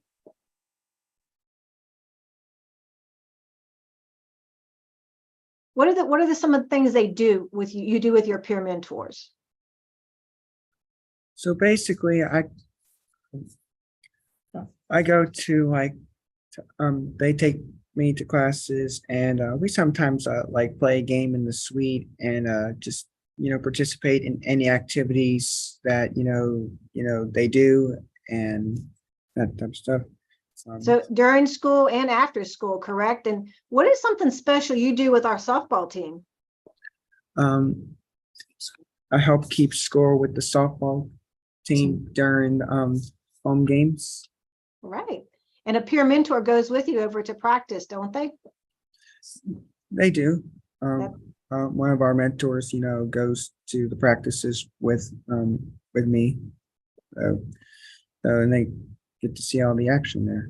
That's awesome. Thank you. So Morgan, talk about your peer mentors. What do you do? Some things that you do with your peer mentors on campus. Thank you, Alex. We normally play some games, but the ones that I don't like are mind games. So I ask nicely to not play those. That's good. Choice is always good. I don't think I'd like mind games either. So Morgan, are your peer mentors people who are your age? Or are they older? Some of them are younger. I'm 21, so they're mostly like maybe around 19 years old. But they're typical college students, so they're close to your age, correct? Yeah. Right. Yeah. Good. Thank you, Morgan. So Mitch, what could you say about the peer mentors at Bridge to Independence? Because they make up a big part of our programs. For the helpers. Yeah, I know. They do help me some, and I'd rather just do it independently, like by myself. Mhm. And that's So part they of that they is teach you part how of, to do it independently, yes. and that's good. Yes, that's really good. Good. Thank you, Mitch. Chelsea, what can you say about the peer mentors at the Bridged Independence Program? Well, unfortunately for me, I'm all older than them because I got into the program late. And but as far as them being there, it really is nice to have them there, and I know that they're there to teach us, but then at the same time, they come in and they'll be like, well, we can have a discussion, we can have a conversation and act like friends, you know? Mhm. And that is really a big weight lifted because it is not only can you kind of go back and forth with them, but in my mind, it's just easier on the students. That's great. That's great. And mentors are a big part of all of our programs. So we are very thankful that we have them. I know as directors, we are very thankful. So this next question, you guys, I didn't give you to prepare for. So I'm going to say it and let you think a second or two, because there are approximately 100 and probably 35 people listening to this session. So you guys are making a big impact. To all the people that are listening, from those of you who are currently in the programs, Alex, Morgan, and Carmen, and then Mitch and Chelsea, those of you graduated, what would you want to say to students who have disabilities or to their parents about these programs? Are they good? Should their students do them? What would you tell someone if they came up to you and said, I'm thinking about putting or coming to Lions Connected, Bridged Independence, Sparrow, UL Life. Do you think I should come? What would you say to these people or this student? Chelsea, what would you say to this person or their parents? I'd say go for it. Just like straight up, go for it. Don't hold back. The thing is that I always wanted to go to college. And now that I've done it, it's been like, I'm so happy. But yeah, I mean, if Bridge and Lions Connect, ULL and LSU Sparrows are anything like each other, I would definitely say without hesitation, go for it, do your best, and above all, in any of the situations you talked about, have fun, but listen to the rules. So you have to follow the rules when you're a college student on campus, correct? Oh, yes. Oh, yes. Yes. That's awesome. Thank you, Chelsea. Okay, Mitch, you're going next because you've already graduated. What would you say?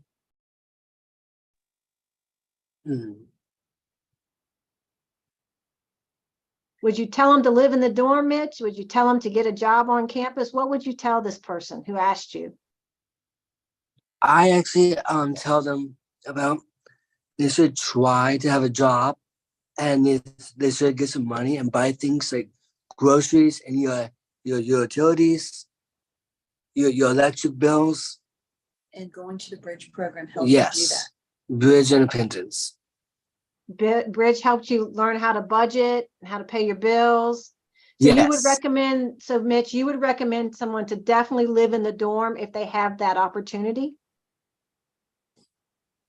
Yes. Yes. Yes. Awesome. Okay. Thank you. So we're going to go to Carmen.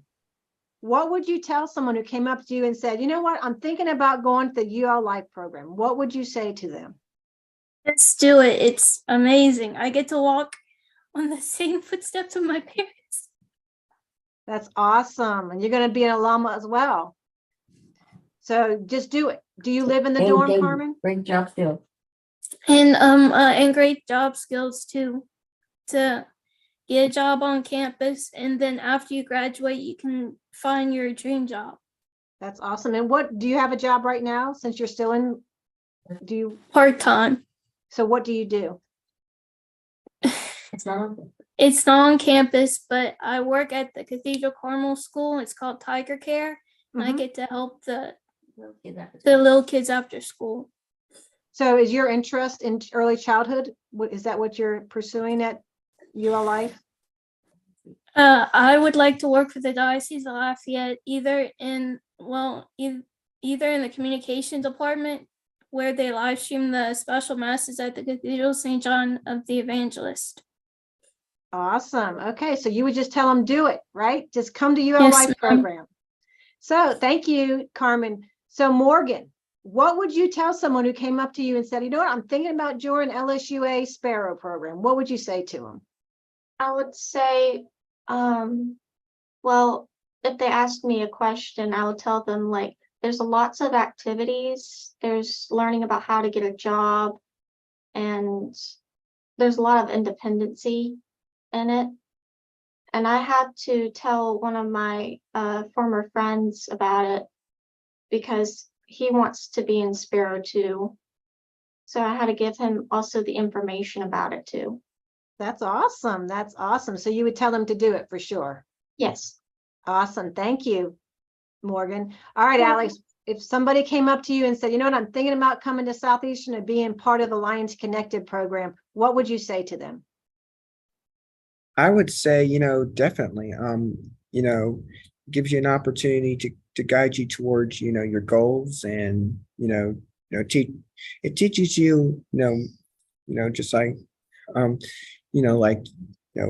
everything, like learning how to pay your bills, and, it just teaches you a lot of stuff. And, it helps you, hopefully one day, get to a job one day. Get to a job, and like Chelsea said, to live, learn the skills to live independently that you need. So I think they're all phenomenal programs.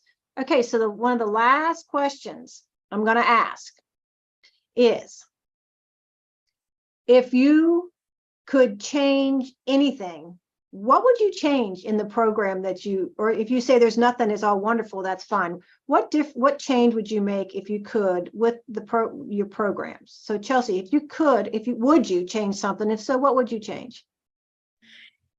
Well, it's very hard to say yes to changing something, but it's also hard to say no to changing something, because the program needs to always evolve and grow.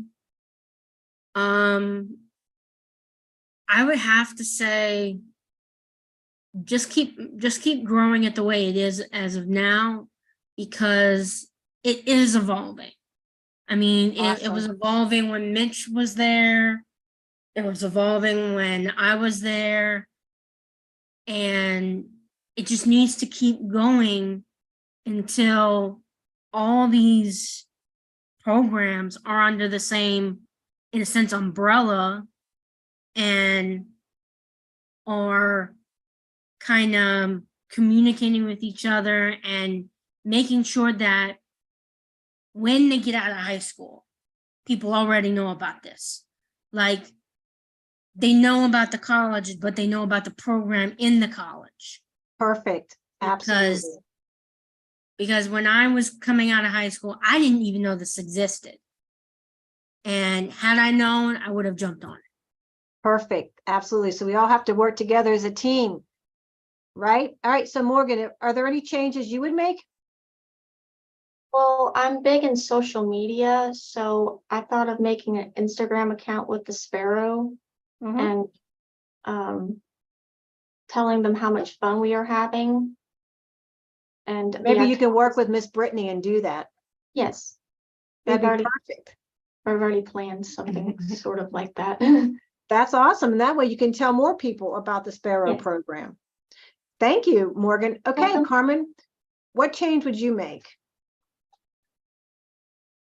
Just keep the options available and to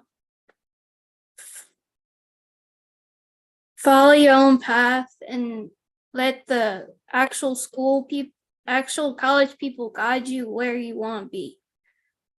Perfect. Thank you. Mitch, what change would you make? I actually like anything I like it's right there. Okay, And I actually love them like who they are. perfect. So no changes needed right now, except to keep evolving, like Chelsea said, right? Yes. Perfect. Thank you, Mitch. All right, Alex, any changes to Lions Connected program?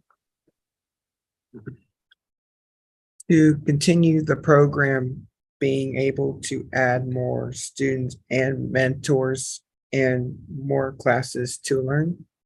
That's perfect, Alex. Thank you. So Alex brought up a good point. One of the reasons we're really working hard and advocating for the legislative support is because we have only a small number of programs in our state. And with the recent legislation, we're able to grow our programs, and hopefully we'll be adding more programs at LSU main campus, Southern University in New Orleans, and the University at Monroe, University of Louisiana at Monroe. So hopefully that with working together and advocating, which most of the people on this panel, the participants, have helped with advocating. They've participated in roundtables, discussions. They're very much advocates with their families, helping families, regional service areas. So it takes all of us to work together to have programs like this, which you guys have heard firsthand from students who are currently enrolled and students who've graduated, the values and benefits of these types of programs for our students. So a final. Yes, Chelsea. And personally, I would love it if it wasn't just a small group, but in every college in the state and in the country, there was a program like all of these. That way, no one would get left behind. Absolutely. That's awesome, Chelsea. And that's what we're working really hard to do, is to keep our programs growing in our state of Louisiana, so no one will be left behind. So the final comments, what would be your final comment? Alex, your final thing you want to say to about 135 people about Lions Connected, about the day, your program, what would be your final?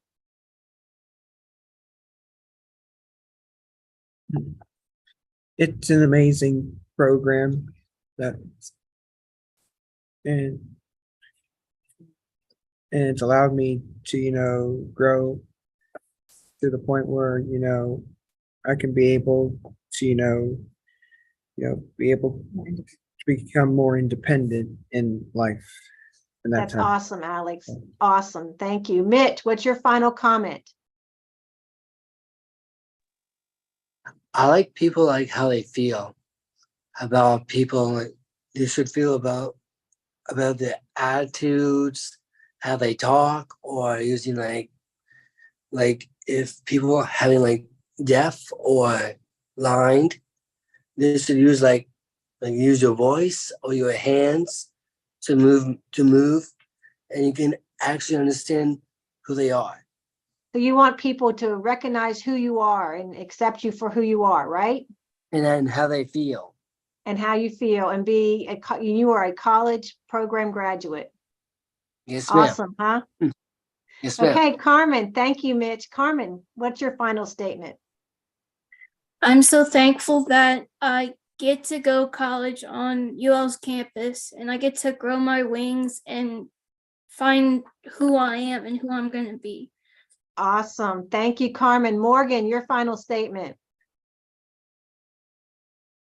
I would like the program to grow a little bit more. And what else? I like Sparrow because it's awesome. That's awesome. Thank you, Morgan. All right, Chelsea, final statement. Well, like I said before, I would love if it was all over the country, and that was one of the biggest things that our country was known for, was we are very inclusive to everyone. That's awesome, Chelsea. Thank you so much. I think that sums it up very well. So if any of the participants would like to ask a question, you could put it in the chat and I will moderate it, or somebody on the other end will moderate it. Our panelists, just hang in tight in case there's a question. I might direct it to you. And remember, it's okay if you don't know the answer. We don't want anyone to get stressed. We're just trying to share our experience with the people in our state who have an interest in inclusive post-secondary education. So, Dr. Beckers, there is a comment from Kristen Fontenot. Mitch, does that name sound familiar? She says, Mitch, you may remember me. I used to be your SC, but you and everyone else did a fantastic job. Keep it up. Thank you. awesome. Sabrina Daniels is asking, can someone share their first day experience on campus? Okay, so let's go with one of our graduates. Chelsea, you explain, if you can think back to your first day experience, and then Carmen, I'm going to ask you next. What was your first day experience? Okay, Chelsea, tell us about your first day on campus. Well, I think first day you always get you're always nervous. So I was, but I had this preconceived notions. Don't go into a college setting with your own preconceived notions because they're going to get shattered right away.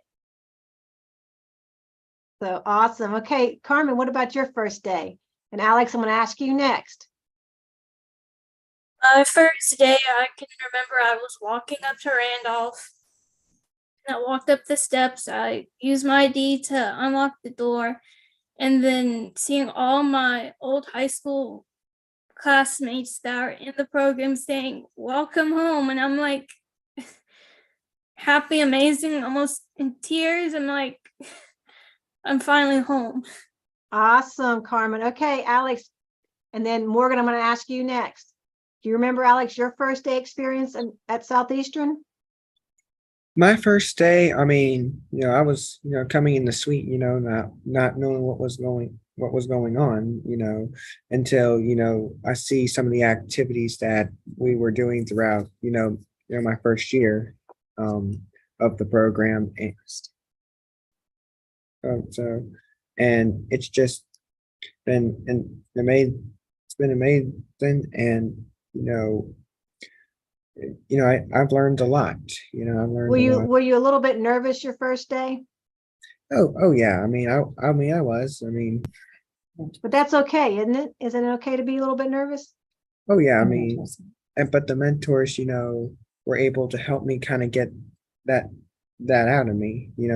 Telling me, it's gonna be all right. So. That's awesome. Thank you, Alex. Okay, Morgan, what was your first day experience? And then Mitch, I'm going to ask you next.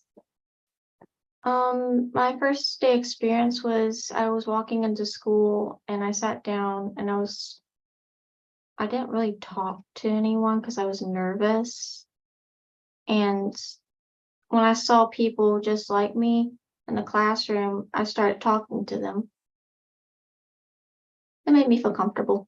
That's awesome. Thank you. So Mitch, what about your first day experience? It was a while ago, but what do you remember about your first day to the Bridge of Independence program?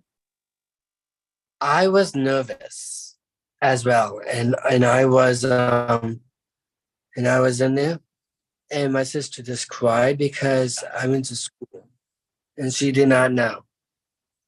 So your sister cried and you were nervous, huh? Did Yes. your mom do okay with you going to college? Yes, Okay. she was. That's good. Exactly. Just checking. Okay, so are there any more questions, Ms. Fallon? There's a couple more comments. Tiffany Richard says, great job, everyone. Your advocacy is valuable. Fran Peterson says, amazing job. I am inspired. And I have a couple of follow-up questions, Dr. Beckers. Do you know the total number of students in the programs? Well, I know right offhand that we have going to next year, we have 17, Bridge has 11. I think UL Life has 30 or close to 30. Sparrow, I think, is going to add 4 more, so they should be up to 8 because Sparrow is growing. They're just starting out. And then both of our community colleges, Bossier Parish Community College, roughly 25 to 30, and then Baton Rouge Parish Community College, roughly 25 to 30. And as we grow, and we're going to grow additional programs, so we're growing. Up until this point, we had an acceptance rate across all programs of about 47%. Not that we didn't have eligible students, we didn't have enough program capacity. So with additional programs coming on and this legislative support, we'll be able to increase each of our programs, but as well as increase programs at other universities. And hey, with a person like Morgan as your PR, pushing it on social media and Instagram, it's gonna blossom quickly. We definitely right. And so, as I said at the beginning of the session, and maybe Alicia, maybe you can put it in the chat. LaPi has a website which links out to all of these programs, and we have a social media, Facebook and Instagram. So we reach out to the individual programs. So LaPi kind of disseminates all of the information from all programs across our state. Okay. KJ, can you put that in the chat? Which program is the newest, Dr. Beckers? LSU Sparrow program. They're starting their 2nd year this year. And is it still the same students, or there's a new batch of students? You said we add students to the programs. All of us do. So like basically we take rotation of students in, we rotate cohorts in. And each program is a little bit different as far as how long you can stay in a program. But because the current programs all have comprehensive transition and post-secondary program status from the U.S. Department of Education, we have strict guidelines on student enrollment, on advising, on how we report data. So we have to be very accountable. That's why our programs are phenomenal in our state. And having that CTP status allows our students who are eligible to receive a federal Pell funding to attend programs. And which one is the oldest? UL Life actually is a year older than Bridge and Lions Connected started in 2016-17, and UL Life started in 15-16. So we've been around for a while. And we all work very well together as programs. We collaborate with each other. And Sparrow and Southeastern do not have dorm living, but Bridge Independence, UL Life, and they do have dorm living. So we encourage those who want to live in the dorm. We recommend they reach out to those other programs. So that is really important that we work so well together. And some people don't want to live in dorms, and then the Sparrow program or Southeastern is a better fit for them. But in general, all of our requirements, the on-campus employment, the independent living, it's all the same across, the same guidelines across all of our programs. Now, the community college, they're successful employment, so they're a little bit different than we are, but they still are held to the same standards. And your panel was so awesome. Thank you, guys. I want to thank each of you. I could not have done this without you. You guys are all rock stars. They are. And Dr. Becker, some of these quotes, I had to write them down. Chelsea says straight up, go for it. Do your best. Have fun. That's my new life motto, Chelsea. And Carmen said, find your dream job. Carmen, that's something you should tell everybody. That's right. And I right. like the way Morgan, she's already recruiting, and Morgan, LSUA is gonna have to hire you because she's already telling her friend about the program. She has friends wanting to join the program, and you could tell she's obviously benefiting from it. And Right. Alex says how it helps guide him toward his goals. That's awesome, Alex. And he says it's amazing. And Mitch said how much he used the verb love, loved it. You guys were awesome panelists. Thank you so much. And thank you, Dr. Beckers. Y'all, there's nothing, I don't think Dr. Beckers has the word no in her vocabulary. So Well, you are thank very welcome. It's my pleasure. And again, I want to thank each one of my panelists, Alex, Chelsea, Morgan, Mitch, and Carmen. We made an awesome team. Thank you. you guys did. Thank you, panelists. Our next session will begin at 1:15. You are welcome to remain logged on during the break. Dr. Beck, thank you. Thank you, guys. Bye. Thank you. Thanks, everyone. Great job. Bye. Wonderful. Do you well. Bye. Have a good day. I'm with you, Carmen. Hey, line up, Alex. Come on, line up. Line up. Bye, guys. Bye.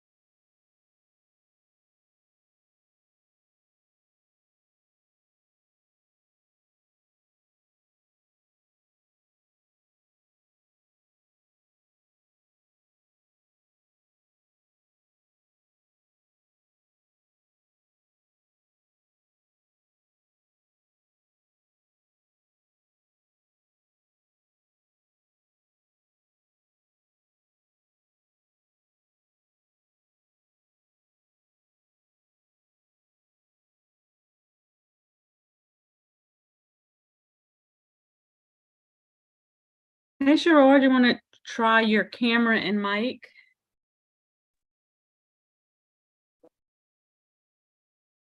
There we go. Can you hear me? I can hear you. Can't see you Perfect. yet. Oh. There you are. Okay, I was like, my camera's on. You want to try sharing your screen? Sure. Let's see.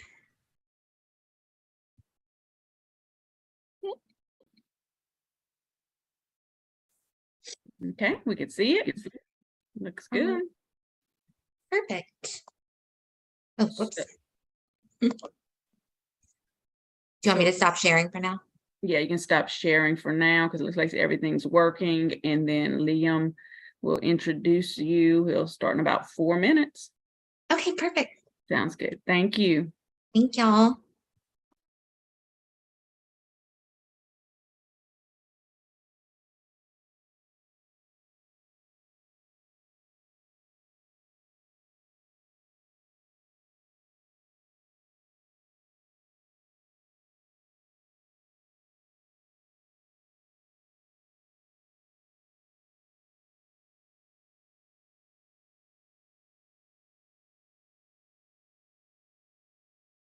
And Sherrod, whenever Liam introduced you, just hold off on sharing your screen for a minute because that will be the only time the recording will get your face. The people who are viewing it will be able to see you, but the recorder will only get the interpreter. So yeah, just wait until you start presenting to share your screen.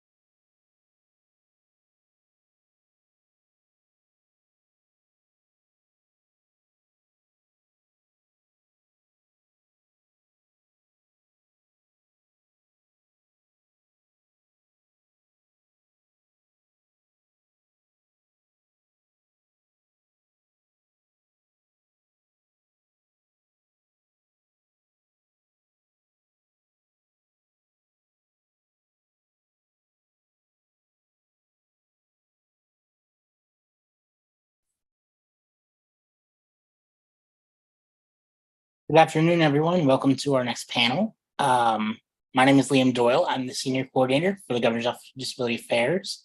I'm a white male with a full beard, short brown hair, and a green shirt. Liam, can you hold up until the interpreter gets back on? I'm just noticing they're not on yet. I'm sorry. A second. I'm so excited. There we go. Okay, so I'll start over. My name is Liam Doyle. I'm the senior coordinator for the Governor's Office of Disability Affairs. I am a white male with short brown hair, a full beard, and I'm wearing a green shirt.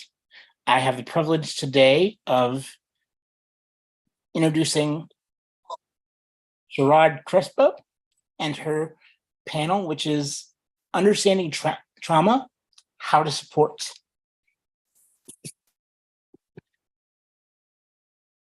Sherrod is a licensed clinical social worker with ViaLink, and you can read the description for this session and her bios on page 11 and 12 of the conference booklet, which as always will be linked in the chat. And from here, Sherrod, I'll let you take over. Thank you so much. I'm so excited to be here with y'all. My name is Sherrod Crespo. I am a white female. I have big curly hair and I'm currently wearing glasses. I am the Director of Outreach and Prevent Child Abuse Louisiana for ViaLink. ViaLink is a local nonprofit in Louisiana, and I will give y'all some information about some of our services at the end of my presentation and how you can utilize them in your continuum of care. But without further ado, let me share my screen before I forget to, so we can get into the presentation. So we are going to be talking about working with trauma today and how you can be supportive of someone who has been through a traumatic event without accidentally overstepping boundaries that could cause some sort of re-traumatization or moving into the realm of being someone's trauma therapist when that is not your role. So to do this, we're going to talk about the brain and the physical changes that actually occur when you have been through a traumatic event and how these manifest into the symptoms of trauma to get a better understanding of actually what's going on and then give you some tools for how you can support someone and work with someone who has been through a traumatic event. So to get into my presentation, I think it's important that we define trauma. Trauma and traumatic is a word that we use quite often, but what does it actually mean? So to start, as we so often do, we can look into the dictionary. Merriam-Webster's dictionary defines traumatic as an adjective, which means psychologically or emotionally stressful in a way that can lead to serious mental and emotional problems. Broadly meaning causing distress or anxiety. So that is not an extremely helpful definition. So let's look into what is trauma really? What separates a traumatic event or experience from just something that we might define as a bad day or a negative event or experience? The difference between something traumatic and something that was maybe just not a great experience for you is that a traumatic event is unable to be understood by the brain's normal schemas. Meaning, if you think of our brain like a filing cabinet, when we have memories that are easy to assimilate and we can recall, like what we had for breakfast or what we did over the weekend, the brain files these away into schemas or filing cabinets. It knows where to put this information. That type of filing system in our brain is called our narrative memory. Narrative memory meaning we can recall the event and tell you what happened like a story. A traumatic event is one that the brain does not know where to file away. And that's how some experiences may be traumatic for some and not for others, because we all have our own past experiences, our own internal resiliency, our own support system. So a traumatic event is very personally defined by, can the brain file this information away? Because a traumatic memory does not get stored in our brain like a typical memory, this is what causes the distress symptoms commonly associated with trauma. Essentially, this memory, this event is bouncing all over in our brain, and that causes these trauma symptoms and traumatic injury to our brain. In fact, studies have shown that when a traumatic event is so severe that it causes dissociation during the event, this type of blackout experience, the amount of electrical charge that our brain utilizes to dissociate like that causes a physical injury to the brain.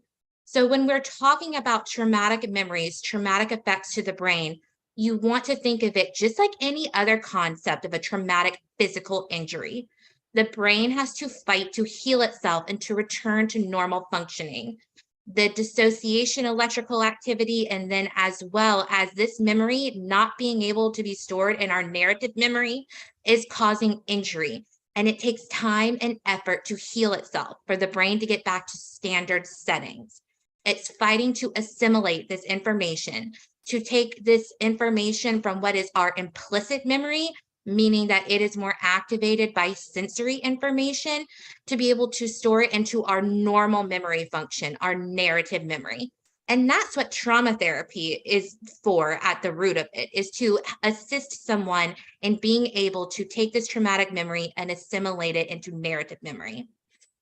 So this type of injury to the brain, this type of change in the way we remember the events, will cause changes in the way that we are functioning in our brain, including things like false hindsight. You see this very commonly with someone who has been through a trauma. This type of thinking of, if I hadn't done this, or if I had done this, if I had picked up the phone, if I had left on time, this wouldn't have happened. This type of false hindsight is the brain striving to try and figure out how to make sense of the event so it can store it into the narrative memory. It is very common, and you will most often see individuals hindsight blaming themselves because they can't figure out what else to blame to make this make sense. Again, that is what therapy is for, and it is a very, very common experience. Dissociation and or numbness about the event is very common as well. We call that, that period of shock that you may have heard of. So this is when someone can't quite remember the events. Maybe they had a little bit of a blackout during it. They have trouble remembering it, or they're feeling numb. There's not very much emotional involvement with the event. You see this very much in the beginning of a trauma, the few days or even week or so after the traumatic event, and this does fade away naturally with time. Emotional displays are often quite common with someone who has been through a trauma. This emotional display meaning where out of nowhere they are overwhelmed by an emotion, most commonly anger or sadness. Things like where you might hear someone say, I was at the grocery store and a song came on and I burst into tears in the cereal aisle. I yelled at my mail carrier. I was so angry that the mail was late, and feeling like this is so not them and the emotions were so uncontrollable. This again is because there's activation to the memories stored with our sense memory. So things like feeling out of control or hearing a song or smelling a scent that implicitly reminds the brain of the event will cause this emotional outburst. Blackout is quite common as well. Not being able to remember the traumatic event at all, or even a couple of days after the event. Again, it's the injury in the brain and the brain trying to heal, very common and will typically fade with time. And again, having a trauma therapist to help guide during this process is very beneficial. And emotional activation. Emotional activation is commonly what we call them is triggers. There is a movement within the survivors of violence community, in particular survivors of gun violence, to stop using the term triggered because it is triggering. So I'm doing my best to change my language. So emotional activation is that fight or flight response, that crisis moment when someone is completely overwhelmed. We'll call that emotional activation. And again, this is common because of the brain process and healing that is taking place, that one can easily go into crisis state or fight or flight mode, even though there is no physical danger present. All of these are just the brain trying to make sense of the experience. Nobody is going crazy. These are natural and they will ease with time. And again, even better if it is with the accompaniment of a trauma therapist. So we know what has caused a change in the brain. How are these symptoms going to look? Memory loss, again, is quite common. That blackout that we spoke about of the event, but also having memory loss of present and recent past events, not really quite being able to remember how you spent your day, not remembering phone numbers that you used to know. Maybe your routine at work, you're having trouble just recalling and doing automatically. Daily activities, more complex memory functions, these are not as easily accessible, again, because the brain is injured and trying to heal itself. This will fade with time. It is completely normal and nothing that anybody needs to be alarmed about, even though it can be quite unnerving. Nightmares are also very common, and these are not our normal type of nightmares that we have. Because this event is bouncing around in our brain, these type of nightmares and intrusive thoughts, as I'll talk about, are like an IMAX screen, big and bold, putting this memory right in front of your brain to where you can't see anything else. It's very dissociating. These type of nightmares can really affect someone all throughout their day. So we want to be very sensitive to somebody talking about their nightmares and how they're affecting them. Again, completely normal. It does not happen to everybody, but it is quite common.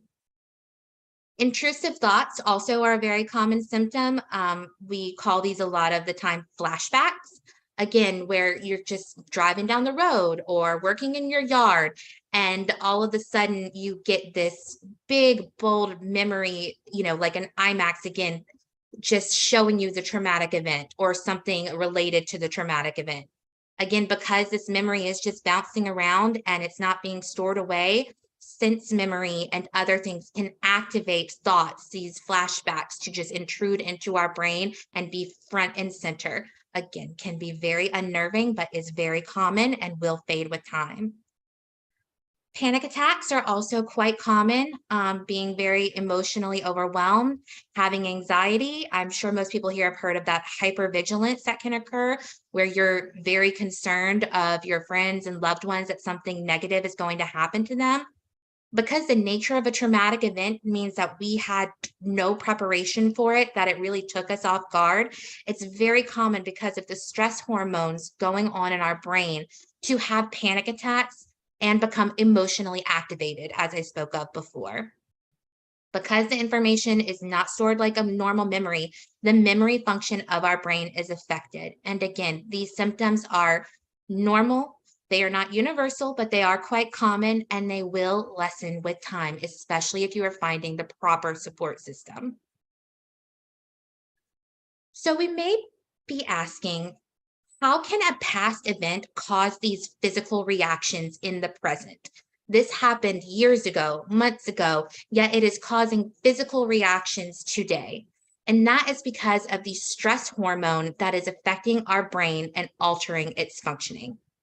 So as I've said, when the brain is feeling trauma or you have been through a traumatic event, several areas of the brain will shut down in order for the brain to protect itself.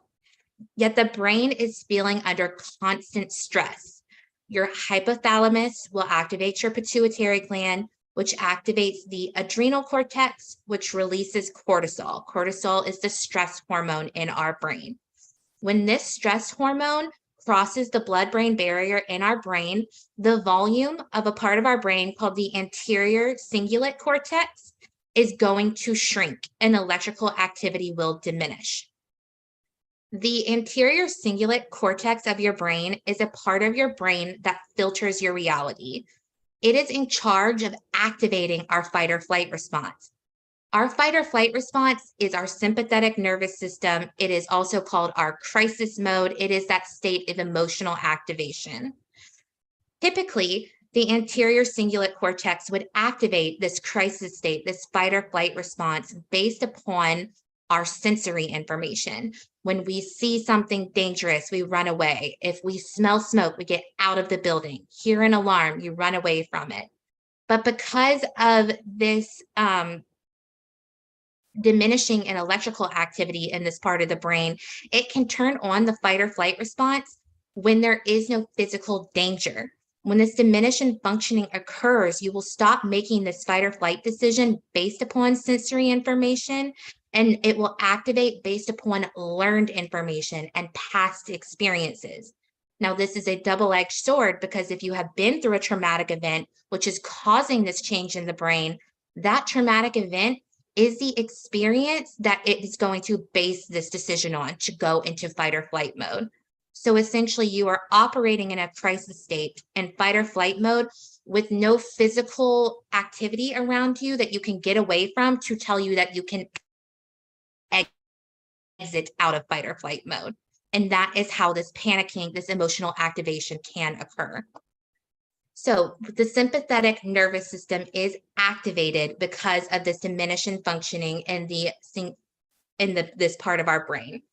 This will, again, we will be operating as if there is a threat, even though there isn't one. And this also shuts down our higher level of thinking, specifically in our prefrontal cortex. If you think about fight or flight mode, you don't think about anything else when you're trying to get away from or survive a dangerous situation. By design, this is how our sympathetic nervous system was meant to react, to shut down higher level thinking, to save your life physically, and to be used only in spurts when there is that actual threat, to put all of our brain energy into survival. However, when there is not actually something for us to survive physically, it can be very confusing to our brain. And because let's say we're running away from smoke, once we're away from the smoke and we can't smell it anymore, our sensory information will tell our anterior cingulate cortex, we can take off the fight or flight mode. We're good now. We can turn on all electrical activity in the brain. When we're not actually physically getting away from something or fighting our way through something, there's nothing to tell the sympathetic nervous system to deactivate. And when our sympathetic nervous system is activated, we can only focus on the external, remembering that this was supposed to get us away from physical threats, and you cannot focus on internal regulation. So that's how these things like panic attacks or crisis states or emotional activation happen when there's no physical danger, yet you might have an intrusive thought or a flashback, and there's no way to naturally have the brain turn off the sympathetic nervous system and reactivate the parasympathetic nervous system. That's where our job as a support system or a de-escalator can come into place to help someone de-escalate and reactivate the parasympathetic nervous system. The parasympathetic nervous system is what counters our sympathetic nervous system. The parasympathetic nervous system is when you have access to your full brain, all levels of thinking. It is what we want activated and in control, because that is when we are feeling safe. That is when we can use our higher level of thinking. That is how someone naturally comes out of the crisis state, is to have the parasympathetic nervous system activated. You are either operating on your sympathetic nervous system or your parasympathetic nervous system. They are not activated at the same time. So the best way to help someone de-escalate if their sympathetic nervous system was activated is to do these tools that we will go through that will activate the parasympathetic nervous system. Activating the parasympathetic nervous system shuts off the sympathetic nervous system. So that is our goal when we are trying to be supportive and validating when someone may become overwhelmed by memories, intrusive thoughts, or emotional activation. So this emotional activation, this occurs when the sympathetic nervous system is activated, as we've said. The brain is sensing a threat, and this causes a sense of panic. The fight or flight response is activated with no physical threat to respond to, and we respond with escalated emotions, typically a lot of fear and anxiety. We want to assist in decompressing an individual to return to a state of parasympathetic nervous system functioning, a return to equilibrium, which means that they will have access to all of their brain function, including knowing their own self-care, their own supports, and their own internal regulation, which is what we want.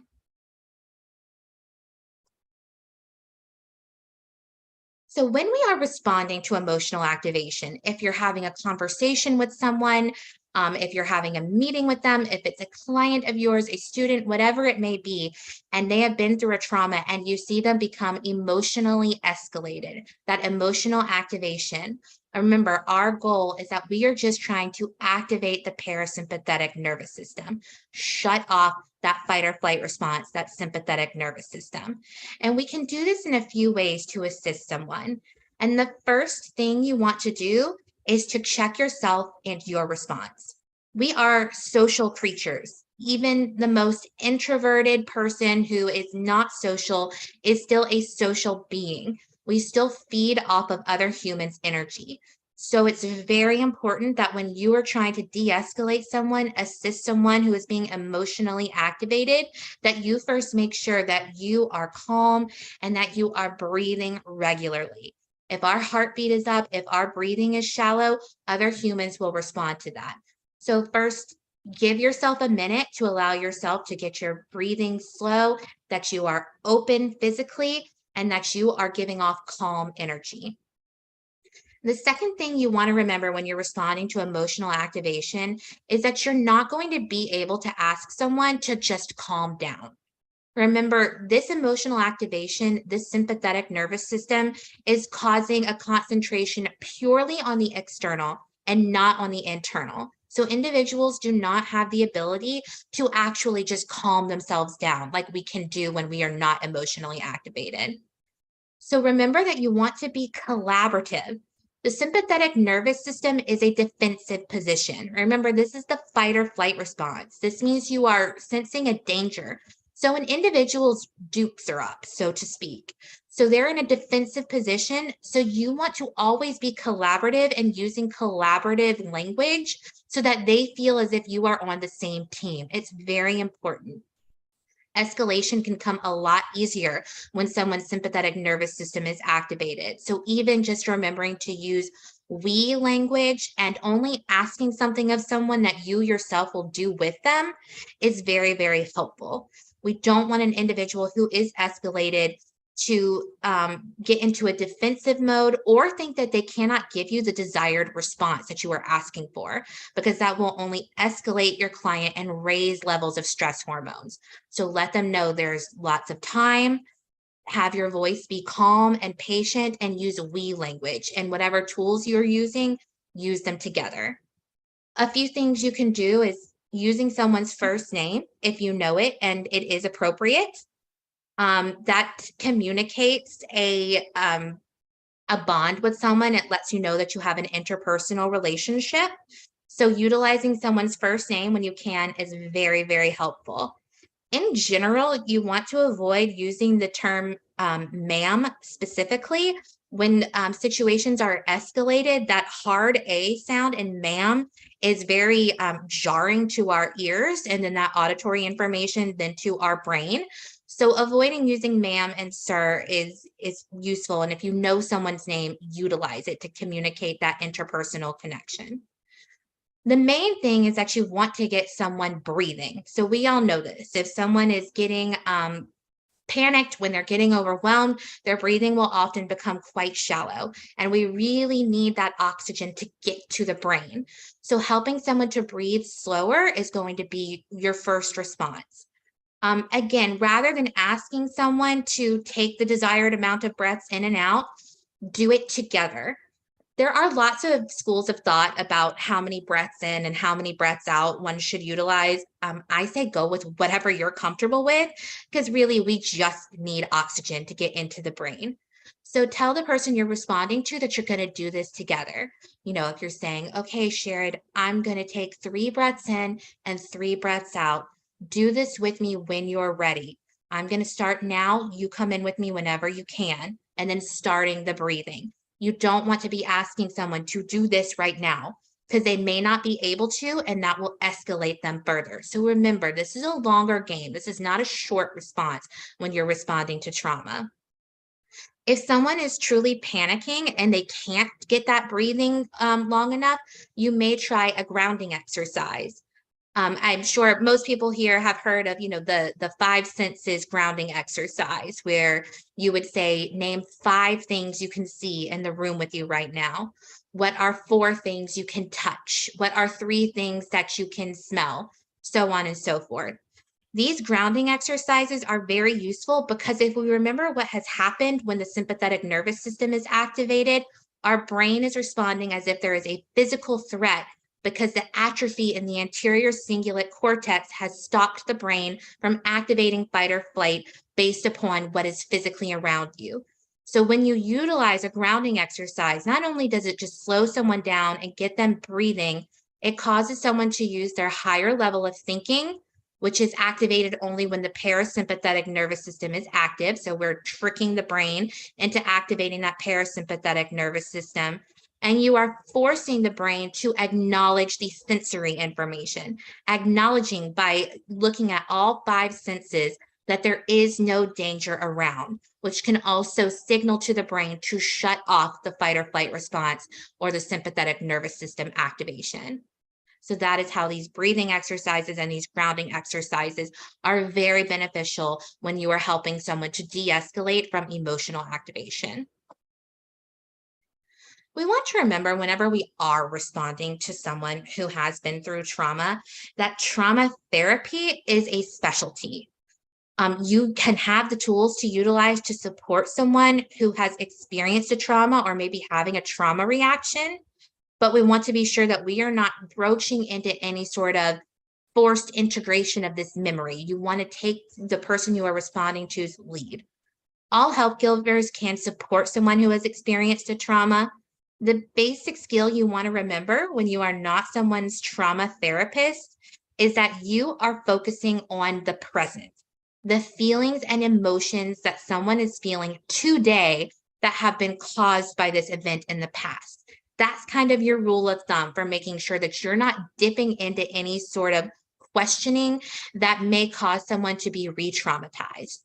So allow your client, your friend, the person you're responding to, whomever that may be, to express themselves and tell their story as much as they're comfortable with you, but keep your questions and your responses focused on the present to avoid emotionally activating someone. You do not want to ask any questions about the event. You don't know what they may be prepared to dig into or not. So your questions, your responses are focusing on how that person you're responding to is feeling today. Because essentially these trauma reactions are happening because of the emotions they are experiencing today. So just keep that in mind. Your focus is on today. How is someone feeling today? The therapist who specializes in trauma will work with your client or whomever it is that you're supporting to address the past. But by supporting the present, you can help to cope through these reactions that are being caused by the traumatic experience. And that is our goal, to support someone through today, to help someone feel supported and validated through the emotions that they are experiencing as a result of this trauma. So what can you do? There are a bunch of steps that you can utilize to support someone. One being to accept the effects of the traumatic event in memory and to normalize these trauma effects, to not act as if somebody is going crazy, to utilize this information that we've been through today to let someone know this is common. You've been through a traumatic event. I promise you, you're not going crazy. And with the right supports, all of these effects will lessen with time. You want to reassure the person you are, supporting, letting them know that you're here, you are listening, you are validating their emotions, and then to refer someone to some sort of support system, trauma therapy, support group, whatever that may be, when that is appropriate, given your role in this person's life. So with accepting the effects of trauma, it's important for us to get out of our comfort zone. We have quite the tendency to feel as if we need to, quote unquote, make someone feel better. We don't need someone to feel better right away when they are experiencing their emotions from trauma. You do not heal if you do not feel. So it is important for us to utilize empathy and get down in the hole with someone rather than trying to pull them up out of the hole in those moments. You need to be with someone and letting them know that it is okay to accept the enormity, not only of what has happened to them, but how this is manifesting in the symptoms they are now currently having. There's a big difference in having a hope for the future versus feeling better right now. It is very important that someone has hope for the future, hope that if they're putting in the work and getting the right support, that all of these effects will lessen. But nobody needs to feel better right now. It is appropriate for someone to have these feelings of panic, of fear, of anger when they have been through a trauma. And again, you cannot heal if you do not feel. Part of accepting the effects is that person who has been through the traumatic event, accepting kind of a grief process that they may not go back to the person that they were before. And this does not necessarily have to be a bad thing. I have had clients tell me, you know, I like the person I am better now. I just hate how I got here. But there is a process in forging a new identity and grieving that you know, your life trajectory has now changed. The way you understood the world has now changed. And it is important for someone to truly accept, like I said, the enormity of what has happened to them and what this means for them as they go through this trauma process.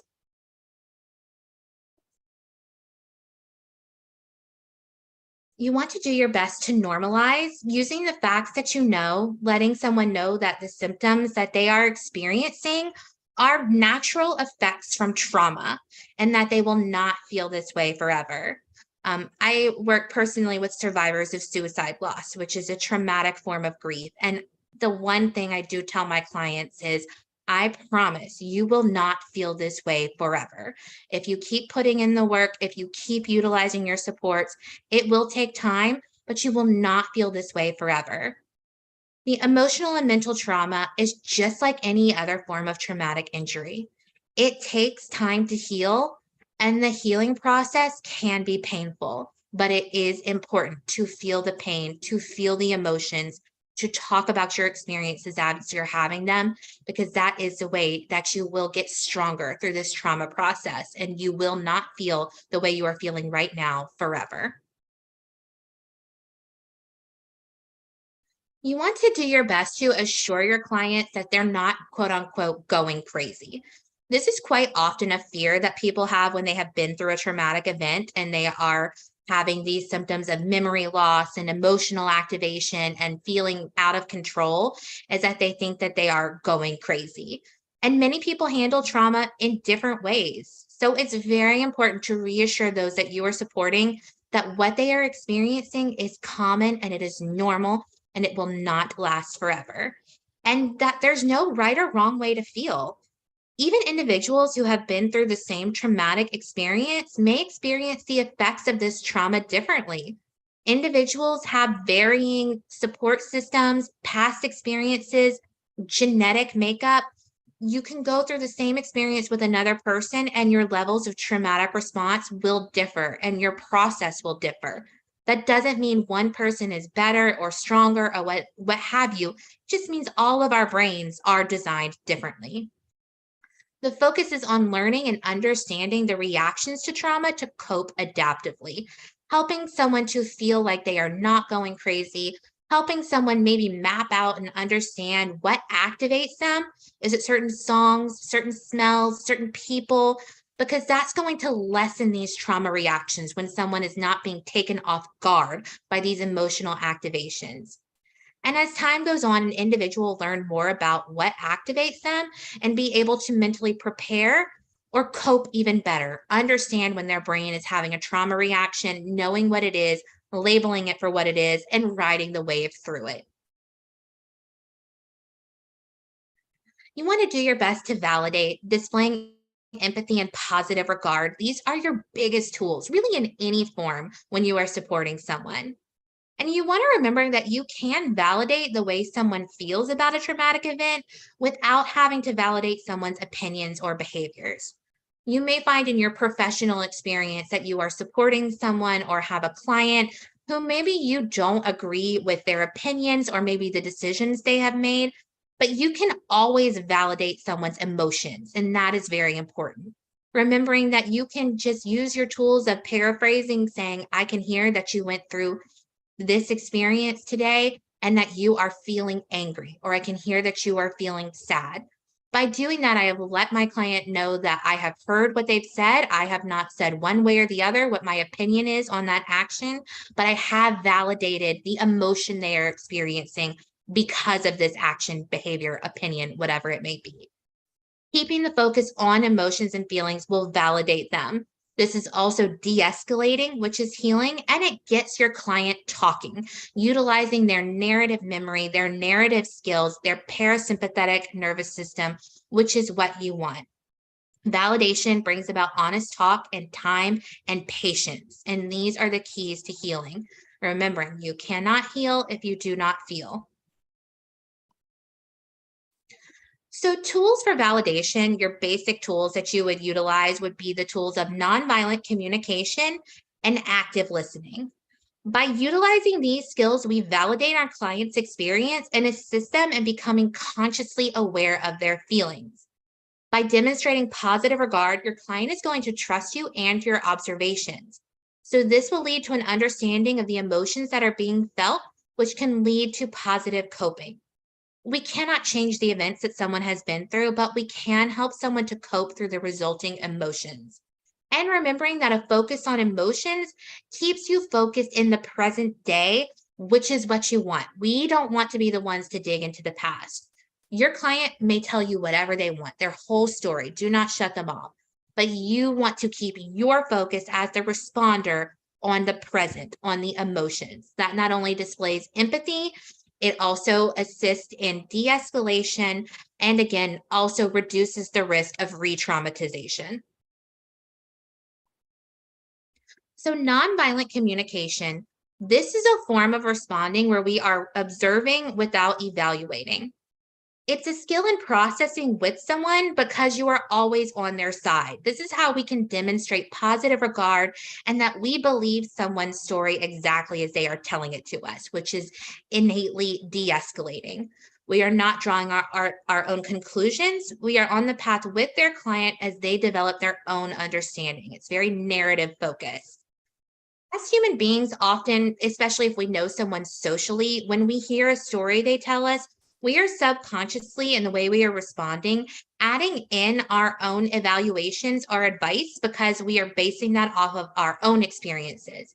When we're working with a client or just supporting someone who has been through a trauma, we need to focus on their experience and reactions. That is why we would use nonviolent communication. It's utilizing the skills of paraphrasing and positive regard to let your client know, I am on your side and I believe your story of the events. Again, the trauma therapist would be able to help someone work through maybe the actual timeline, the logic of the events, etc. We are being supportive, we are validating emotions, and we are helping someone to stay de-escalated and get to a point of being able to cope through the emotions they are feeling. When we accidentally combine an evaluation, our own opinion of the events, with an observation, the person you are responding to is more likely to hear criticism and judgment and will likely resist what you are saying, or it can also be escalating since they may be in that defensive position, which is not what we want. The process of nonviolent communication discourages static generalizations such as saying, oh, that must have been terrifying for you, and instead encourages making evaluations based on a specific observation. So essentially what that means is that active listening, as I'll get into, is that evaluation piece where we add in the emotion word for someone. You first separately must always put in your observation of, I hear that you went through this traumatic event and it sounds like right now you're feeling scared. That is the difference. That evaluation, it sounds like you're feeling scared of that emotion word, is separate from the observation, which is the paraphrase of what someone has told you. And it's very important when responding to someone who is escalated or someone who has been through a trauma that you keep your observation separate from the evaluation, which in this case, when we are being a support system, is going to be adding in that feeling word for someone. Active listening. Active listening is built upon this nonviolent communication. And that is when we are listening to the music behind the words. So we're taking the observation from nonviolent communication and adding in feeling words. Now, it might sound strange about why identifying a feeling word is supportive or de-escalating, but essentially this form of communication naturally has a lot of validation in it, and it causes higher level of thinking to activate that parasympathetic nervous system. It also helps someone to identify how they can cope through the emotions we are feeling. When you are able to identify the emotion you are feeling, you are able to consciously put in coping mechanisms to accept this feeling and to cope through it, which is what we want. Remembering we must feel in order to heal. So essentially, as an active listener, when the brain isn't automatically being able to tell an individual their feeling words because it's overwhelmed, we are inserting that process in for them, helping them to acknowledge the feeling word they are having at that moment and then cope through it and feel validated by it. This causes a great interpersonal connection. It is a de-escalating and it is validating. So your basic tools are paraphrase and summary, as we talked about with nonviolent communication, and then a feeling reflection statement. You can utilize this using this basic feeling reflection formula, which is I hear whatever event has happened to them.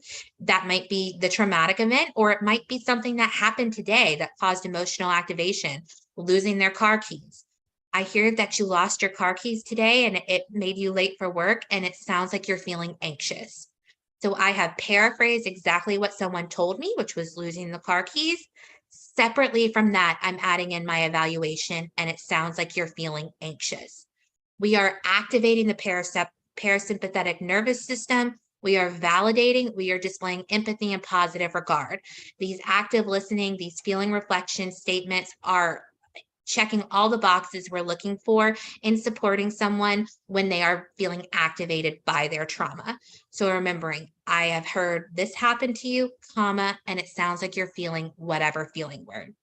Even if you're wrong about the feeling word that you put in, let's say you say anxious and the person you are responding to says, no, I don't think I'm feeling anxious. I think I'm feeling angry. They're still going to feel heard because you've put this observation in. And if they're having to think through, well, if it's not the emotion they said, what emotion am I actually feeling? That is utilizing a higher level of thinking in the brain, which keeps the parasympathetic nervous system activated, which is what we want. We're also keeping our focus on the present. And by utilizing these statements, we're not relying on questions, which may make the person you are supporting feel pressured or judged. So you want to use as many encouraging, validating, or active listening statements as you can when you're supporting someone who's been through a trauma. And referring when it's applicable. Utilizing referrals to help someone with the trauma piece that they may need after being through a trauma. Trauma experts, trauma psychologists, trauma therapists, counselors, social workers, whatever it may be, someone who specializes in trauma.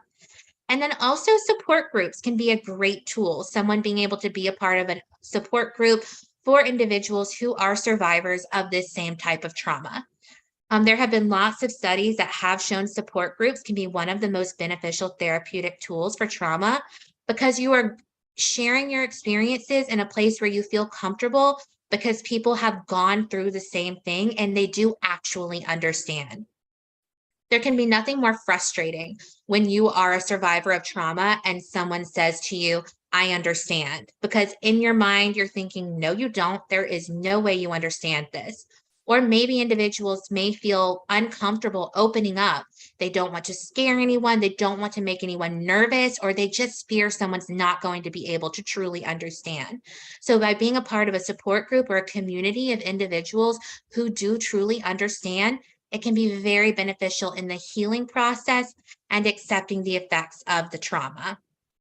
There's a lot of validation, a lot of normalization, and then eventually there's this wonderful process where someone who is a member of a support group transitions from the one being supported into actually utilizing their experience to support others. And this happens very naturally, and it's very empowering and really can help someone to see how far they have come in their journey of healing from the trauma they've been through.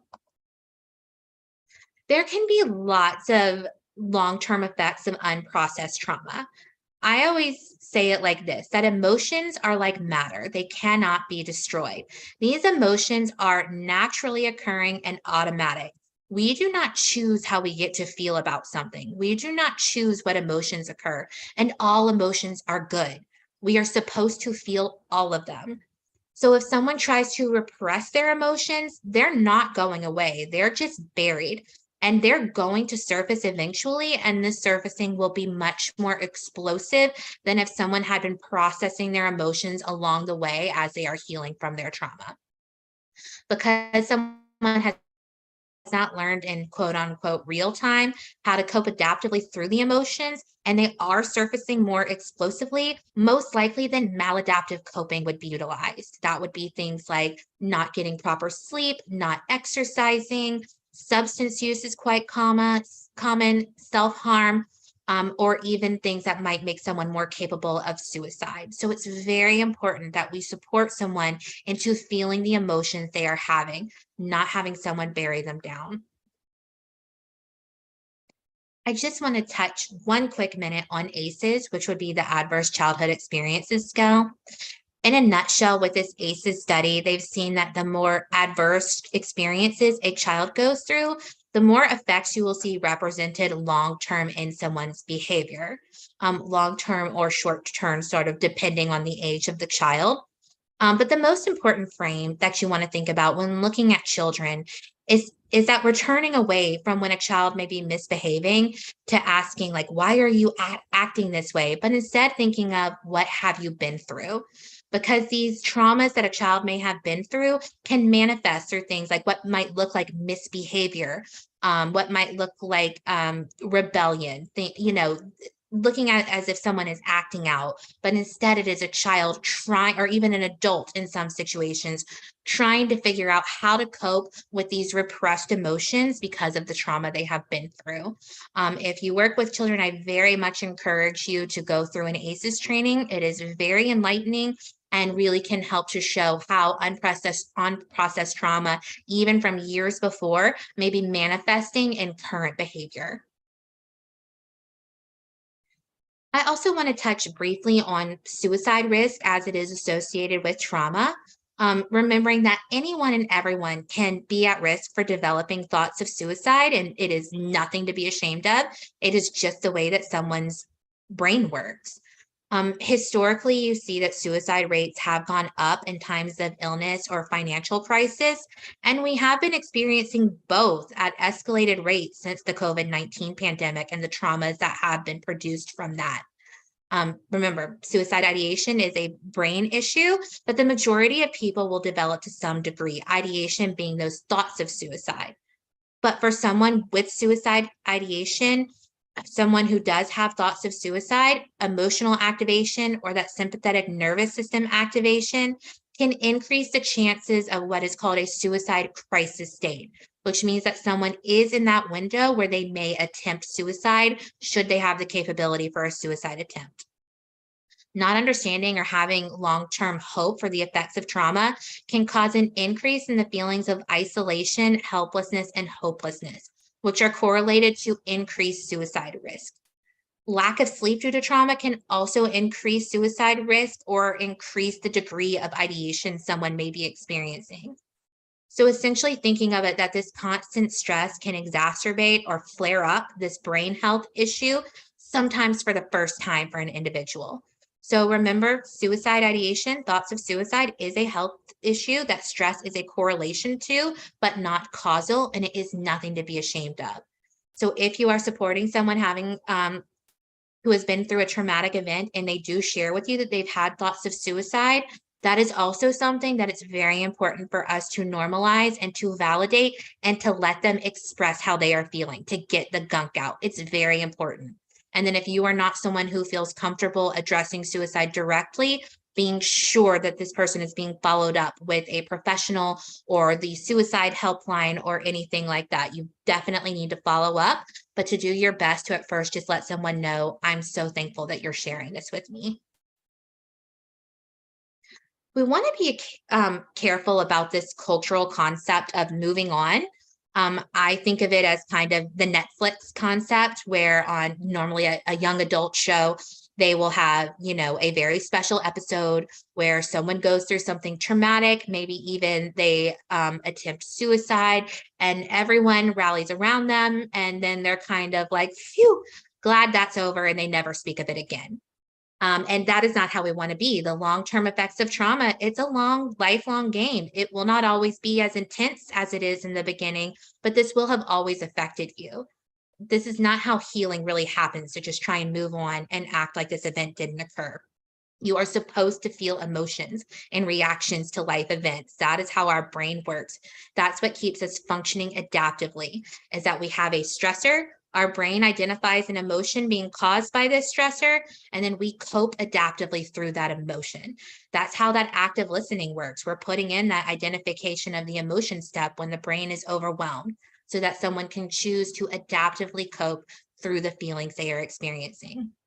When we give the message to someone to get over it or to pull themselves up by the bootstraps, we're actually cutting off someone's permission to feel, and that cuts off their ability to actually heal. If you're not coping through the emotions, you're repressing them, and then they will explode. We want to help someone to know it is okay that you are still feeling affected by what you've been through. It's normal, and I'm here for you, and you are still very strong. There is, however, an importance of hope. There's a very big difference between hope in the long term and get over it and move on. And it's crucial that people that have been through a trauma have hope for the long term. Not an immediate buck up and get over it, but hope that with the work, with the time, with the support, that the feelings they are experiencing will not be as acute as they currently are, that they will not always feel so overwhelmed, that the trauma will not be interfering as much throughout the day, that these effects will lessen with time and they will continue to grow stronger. There's an importance in having an acceptance of where someone is now, and that is okay, but a promise that they will not feel this way forever. And that by allowing themselves to feel broken, to feel right now, they are actually healing themselves for the future. And it takes a lot of strength and a lot of bravery. A few things that you want to be conscious of to avoid if you are supporting someone through a trauma, de-escalating someone, or if someone is just opening up to you. One of the bigger ones being trying to add a silver lining. We often do this culturally, that we want to say, well, at least if we are responding to someone who has opened up to us about a negative experience they've been through. So just remember to take the words "at least" out of your vocabulary. It is okay for someone to just feel negative about a negative experience that happened to them, to feel fear, regret, anger, sadness. It's okay. By silver lining, we are essentially telling someone, I don't want to hear how you're actually feeling. It's too tough. When we really want to be that support and safe place where someone can open up completely about what they're going through. You also want to be very careful about asking someone to be thankful for their trauma. This is a common response we see a lot as well, just as a culture as we are. Again, because sometimes we feel uncomfortable with the amount of feeling and pain someone has. So we feel like we want to make them feel better. So sometimes we say something like, well, it made you so much stronger. That is not the way we want to phrase that. That's asking someone to be thankful that this traumatic event happened to them. And we never want to ask someone to be thankful for their trauma. They are a strong person and they are getting stronger. They have been through this event and they are strong. Not that they have to be thankful and that this event is what made them strong. So be careful. These little tweaks in our language are very important. Stressful relationships, feeling under that constant stress is already happening due to the trauma. So stressful relationships, unsupportive relationships are definitely something to be evaluated. And sometimes support systems do change after a traumatic event. You also want to be careful of media and social media consumption, as they can actually really increase the cortisol, the stress hormones in our brain. It's very interesting, in studies they've done, we live in an age now with less of a chance of an immediate threat or danger to our bodies than ever before in human history, but we have much higher rates of fear and anxiety. And many studies believe this is caused by this 24-hour news cycle we now live in. So though we live with less physical immediate threats than our ancestors did, we are constantly exposed to trauma, to violence, danger, and death and conflict through the media. The information age is powerful, but there sometimes can be a negative side to it. So due to this repeated viewing, we can be traumatizing ourselves or releasing that stress hormone by witnessing the traumatic situations at exponential rates across the globe, which of course our ancestors did not have access to. This can be even more increased through social media because there are conflicting stories and false information, and there is that constant exposure to trauma, but then also the people fighting and having conflict over the trauma in the comments, etc. So you want to just be looking at media and social media like any form of coping. Is it adaptive or maladaptive? And it can go on a spectrum. For some, the media, social media helps them feel connected to the world, and that might be an adaptive coping mechanism for them. If you are finding with your client, with someone you're supporting, that media and social media are causing them to stress, it's something we want to look at. Do we need to alter what pops up on your news feed? Maybe limit the amount of hours that you watch the news a day. So just paying attention to what someone is telling you and helping them to address it appropriately. I want to just have a caution to the essential worker, to the help giver, that working with someone and supporting someone who has been through a trauma can cause vicarious trauma, very similar to what we were talking about with the media exposure. So it's important to have your own debriefing, your own place where you can talk about the feelings you've had through hearing other people's stories. It's very important to have a process of how you leave work at work, have that proper work-life balance. Essentially, you need tools that allow your brain to shut off and stop thinking about work. For some, that might be, email blackout hours where you do not have to respond to work emails during these times. Even little things like changing your clothes after work sends a signal to your brain that it's transitioning into another time of the day. Putting on gym clothes, changing into your comfy clothes, having an activity that you do directly after work, whether that's maybe a quick meditation or listening to a podcast, cooking dinner, going for a walk, any of these physical things, they actually signal to our brain to shift in its focus. And that's very, very important in avoiding burnout.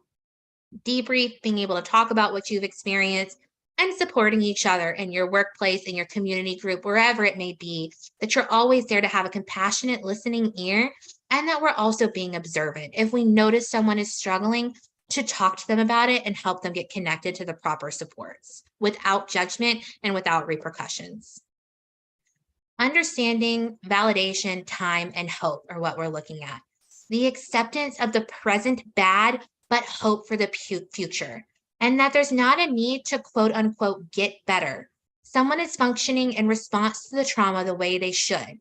Having trauma reactions because you've been through a trauma, experiencing all the feelings. This is healthy, this is bravery, and we want to accept that and support that in others.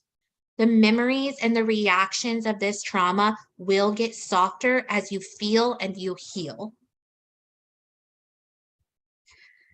And now I wanted to give y'all a few resources that we do offer at VLink that can be beneficial for you as someone who may work with trauma survivors or support someone who's been through trauma, and also to use as referral systems for people who need a little bit extra help. So at VLink, we do run a contact center that answers phone, chat, and text lines that are available 24/7. One of those lines is 988. 988 is the new 3-digit dialing code, or you can also text 988 for the National Suicide Prevention Lifeline. 988 is available 24 hours a day. It is answered by 2 nonprofits in Louisiana, including VLink, and you are routed to a Louisiana 988 center based upon the area code you are dialing from. So if you have an out-of-state area code, you will get routed out of state, but you can request to be routed back to a Louisiana center, which I recommend. That is available 24 hours a day. You do not have to be having active thoughts of suicide to utilize 988. We will always ask, but you can tell us no, and we will move on and focus on what you called to talk about. But you can absolutely express your thoughts of suicide on this line as well, anywhere from passing thoughts of I don't want to be alive anymore to I may attempt suicide today. We are there for anything and everything. Or if you are concerned about a loved one, you can call us and we can support you. We can answer whatever questions we may be able to. Nothing's too big or too small to give us a call. For teens, we also have a statewide available crisis teen text line that can be reached by texting 833-TEXT-TEEN. Oh, and all of these phone, chat, and text lines are listed on our website and our social media, which I will give you at the end of the presentation. The crisis teen text line is always answered live by one of our trained specialists. And again, we're there for anything and everything that the teen or adolescent may be going through. We also have a statewide available line just for parents, Louisiana Parent Line. This is an emotional support line as well as a resource referral line for parents that can be reached by dialing 833 LA Child or by texting 225-424-1533. We also have crisis chat available through our website. So that's kind of like the old school instant messenger chat, available through vialink.org. Again, all of these are answered live by a trained specialist through us at Vialink. We also do offer support groups. We have a support group for teens who are living with thoughts of suicide to whatever degree. It meets, now it meets on Tuesdays from 6 to 7:30. It is free to join. It is virtual. There are no attendance requirements. For more information, you can email realtalk@vialink.org. Again, all of this information is also on our website, vialink.org. We also have a weekly Survivors of Suicide Loss support group. This is a virtual group available statewide to any adult anywhere in Louisiana who has lost a loved one to suicide. We meet every Thursday from 6:30 to 8 p.m. The group is free to join. There are no attendance requirements. And to join or get more information about our suicide loss support group, you can email sos@vialink.org. Again, all of this information is on our website, and I will also give y'all my email address, and I am always available for any questions. We do have outreach and education available, training opportunities on topics such as crisis intervention or de-escalation, suicide education and response, ACEs trainings, and we also do perform Darkness to Light Stewards of Children training, which is child sexual abuse prevention training. We are happy to be at any event or to share our resources. We have wristbands with the crisis signs on them. We have cards that will fit in your wallet. We have bigger pamphlets. We have pins. We are happy to give you any of these sort of distribution materials that we have for you to put out at your agency. We will get them to you for free. Please feel free to email me directly, screspo@vialink.org, if you would like a list of what we have to offer, or if you would like to request us to send you anything. We are happy to do so. And just contact us for any questions. Let us know how we can best support you in the work that you're doing. This is my contact information, Sherrod Crespo. I can be reached at 504-708-2937, or you can email me at screspo@vialink.org. Again, please visit our website. Our website also is home to our data dashboards, where we have been able to utilize non-confidential data that we receive through our phone chat and text lines to create data dashboards, which are showing information like where are calls coming from, what are the needs we are seeing, and what are unmet needs.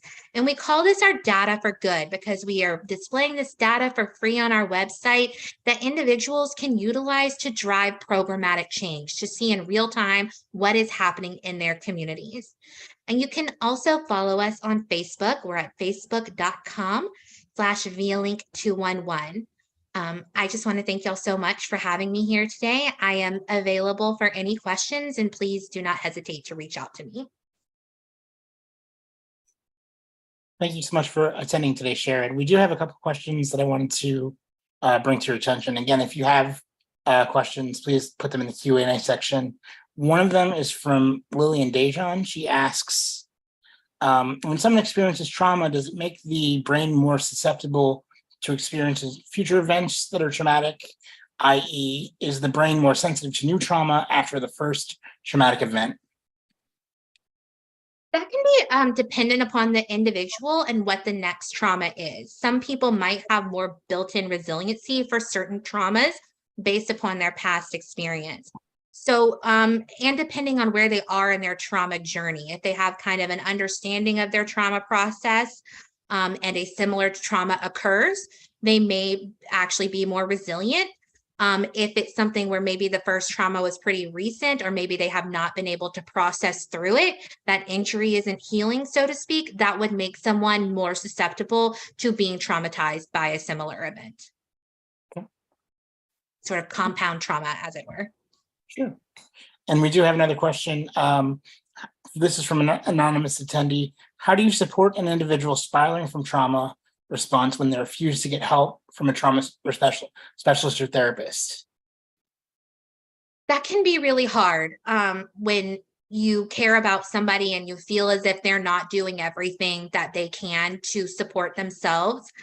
It's kind of individual, and unfortunately we can't, force people into being ready to address their trauma. Even in trauma therapy, oftentimes the therapist is going to kind of follow their client's timeline and not force them into sharing something that they're not ready to. The best I can say is that to continue to support their emotions they're feeling and continuing to remind someone, I'm so glad I can be here to support you, but I can't do everything. And I think that you would really benefit from trauma therapy, and offering, to go with them, help them find the therapist. Are they feeling overwhelmed maybe by the looking for the therapist, by the financial aspect, whatever that may be, and just supporting them through that journey. But I do completely understand it can be quite frustrating when someone could benefit from extra support and they're not at that place to be ready for it. All we can do is what we can do, and that's to continue to support, acknowledge verbally that this is trauma response, kind of keep implanting in the brain like you're not being weak, or you've not just gone through a negative experience, you are having trauma responses, which we'll continue to associate with a trauma specialty would be best in addressing this. But sometimes it just takes time. And I believe Jim Mitchell asked if we can put the dashboard URL in the Q&A. I believe we'll do that after in just a minute after the presentation concludes. We have about 10 minutes left if anyone has any additional questions.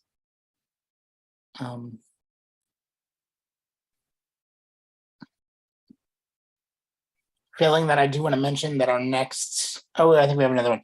Okay, so this is again from another anonymous attendee.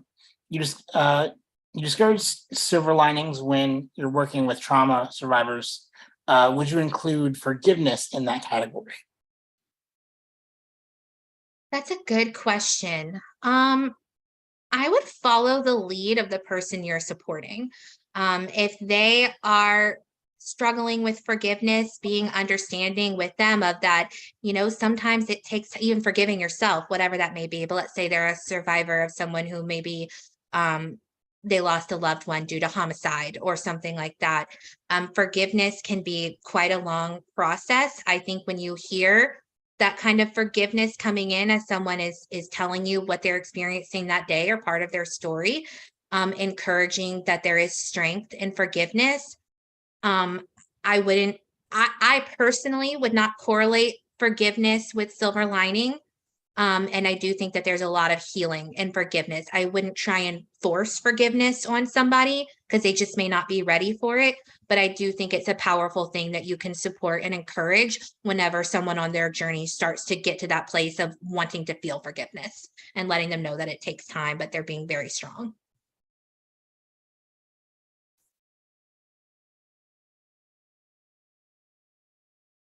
Perfect. Well, again, Sherry, thank you so much for being here today. Our final presentation of the day will begin at 3 p.m. You are welcome to stay on live and just jump right into the next presentation. Again, I think this topic is something that isn't often discussed. So we thank you for being here, and thank you for sharing your experiences. I think it's a lot. We got a lot out of it, and I appreciate you being here and your time. Thank y'all so much.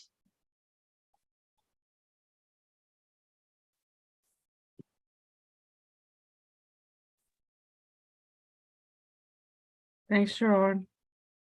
Thank y'all. I know I didn't say your name correctly. Can you say it one more time? Oh, sure. It's Sherrod. Cheryl. I said, see, He was following me. I mispronounced it initially. I got it the second time, so we're good on that. It's no problem. Thank you so much. It was a great presentation. Thank y'all. Thanks so much for having me. Have a great rest of the conference. You as well.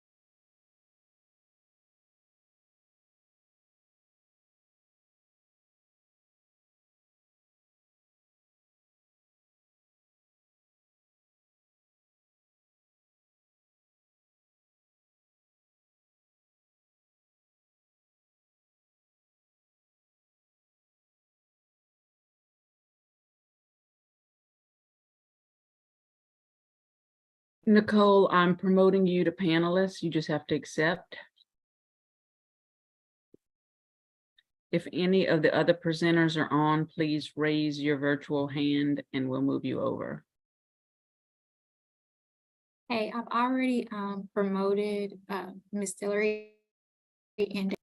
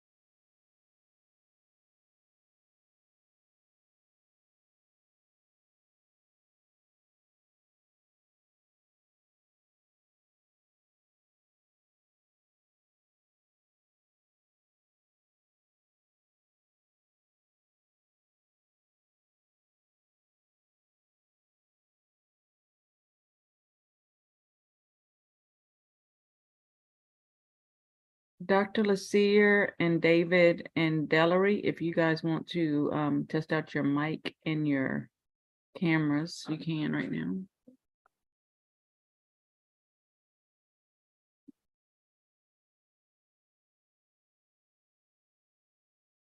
I see you, Dr. Lassier. Oh, I see Hi. all of you guys. Hi, David. And then I'm going to share the screen for our presentation. Should I test that out now as well? Yeah. Yeah, please. And is Dr. Ellis getting on? Yes, she'll be on. So you guys should only see the PowerPoint right now, right? Not the presenters view? Okay, Yeah, perfect. just the PowerPoint. Mhm. You ready, David? Yes. Awesome. Have you seen our whole PowerPoint yet? No. You want me to flip through it with you really quickly so you can just kind of see what we're talking about? Yes, please. All right, sure thing. Let's see. I have to use my mouse, I think. So there's that handsome face right there. So this is where we're going to do our introductions. I'm just telling everybody who we are. And let's see, it should say David's story. So that's you, David.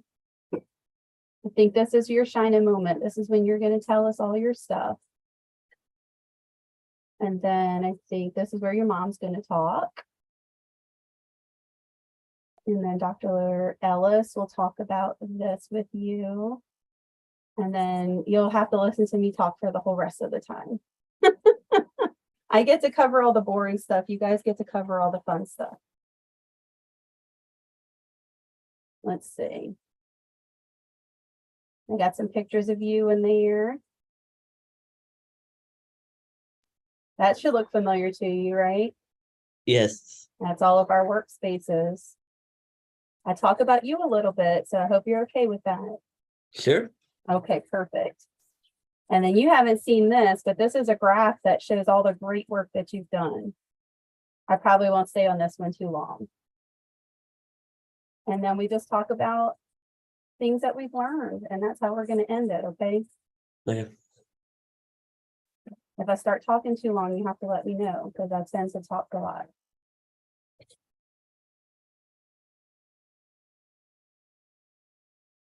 I bet Lacey's in a meeting.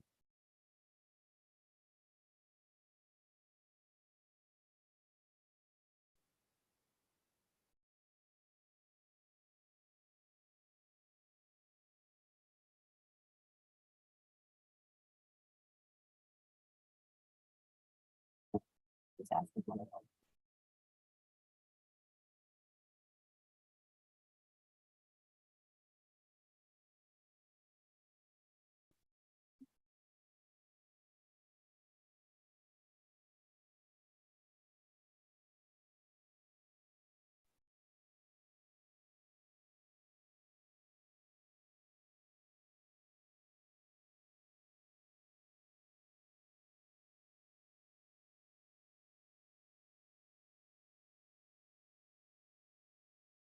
I don't know what happened to your mom, David.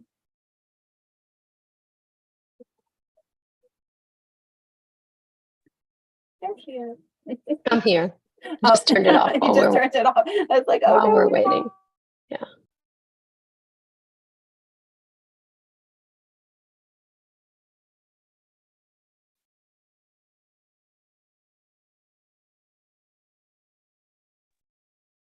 So we'll start in about 2 minutes. Dr. Ellis just sent me a message. She's on a system meeting and she said she's going to jump on in a few minutes.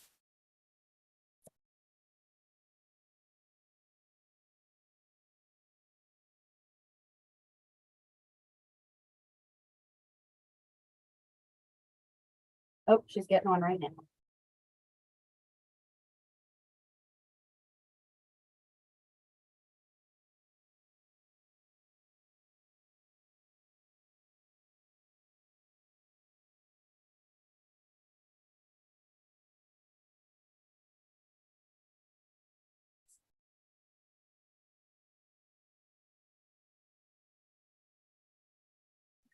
And if you guys can, before you share your PowerPoint, just to have your camera on at the beginning so everybody can see your faces. Because once the PowerPoint is presented, the recording will only show the interpreters. People who are viewing it live will be able to see you guys. And I think we got Dr. Ellis on. Yeah, hey, there you go. Okay, great. Hi, everybody. Hi.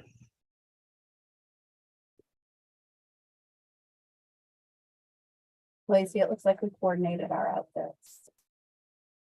You too much today. Look at that. Dr. Lacerra is going to screen share for us the presentation. Yeah, just let me know when I should do that. If we want to start with that, I'm happy to do that. Yeah, I'll just do a quick intro and then you can share.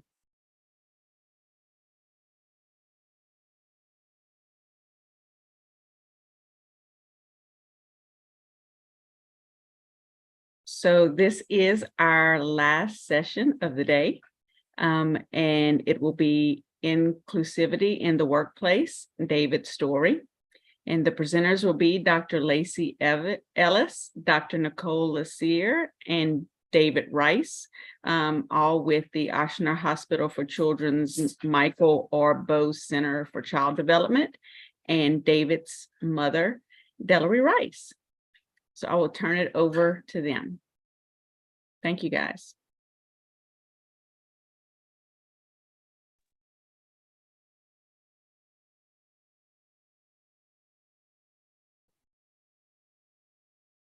So I guess we'll start with our introductions. And David, why don't you go first? Okay. Hi, everyone. My name is David Rice. I am a senior at St. Michael's Special School. I work at the Michael R. Bose Center for Child Development. I am excited to tell y'all about my experience there. And hi, everybody. I'm Delary Rice, and I am David's mom. I also have 3 other boys who are older than David, so he's our caboose, our last one. And I'm here to give my point of view as a parent through this process and how it's worked out for David. Hold on. Go ahead. Nicole. Hi, everyone. I'm Dr. Nicole Lacier. I am a psychologist and our program lead for our therapy services here at the Michael R. Bose Center. And I am also the program coordinator for our vocational social skills program that David will likely talk a little bit about when you start to hear his story. And then I am going to finish this up and tell us a little bit more about that program. And I'm excited to be here and share all of the wonderful work we've been doing with you guys. Good afternoon, everybody. My name is Dr. Lacey Ellis. I am a child psychologist, and I have had the privilege to work with David for the last year. I am the program director here at the Bose Center for Child Development for Ochsner Hospital for Children. And I am so excited to be here today talking to you guys and to help David share his story. Dr. Lacier, you want to go to the next slide?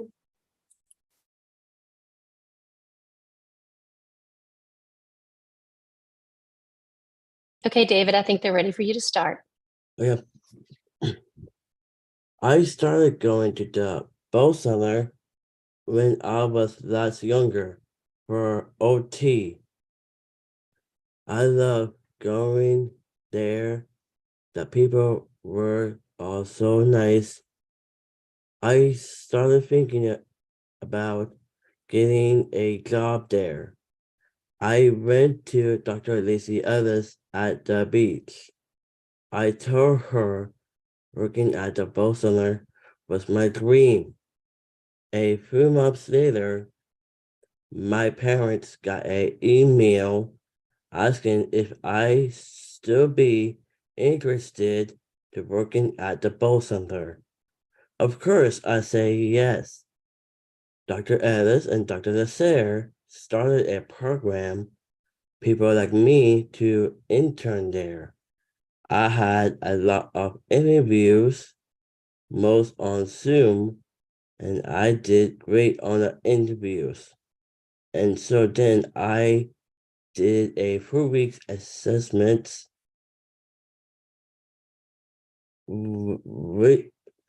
Also, I was great at.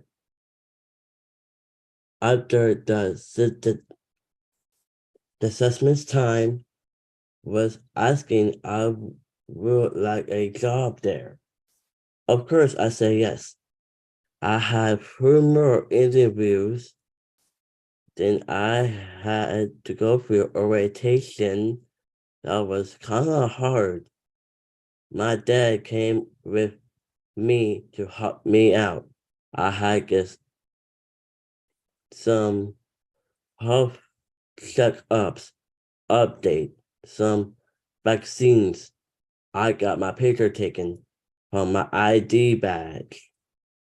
I had to do lots of printing videos, some were boring. After all that was done, I to start my job. I worked 3 days in after school. This summer, I got to work for 4 days in a week. I really love I really love this job.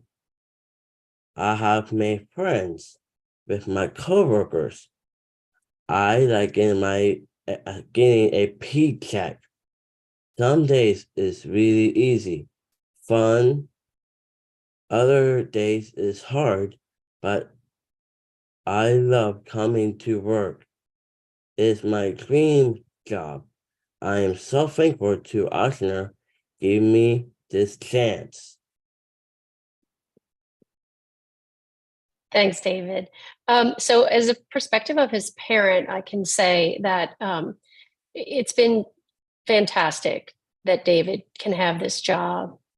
He looks forward to going. He never says he doesn't want to go. In fact, he asked if he could have more hours in the summer, which he was able to do. Some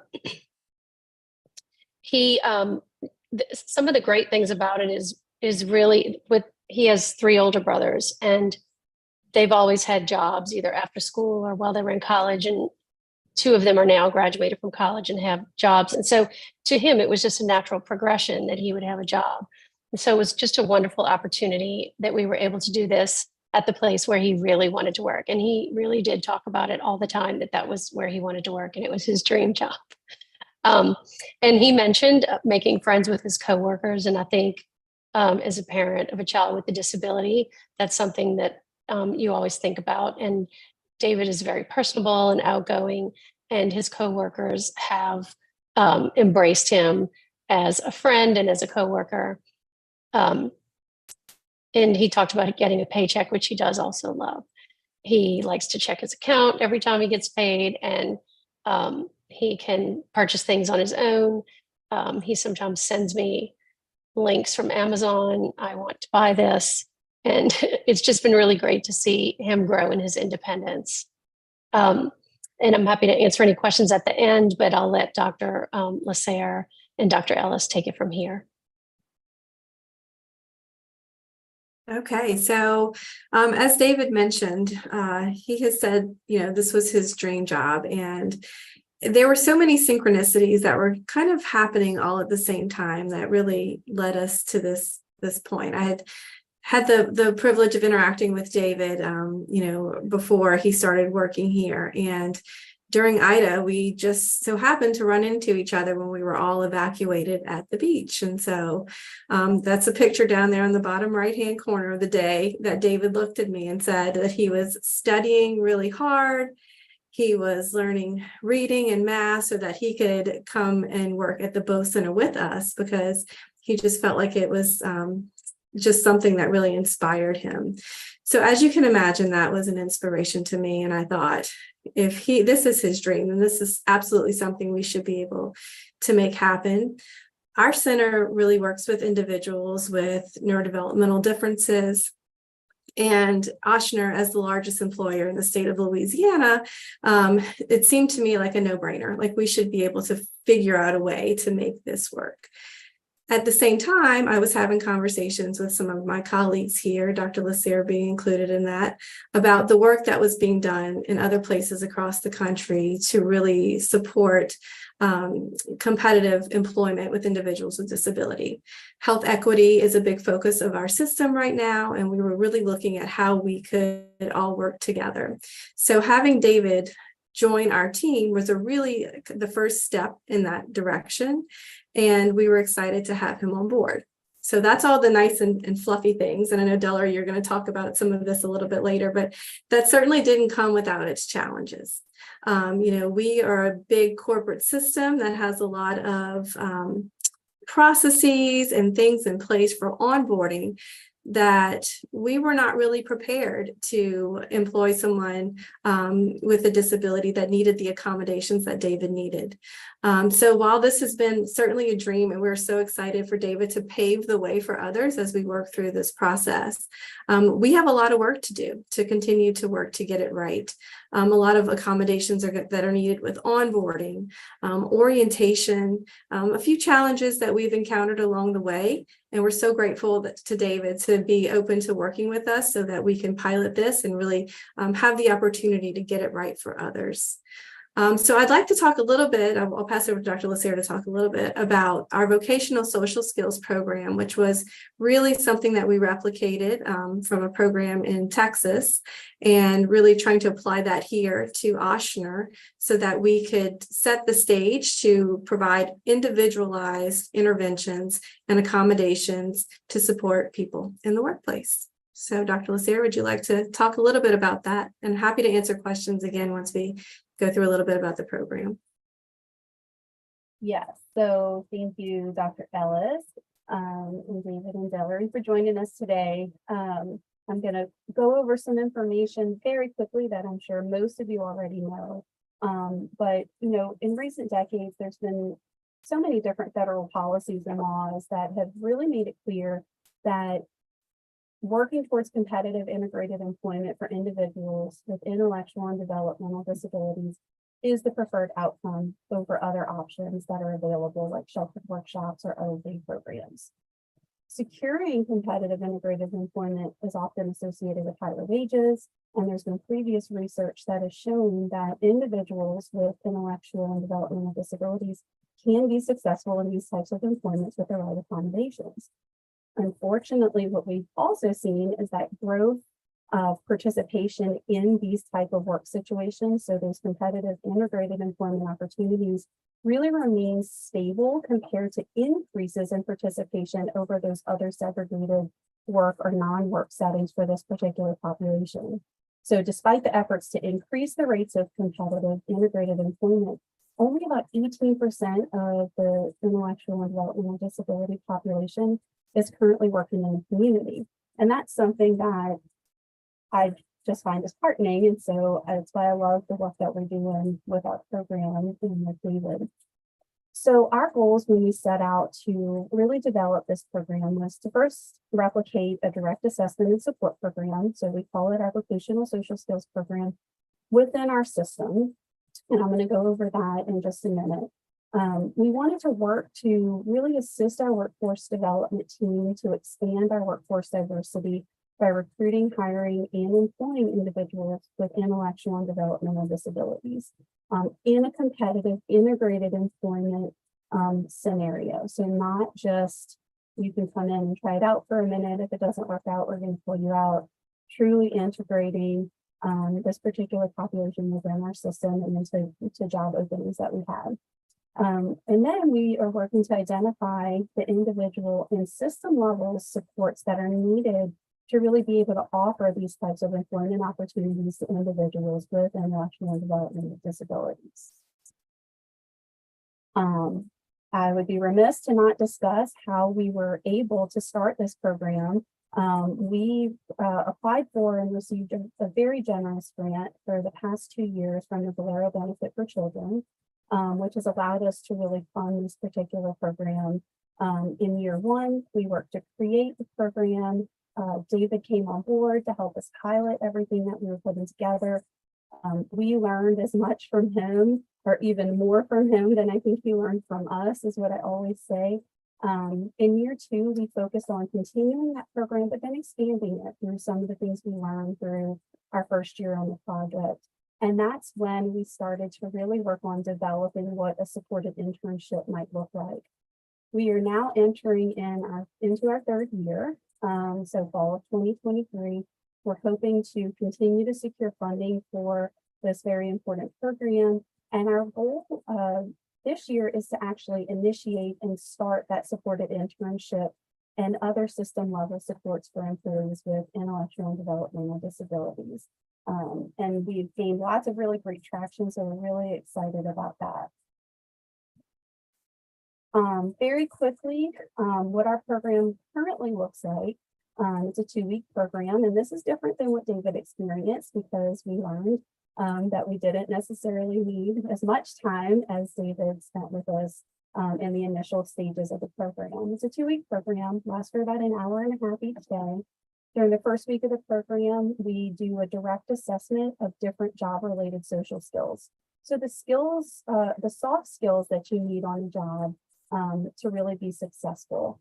The reason we focused on the social skills aspect of working is because the literature tells us that employers often cite challenges with these particular skills as reasons why individuals with developmental disabilities often lose their employment. So it's not that they can't do the job, it's some of the related social skills that they struggle with that leads to them maybe being asked to leave or being fired or however it works out with being asked to leave the job. During our 2nd week of the program, we spend time trying to teach and coach as many of the areas that we identified as in need of improvement as we possibly can in the time that we have with our participants.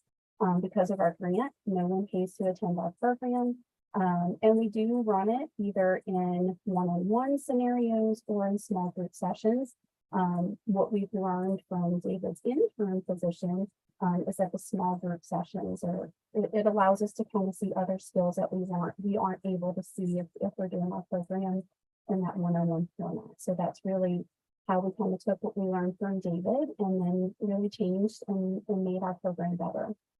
We're currently recruiting from local high schools. We work really closely with the local adult services center. And then we also recruited from within our Oshner system. So providers or other employees that maybe had family members, friends, coworkers, loved ones who they thought might benefit from our program. In order to participate, you have to be at least 16 years old, have some type of neurodevelopmental disability. We asked our participants to have some entry-level work experience, mainly because we knew we'd be focusing on the soft skills or the social skills aspect, although we have not turned anyone away yet. And if we needed to teach them some of the job tasks we were going to ask them to do, we spent the first day or 2 doing that so that they could also fully experience the program. And then they have to be available when we were running on the program. To date, we've had 26 different people come through the program, with David being our very first participant. 2 of our participants have actually repeated. So 2 people that came through from an individual assessment perspective, we asked to come back as we were trialing out our group arrangement. And so they actually got to come through twice.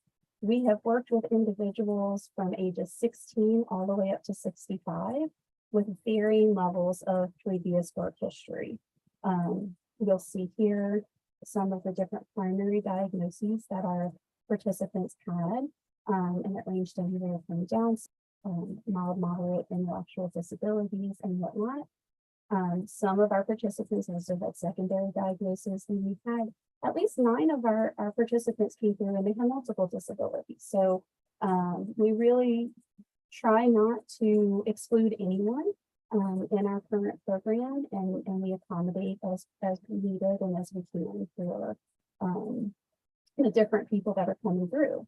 All of our sessions currently take place in the simulated work setting. So that's why David's internship has been such a great learning experience for us because it allowed us to kind of see some of these things in a real job situation. And I'm going to speak to that in just a bit. I just wanted to very quickly show a picture of what our setup work situations look like. So we have a hallway that's dedicated to our program with different work rooms that are set up. You'll notice they all look like a patient exam room because they are, but we turn them into different spaces that we needed. So we have an office space. We have a patient exam room because working within Osher, you may be asked to help clean up or get a patient exam room ready for the next patient to come in. So we have that set up in our workspace. Our Bow Center Cafe, a break room for our guys. So we're able to kind of test out just lots of different job tasks in all these different spaces. So I wanted to talk a little bit about David and when he came through our program. And I am speaking about this with his permission. And he has seen these slides already, so he knows what we're about to talk about. As you may or may not know, David is 19 and he is diagnosed with Down syndrome. He did come in with some prior work experience helping out at his dad's company. And he was our first participant. So like I said, he came through and he helped us learn what we needed to do better so that we can offer a good quality program.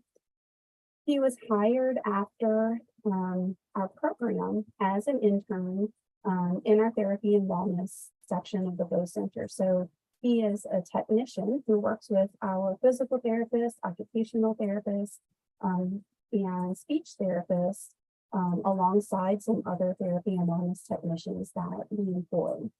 It was really important for us that David was hired on and offered competitive wages. And so he makes the same amount as our other therapy and wellness technicians. So nothing changed.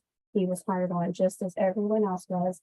And it should also be noted that David does work part-time, mainly because he's still in school, and school is really important and he needs to finish that up. He's going into his senior year, which is really exciting. So he is part-time, but this is a part-time position for us. So he's not just part-time because he has a developmental disability or whatnot. He's part-time because that's what the job is. It's a part-time position and because school comes first. He was assigned our regular onboarding modules and orientation, which I think they've already spoke to, and that's important because I'm going to talk about that in a minute as well. And all of his assigned job duties are things that our other therapy and wellness technicians are required to do. So he's working alongside our two other techs when they're here together. But we were also able to really tailor his assessment in our program by including these job tasks in our assessment. And our hope was that it would lead to really nice carryover once he was able to start into his actual job role. I love graphs, and so I want to just pop it up here for a quick second. This graph looks really busy. The blue lines, though, are where he first started. So when he very first came into our simulated or our setup work situations, these are all the different social skills that we were looking at to see how he did. And he came in with a really nice foundation of things that he was able to do. And I'll just highlight a few. Finding things that he needed to work on the job, which is right here, acknowledging feedback. He always did. He confirmed it when we gave it to him. He always corrected mistakes when if it was noticed and sought out the supervisor, letting us know he was finished with all of his work. But then we also observed some areas where we could definitely focus on, and those highlighted in yellow is what we focused on in our coaching session. So we worked with him on seeking help and asking for help when he needed, ongoing, right, David? We're still working on that, and that's what those yellow bars show. So the yellow bars are actually his performance of these same skills currently in his real job, working as a therapy and wellness technician. And so we saw really nice improvements from across most of his skills, and we are seeing really nice growth. And so it helps us to see that we are supporting him, but then it also allows us to see where we can continue to provide support to him and to his coworkers and supervisors to make sure that he continues to be successful in his job. So like I said, we're still working on getting him to ask for help, but the only reason I think he doesn't do it is because he is so motivated to do a great job. He wants to figure it out on his own. All right, so what are we learning through this internship position? First thing we learned, and David spoke to this, is that accommodations are necessary for our onboarding requirements. They are a chore for everybody. And David really struggled with them. And probably, I think his maybe first 2 weeks on the job was just dedicated to trying to get through these. And so what we were able to do was to really reach out to our workforce development team, our human resources. We had in-house, attorneys involved in this discussion to figure out truly as a system, what are the accommodations that we need to make so that onboarding can be successful for people with different developmental disabilities. And that is an ongoing process, and it's something that we are continuing to work on so that as we are getting started with truly hiring more individuals with varying developmental neurodiverse needs, we're going to hopefully be better prepared to assign these onboarding tasks for them.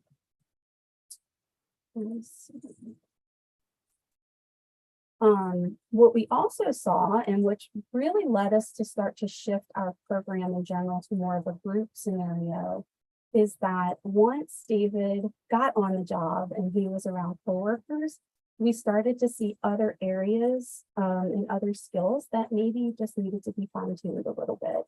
And so it allowed us to really start to work on some of those and to really see how, like all of us, David might get distracted by having others around that he could talk with and hang out with. And David loves to talk with others. It's one of his most endearing qualities. We love hanging out with him. But sometimes when you're working, you have to kind of put that to the side in order to get your job done. And so that kind of led us to create our group format for our simulated work setting. We also started to see some challenges with other social skills that we didn't necessarily look at in our program in general, and that we didn't even think about as needing to address. So as an example, within Oshner, we have a messaging system that we can use to talk with other coworkers called Teams.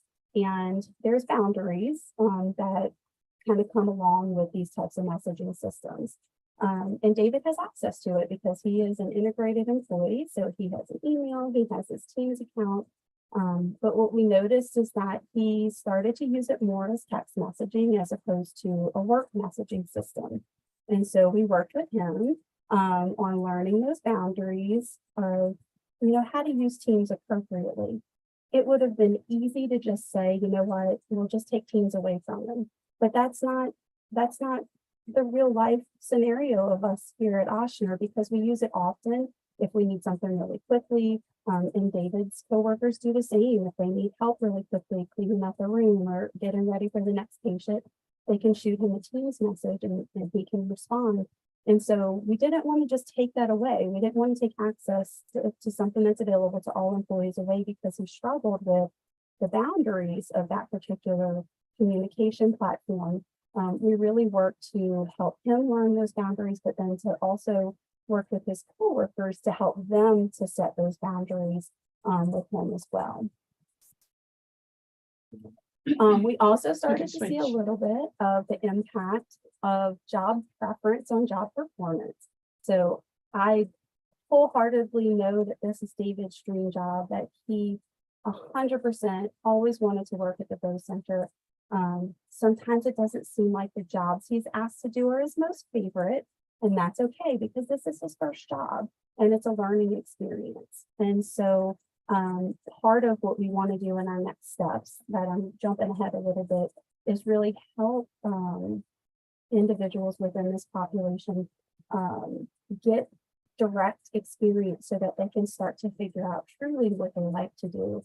And our hope is that after David goes off and accomplishes everything he wants to do post high school, he might be able to come back and participate in that full internship so he can get those different experiences. So we did see that when he doesn't like to do something, his skill set suffers a little bit. I think that's true of all of us. The less we like something, the less we want to actually do it. But he has shown that he is able to persevere, and he is doing much better with some of those tasks that he doesn't really enjoy a lot. On the flip side, because we know this is not a one-way street, we are also learning how to support our coworkers and our supervisors through different pieces of education. One of the first things we had to work on was what's the best way to interact with someone with a developmental disability, especially someone who started off as a patient in our program and then moved into a coworker role. And so we had, lots of discussions about what is our baseline. Well, our baseline is to treat them like any other coworker first and foremost. And then from there, we can figure out different changes and accommodations we need to make to better support David or anyone else who might need those accommodations. We really have been working with his coworkers and supervisors on different methods to give feedback and different ways to teach, because everyone learns differently. And what we learned about David through our vocational skills program is that having lots of opportunities to practice with that feedback, whether it's positive feedback or corrective feedback, is really important. And so he's not going to learn just by telling him, which I think is our go-to with anyone. We want to just tell them what to do and expect them to do it. So really working with his coworkers, his managers, how to give that feedback, how to teach him to set him up for success so that they truly are natural supports on the job, and he doesn't need somebody to come in and teach him, that his coworkers and his managers or supervisors can take on that role for him.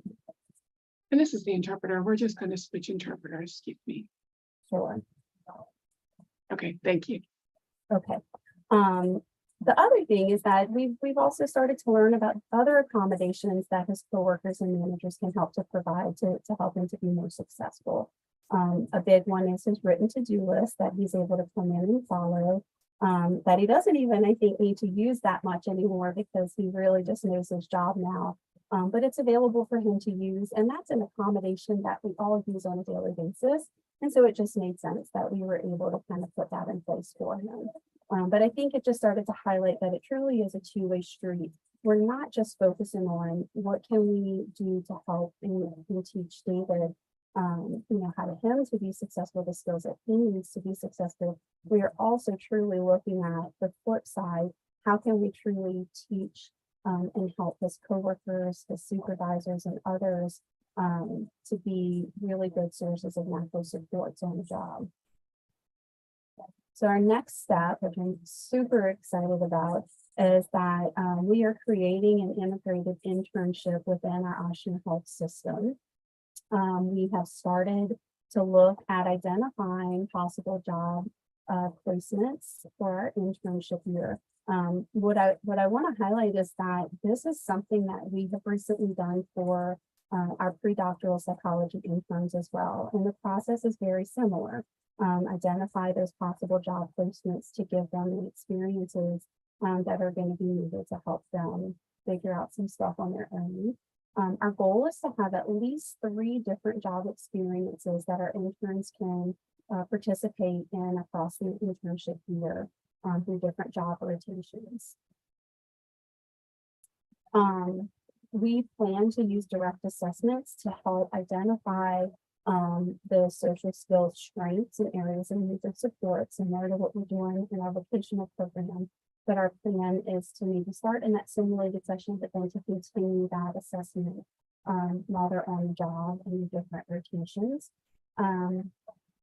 More importantly, or maybe equally important, the goal of the 3 different experiences and maybe other shadow opportunities we're able to set up is to allow our interns to come in and get direct practice and experience in different job roles within our system so that they can use that direct experience to start to really figure out what they enjoy to do in different types of vocational or jobs that they want to pursue following the internship. One thing that we learned from our participants who've been coming through our social skills program is that they often come in with maybe one, maybe two different job experiences.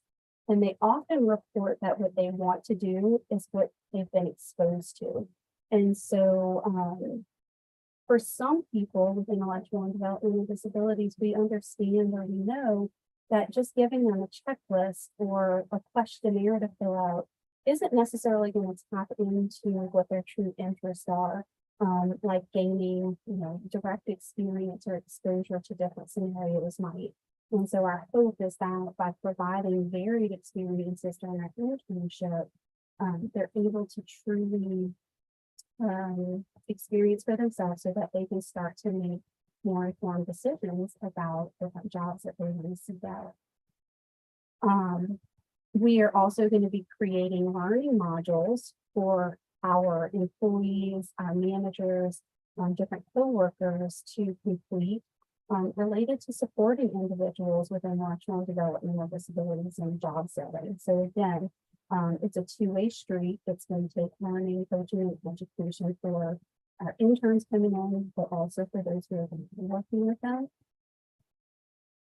And then as needed, we will provide direct skills training for our staff and other employees so that they can truly become those mindful supports for our interns while they're on the job. And then as needed, our Growth Center staff and other trained staff will provide ongoing and needed supports for our interns and for their co-workers and managers across the internship year. And so we kind of have our outline of what we want to do. We have a lot of support from many levels within our system to really get this going. And our hope is that it will be started very soon. So just in summary, we truly within Oshner, especially for those who are working to become a community partner for competitive integrated employment options for individuals with different developmental disabilities or differences. We are truly trying to help connect some of our under or unemployed job seekers with open jobs within the system. And some discussions that we're currently having is whether or not this is integrating them into open jobs or looking at created employment opportunities for some combination of the two. With us, stuff is where we're going to land.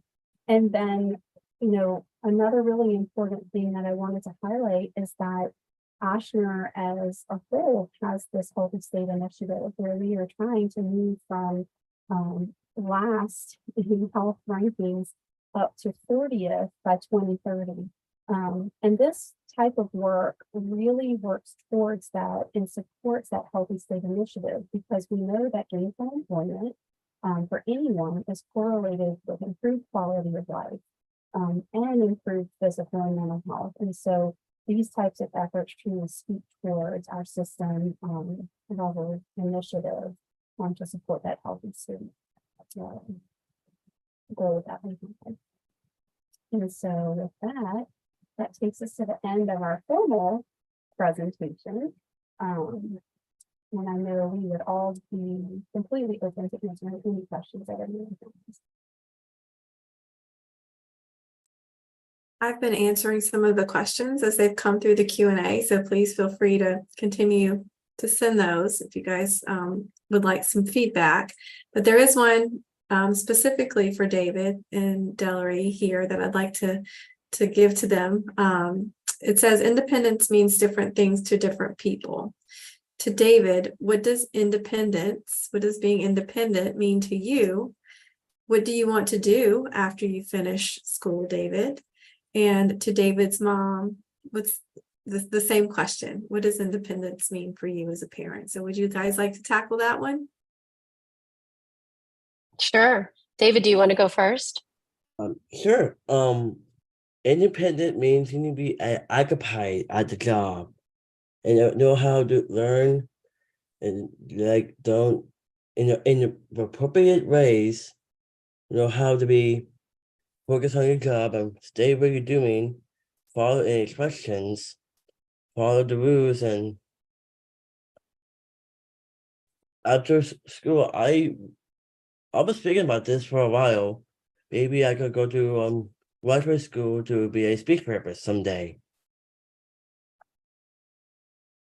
Yeah, David talks, like I said, he has 3 older brothers, and he's just followed their lead from the time he was very young. And we've really never put any constraints on him. And he often talks about things like getting his own house. He wants to live close to Oshner on Jefferson Highway so he can stay at his job. He talks about driving. In fact, recently, when he was on vacation, his dad let him drive a golf cart, and he did great on that. So, baby steps.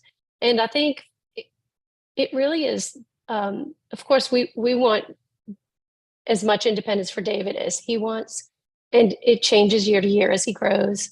I think when he graduates from St. Michael, he'll probably attend their Exploration Academy, which is a continuation of educational components along with some job service training, and I'm sure he'll continue to work at the Bow Center part-time. But he has expressed after that taking some classes. He's looked at there are classes that are offered at Delgado that he may be interested in. So at some point he may enroll in some of those.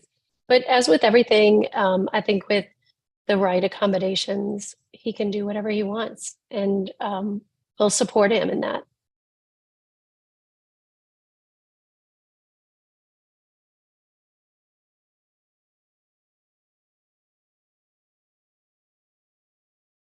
We've had a couple.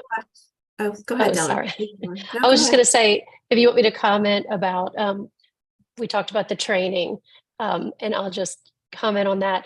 It was, as having had to do that myself over my career, 3 days of onboarding and trainings can really wear you out. And David's dad was able to go with him to the trainings, and it was difficult for both of them to sit through that.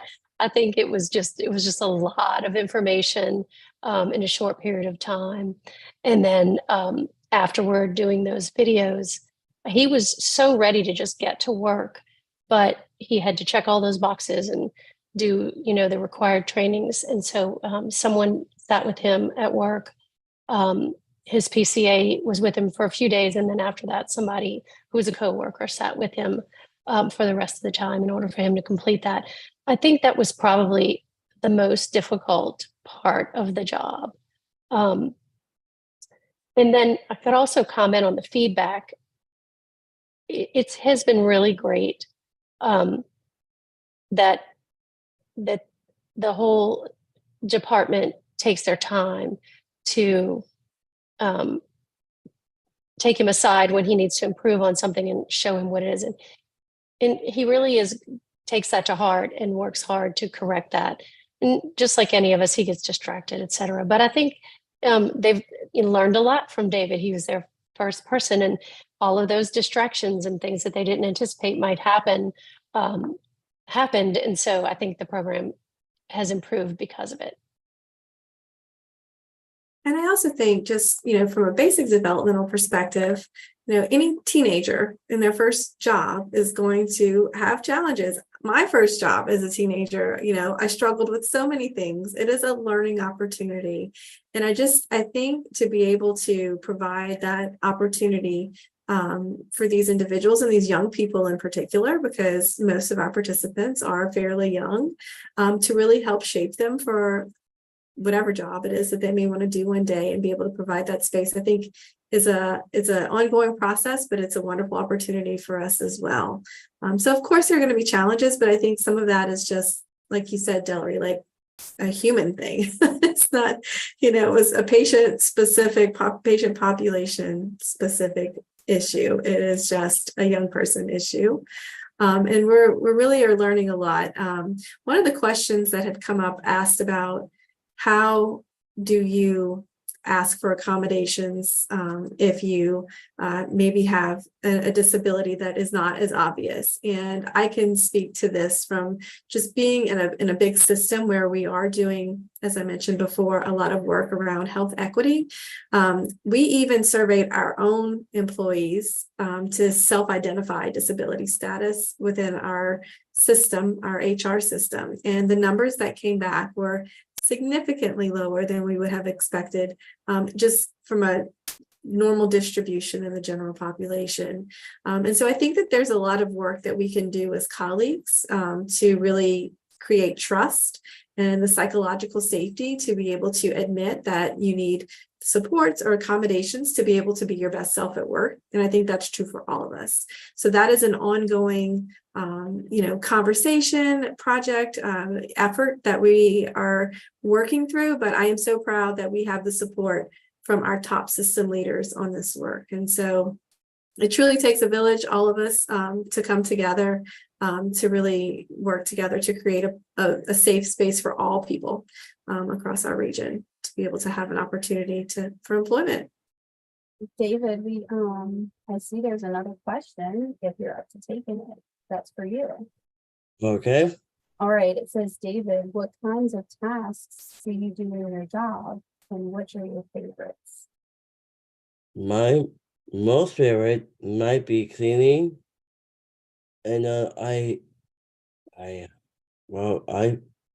most of cleaning and always go back to work. Like if it comes up, I'll go do it.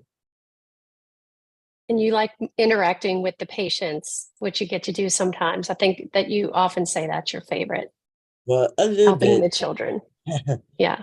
I love helping kids, and there's always one person. Like, of course, kids always go first, but I sometimes leave the reception, but I don't want to interrupt the reception they're doing.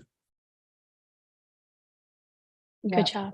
And that's very important. And one thing I've learned about David, I've been knowing him for over a year now, is that he does love people. And unfortunately, the job that we have right now for him is not very much a people job, right?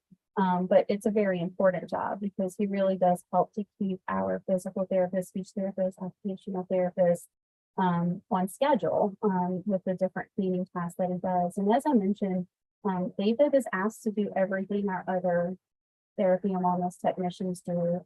It does involve a lot of cleaning because if you can imagine in a pediatric setting, there's a lot of toys that are needed for sessions to kind of keep them fun and engaging. And so he does do that a lot. But we've also been able to actually have him come and help us in our vocational program with other participants who have come through. So if he has downtime in his tech job, he's been able to assist us by acting as a co-worker or getting supplies ready for our vocational skills program. One thing that he didn't love when he first started doing it was we have patient binders that we put together. That's information that we give out to patients, but he was actually really good at it. And so he's been able to help us to get that done. He's been interested in learning how to do some more of the technology-based pieces of our tech job that we have here. And so we've been working to try to get him more experience with printing off forms, using the computer a little bit more because he's expressed that that's something that he's interested in learning. And then thinking through other ways we might be able to get him to interact with and help out with our patients as well, is something that we're trying to work through too. It's because we want to accommodate his preferences, and luckily he's really good and efficient at his job, and so we have some time to fill and we can help him explore some of those other options.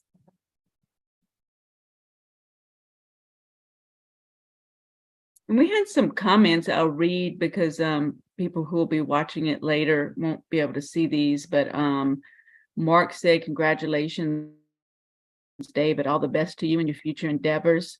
And Nathaniel said, I believe that the whole program is working for people who need it the most, and also for the job, which can help that person with the benefit that person needs at the job. And then Rob said, attitude is the biggest barrier to quality employment. Emily said, if David likes to swim, Oshner has a swim team that meets on Sunday afternoons. That sounds like fun.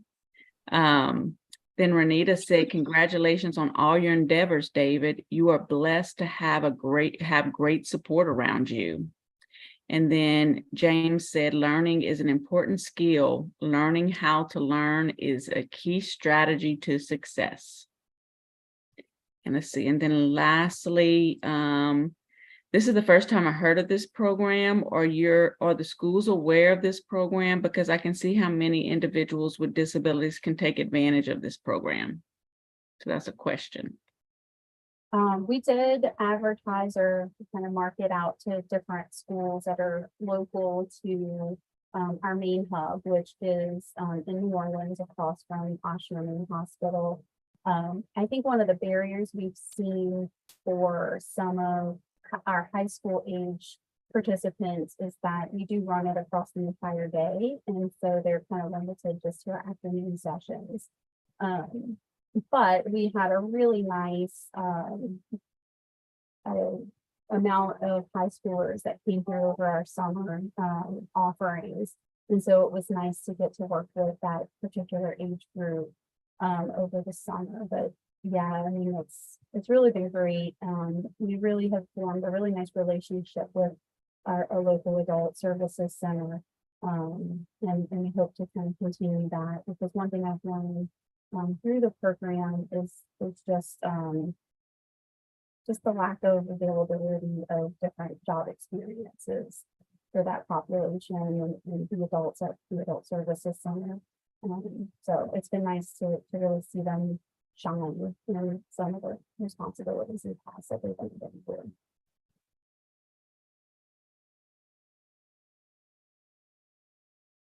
Well, thank y'all so much for this great presentation. Thank you, David, for telling your story and allowing your story to be told so we can motivate and encourage other people. You all could read the description of the session and all the presenters' bios on page 12, 13, and 14 of our conference booklet, which has been linked in the chat. And this concludes the conference for today. We are halfway through our conference, and we will be back with more incredible sessions for the next 2 days from 9 to 4 each day. And we'll see all of you guys tomorrow. Thanks again. Thank you. Thank you.